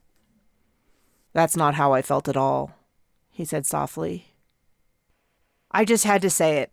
I don't want to have regrets when it was just important. And tell my crew that I love them. They have become my family, and make sure that Pox has a good home. Liz, you can't give up. You've got to. I grit my teeth. I'm not. But I have to get this off my chest. I have to know that things will be taken care of. I'm so cold. I tried to wrap my arms around my body as chills racked me. I will take care of everything. You know that. Now, can you focus on living? The tension, the fighting, relieved me. It felt comfortable and familiar. Yes, if you'll try to keep me warm. He spooned in behind me and I relaxed. He was like a furnace, and though I was still chilled, it was a comfort. I could breathe deeper and easier. My body was starting to feel numb and the pain was seeping away. Thank you, James, for everything. I know you tried to take the hit for me, which frankly was stupid. He chuckled and I felt it all along my body. Tears trickled down my face and I was glad he couldn't see them so I could cry freely. I should have let the whole troupe kill each other. It was almost someone else's problem. I nearly quit the fleet after that little disaster on Cerulia. He adjusted his position. The cave was tight and the hard-packed floor was uncomfortable, but he didn't pull back. I'm sorry about your partner. She was a piece of work. It was more than that. Seeing the heap of bolts they gave you, and then they tried to frame you. You're the best captain in the fleet and you deserve better. Of course, anyone deserves better than being framed. I almost bowed out altogether, but General Warfield asked me to work here. Offered me my pick of assignments. I respected her and took the job. Have you met her? I shook my head slightly. No, but she approved my assignment here, so obviously she has good taste. I sucked in my breath as another round of cramps took away my ability to speak. The painkillers were starting to wear off, and soon breathing would be my sole focus. James, can you read to me? I have Mom's Bible in my pocket. What do you want? Maybe the Psalms, something about crushing thy enemies or something. I swallowed hard and the world shifted around me. Even lying still, I wasn't able to control it. Psalms 23 to start. The Lord is my shepherd, I shall not want. I closed my eyes and let the words wash over me as I focused on breathing, slowly and deeply.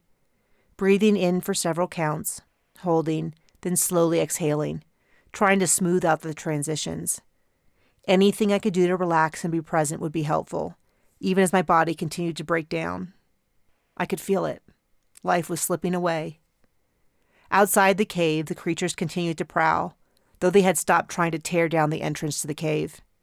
The rain was still falling, and the entrance of the cave was turning into a pool of water, probably washing away all signs of our path.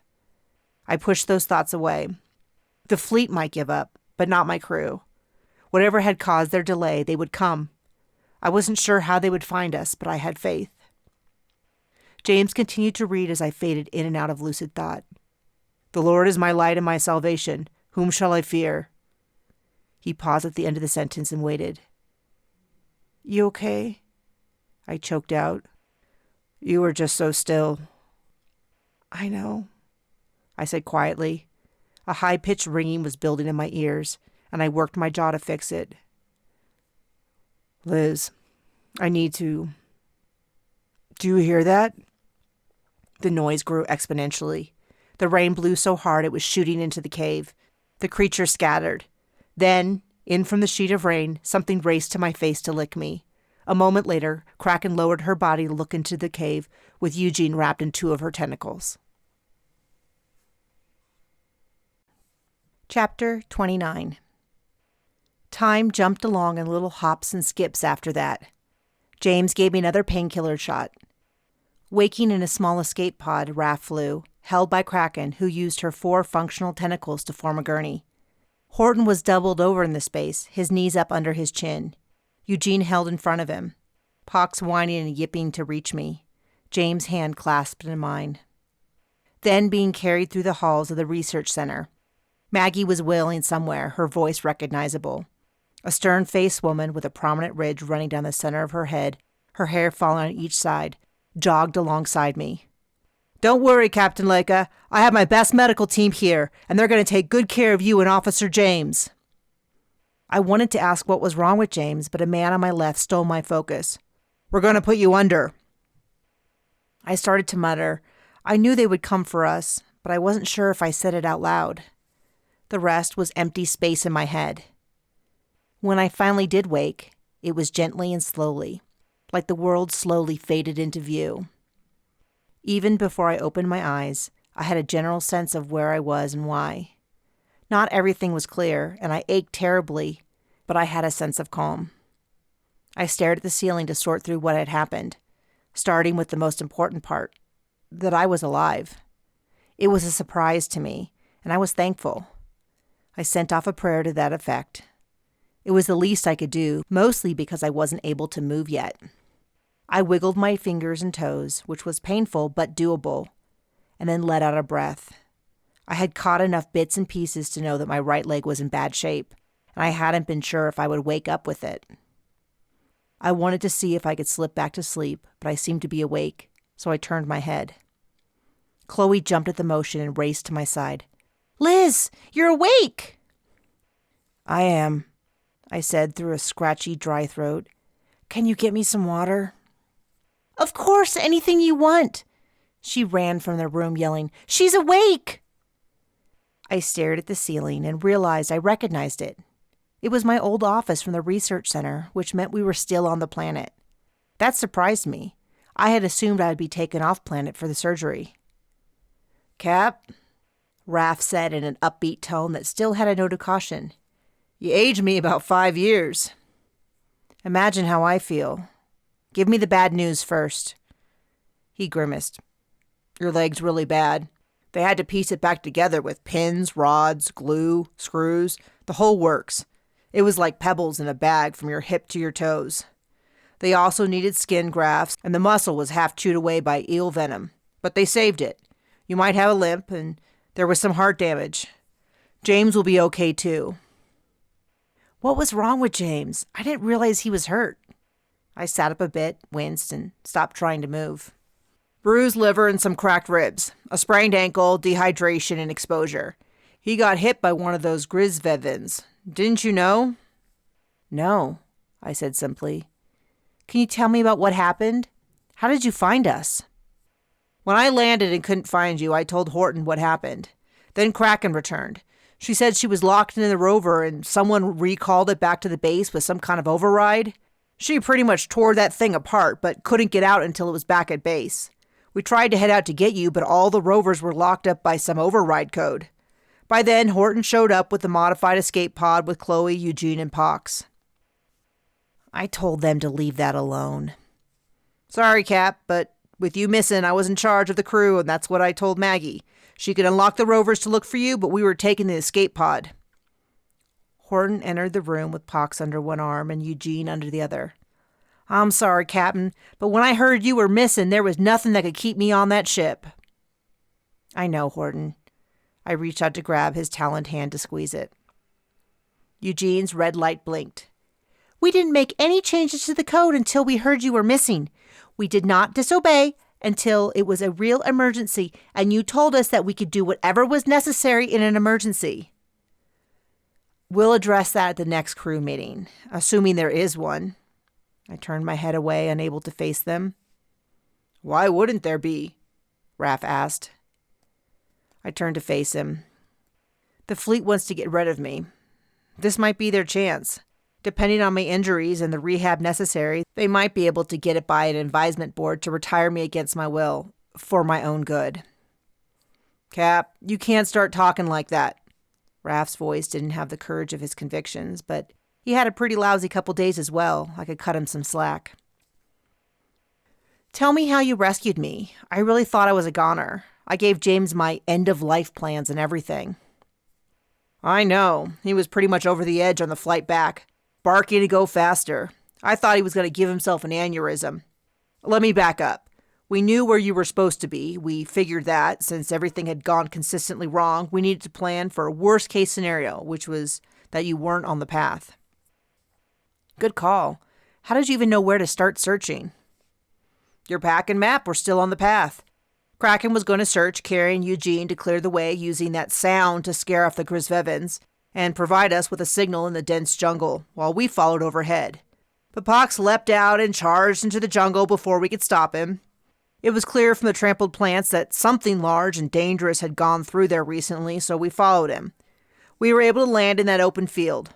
I may never get rid of the ringing in my ears from the sound Eugene was making. Kraken entered the room. Liz, I'm so sorry. She came over and laid a tentacle on my hand.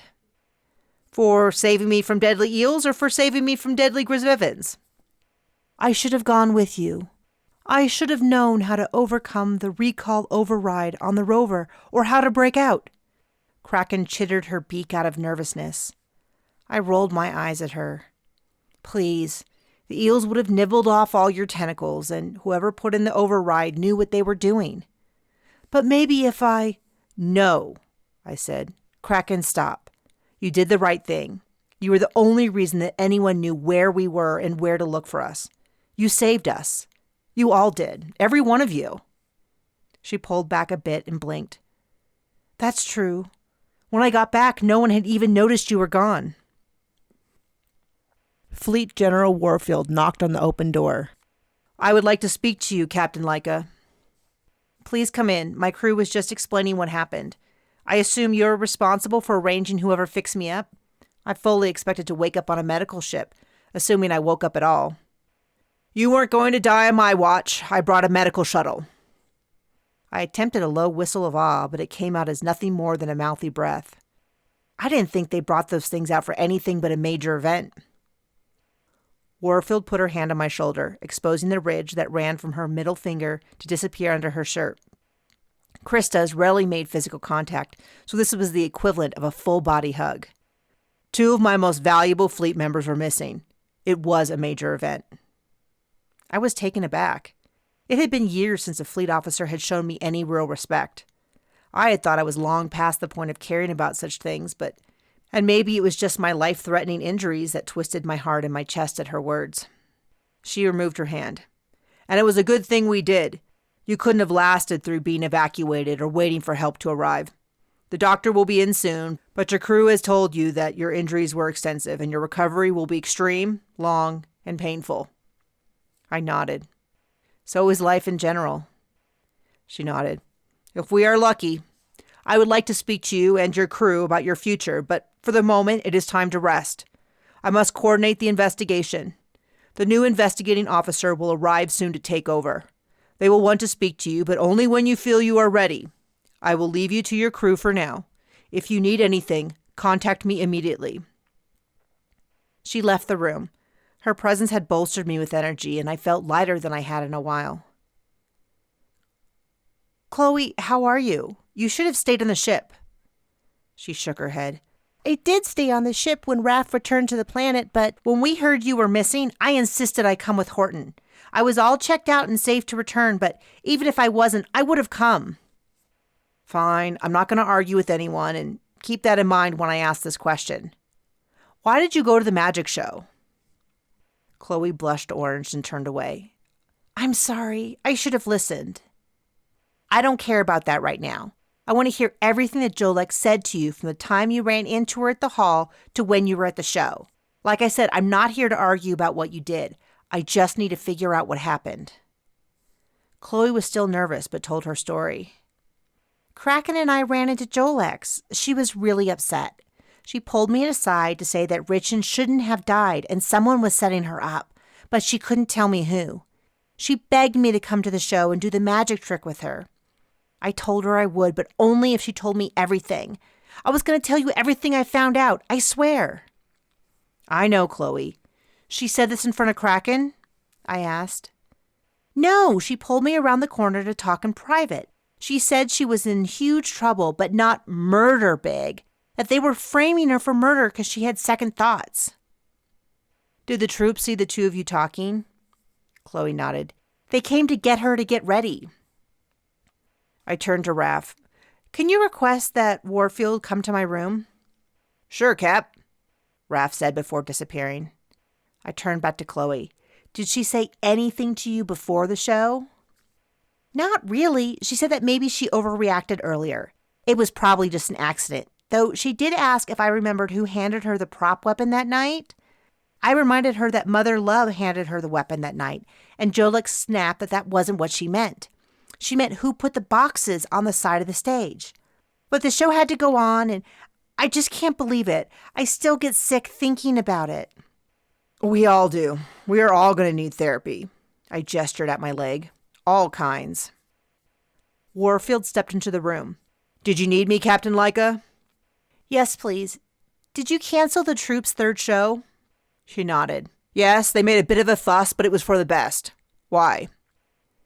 "If you would allow me, I'd like to make a suggestion." She tipped her head to the side. "Please, speak freely." I felt a little surge of adrenaline. It was a crazy idea, but if I could convince her, I was sure it would work. "Can you ask them to do the show and require all employees of the center to come? Tell them it's in my honor for surviving. Tell them that I requested they do their improv game called Who, What, Where, and I would love to give all the suggested prompts." Her eyebrows furrowed till they touched right where the ridge down the center of her forehead ended. "To what purpose?" Raph smiled. "You know who's behind this, don't you?" "I think so. Please, Warfield, I think it would." She held up her hand. "No need to explain. I heard the stories about what really happened on Cerulia. Are you sure you can handle this?" I nodded.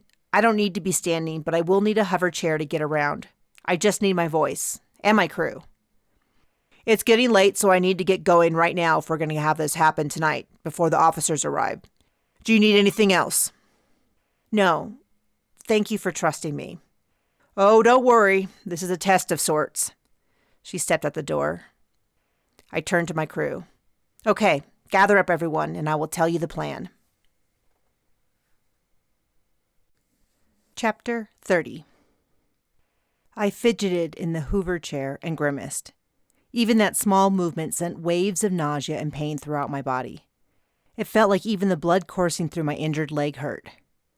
I was tempted to tell Chloe to take me back to the room, but that would be even more painful than remaining seated.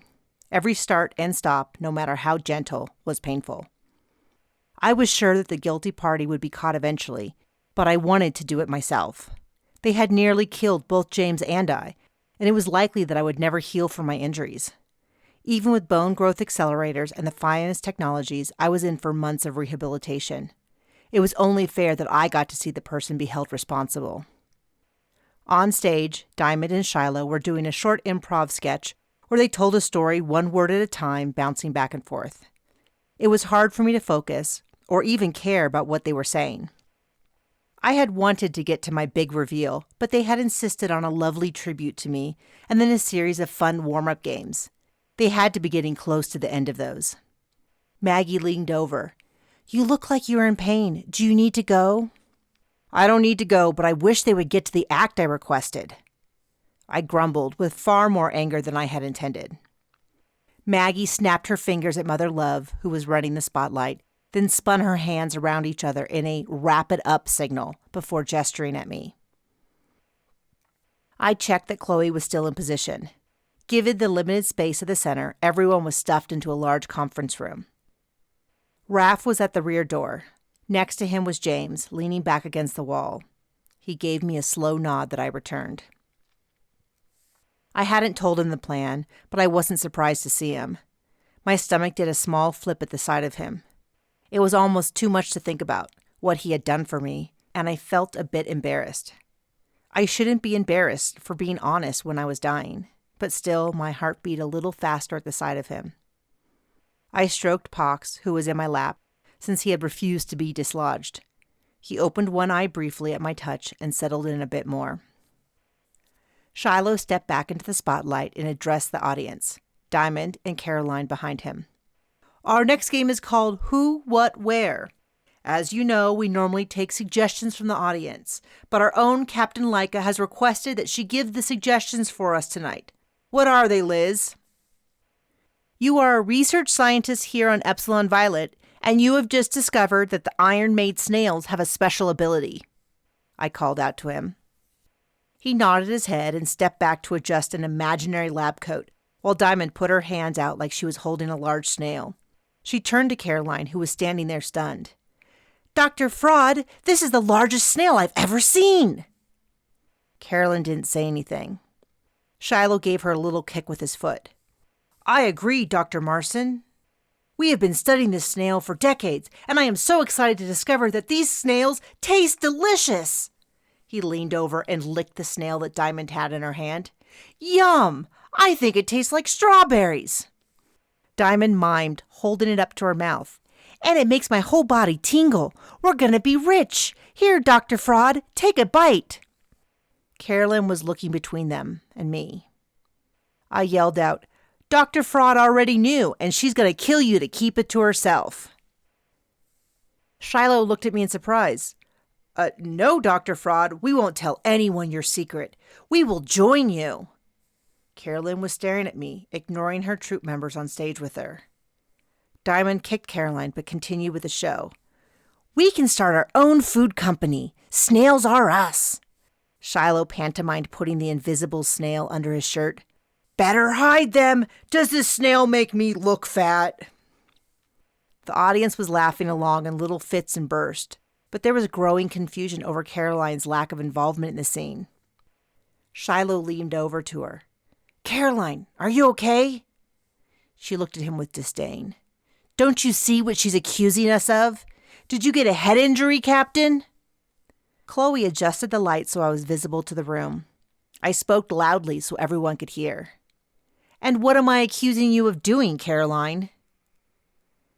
She narrowed her eyes and glared at me, mouth pinched shut.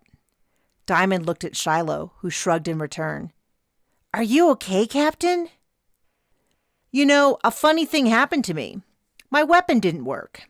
I had my engineer look it over. The diatherium crystals were unaligned, and when he realigned them for me, the crystals were back at 100%.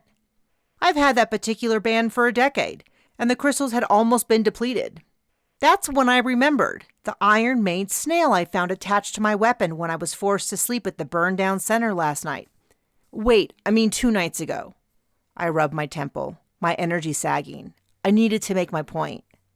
Shiloh and Diamond still looked at me, confused, but Carolyn gathered some presence of mind to stop glaring and instead looked around the crowd. "I have no idea what she's talking about. Someone should get her out of here. Obviously the show was a bad idea." "It was, because you've given yourself away. I wanted to double-check if your troop mates were in on the deal, but only Jolex was, and you took care of her yourself, didn't you?" The lights flashed on. Ryan shouted to me, "Are you saying that the snails can eat the byproducts of diatherium crystal depletion?" "You studied them. You tell me." He screwed up his eyebrows. That would explain the extreme acidity in the snail's slime and their multiple stomachs. And the composition of their shell. Of course, that's where they got all the extra metal elements to create the shell. But you didn't study the digestive system, did you? I believe the person that did is trying to leave right now. Right, Ross? Everyone followed my line of sight to the back of the room, where Raph was guarding the door and, at the moment, arguing with Ross, who was attempting to leave. He swung to stare at me. This is absurd. If what you're saying is true, there's no evidence of any such kind in our research. Because you've been deleting it from the system.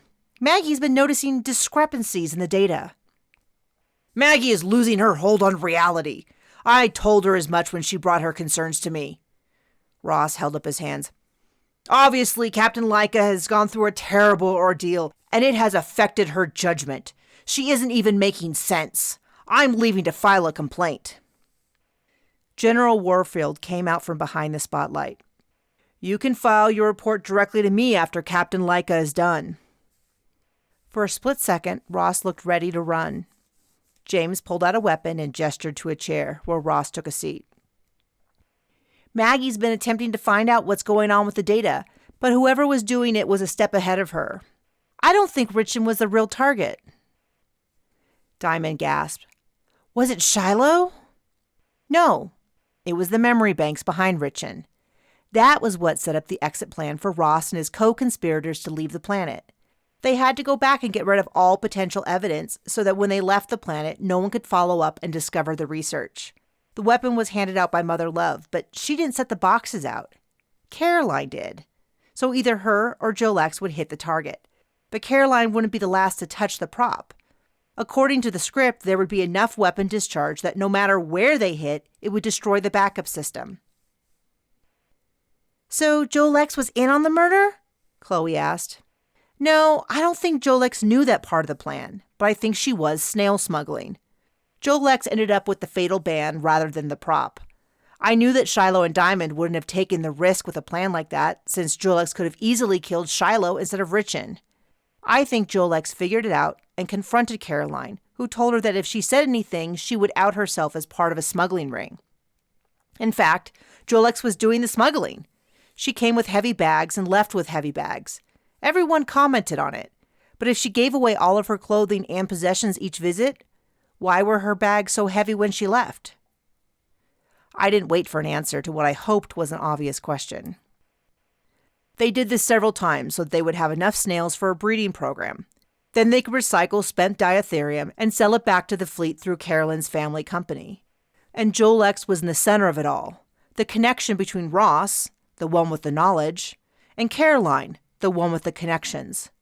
Once they had the plan, Ross and Jolex stopped talking in public, but not in private.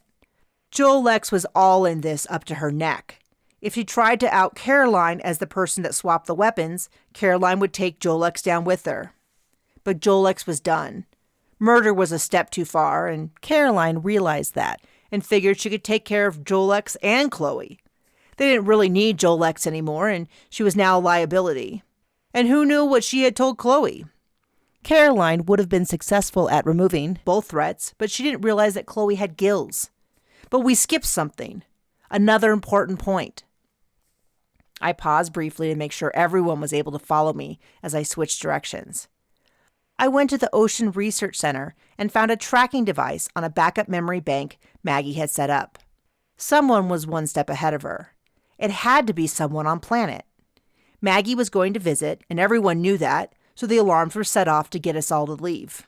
They didn't realize I had already swapped the hard drives. James went to the Volcano Research Center, and the rover was sent too fast so it would tip over and hopefully kill him. The Volcano Research Center was deliberately torched. Everyone was hanging on my every word, but I was quickly losing steam. I had to push on to finish presenting my evidence. After the accident, with the magic trick and the explosions, someone broke into Maggie's office to disable the remaining power grid, destroying any evidence in the monitoring system at the Volcano Research Center before it burnt down. That's when they realized the hard drive had been swapped. They stole it and knocked out Maggie when she came back sooner than intended. Perhaps they had hoped to kill her. They realized things were dire, and not knowing what evidence had already been collected, they had to get rid of me too. When they realized I had left on the rover to rescue Officer James, they couldn't risk either of us coming back alive, and once again they hacked into the rover system. They sabotaged the remaining rovers and recalled the one that was out. Horton loomed in the doorway with Eugene under one arm. "Captain Laika, we found what you need. Eugene was able to read the Phantom files, and it's all there." Ross hesitated for a second before pointing at Caroline. "She did the murders on her own. She was blackmailing me. I admit that I hid the research, but I never intended for anyone to die. I had no part in any of that." Caroline screeched back. "That's a lie! He was in it every step of the way. He helped me alter the magic trick and all the stuff with the rovers. He did all that on his own." James grabbed Ross and put him in cuffs. Caroline started to run. Kraken whipped out a tentacle and wrapped it around Caroline's body, pinning her arms to her side. Maggie reached over and hugged me. "Liz, how can I ever thank you?" "I think it's time for me to go back to my room and sleep." Chapter 31. I lay on the bed as the nurse finished taking my vitals and turned on the bone growth activator. I had slept 12 hours in a row, only to wake up, go to the bathroom, and fall into another long sleep. When I finally woke again, my crew was eager to see me. Horton and Eugene were on the ground, throwing a small cloth ball for Pox to chase, while Raph and Chloe sat at a small table and talked. General Warfield knocked on the door. "I would like to speak to Captain Laika. Alone." She said it kindly but firmly. Raph gave me a quick look and I nodded that it was okay. "Officer Markswell sends his best. He left this morning to take the 2 prisoners into custody and start his investigation." Oh, I had wanted to speak to him personally to thank him at the least. Warfield grabbed a chair and pulled it up to my bed so we could talk comfortably. "May I call you Liz?" "Of course," I replied, intrigued. "And please call me Warfield. I'm aware of your history. Officer Markswell said that he came to speak to you, but you were still sleeping. I will be accompanying you and your remaining crew to the medical station on Medigesh." "My ship?" I asked. "Has already been sent back to port with the remaining crew on board. We packed up your things and those of your crew that asked to stay with you. Those in the hallway are very loyal. That says a lot about you as a captain." I sighed. "Yes, they are great crew members. More than I deserve, especially in light of all this." I gestured at my leg. "I'm going to be in rehab for a while, and the fleet might not feel I am fit to serve after this." "That is what you want to talk about, isn't it?"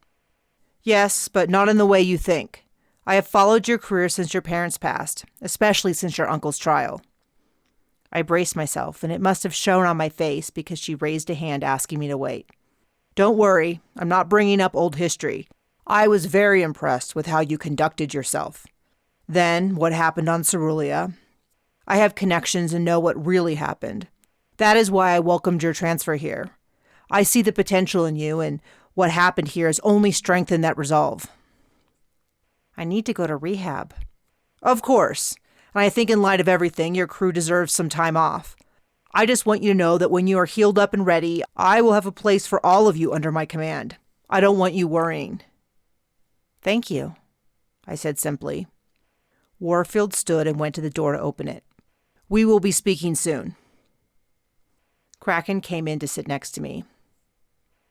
"Liz, I think I've made my decision. I'm going to stay long enough with Maggie to help her get everything back in order.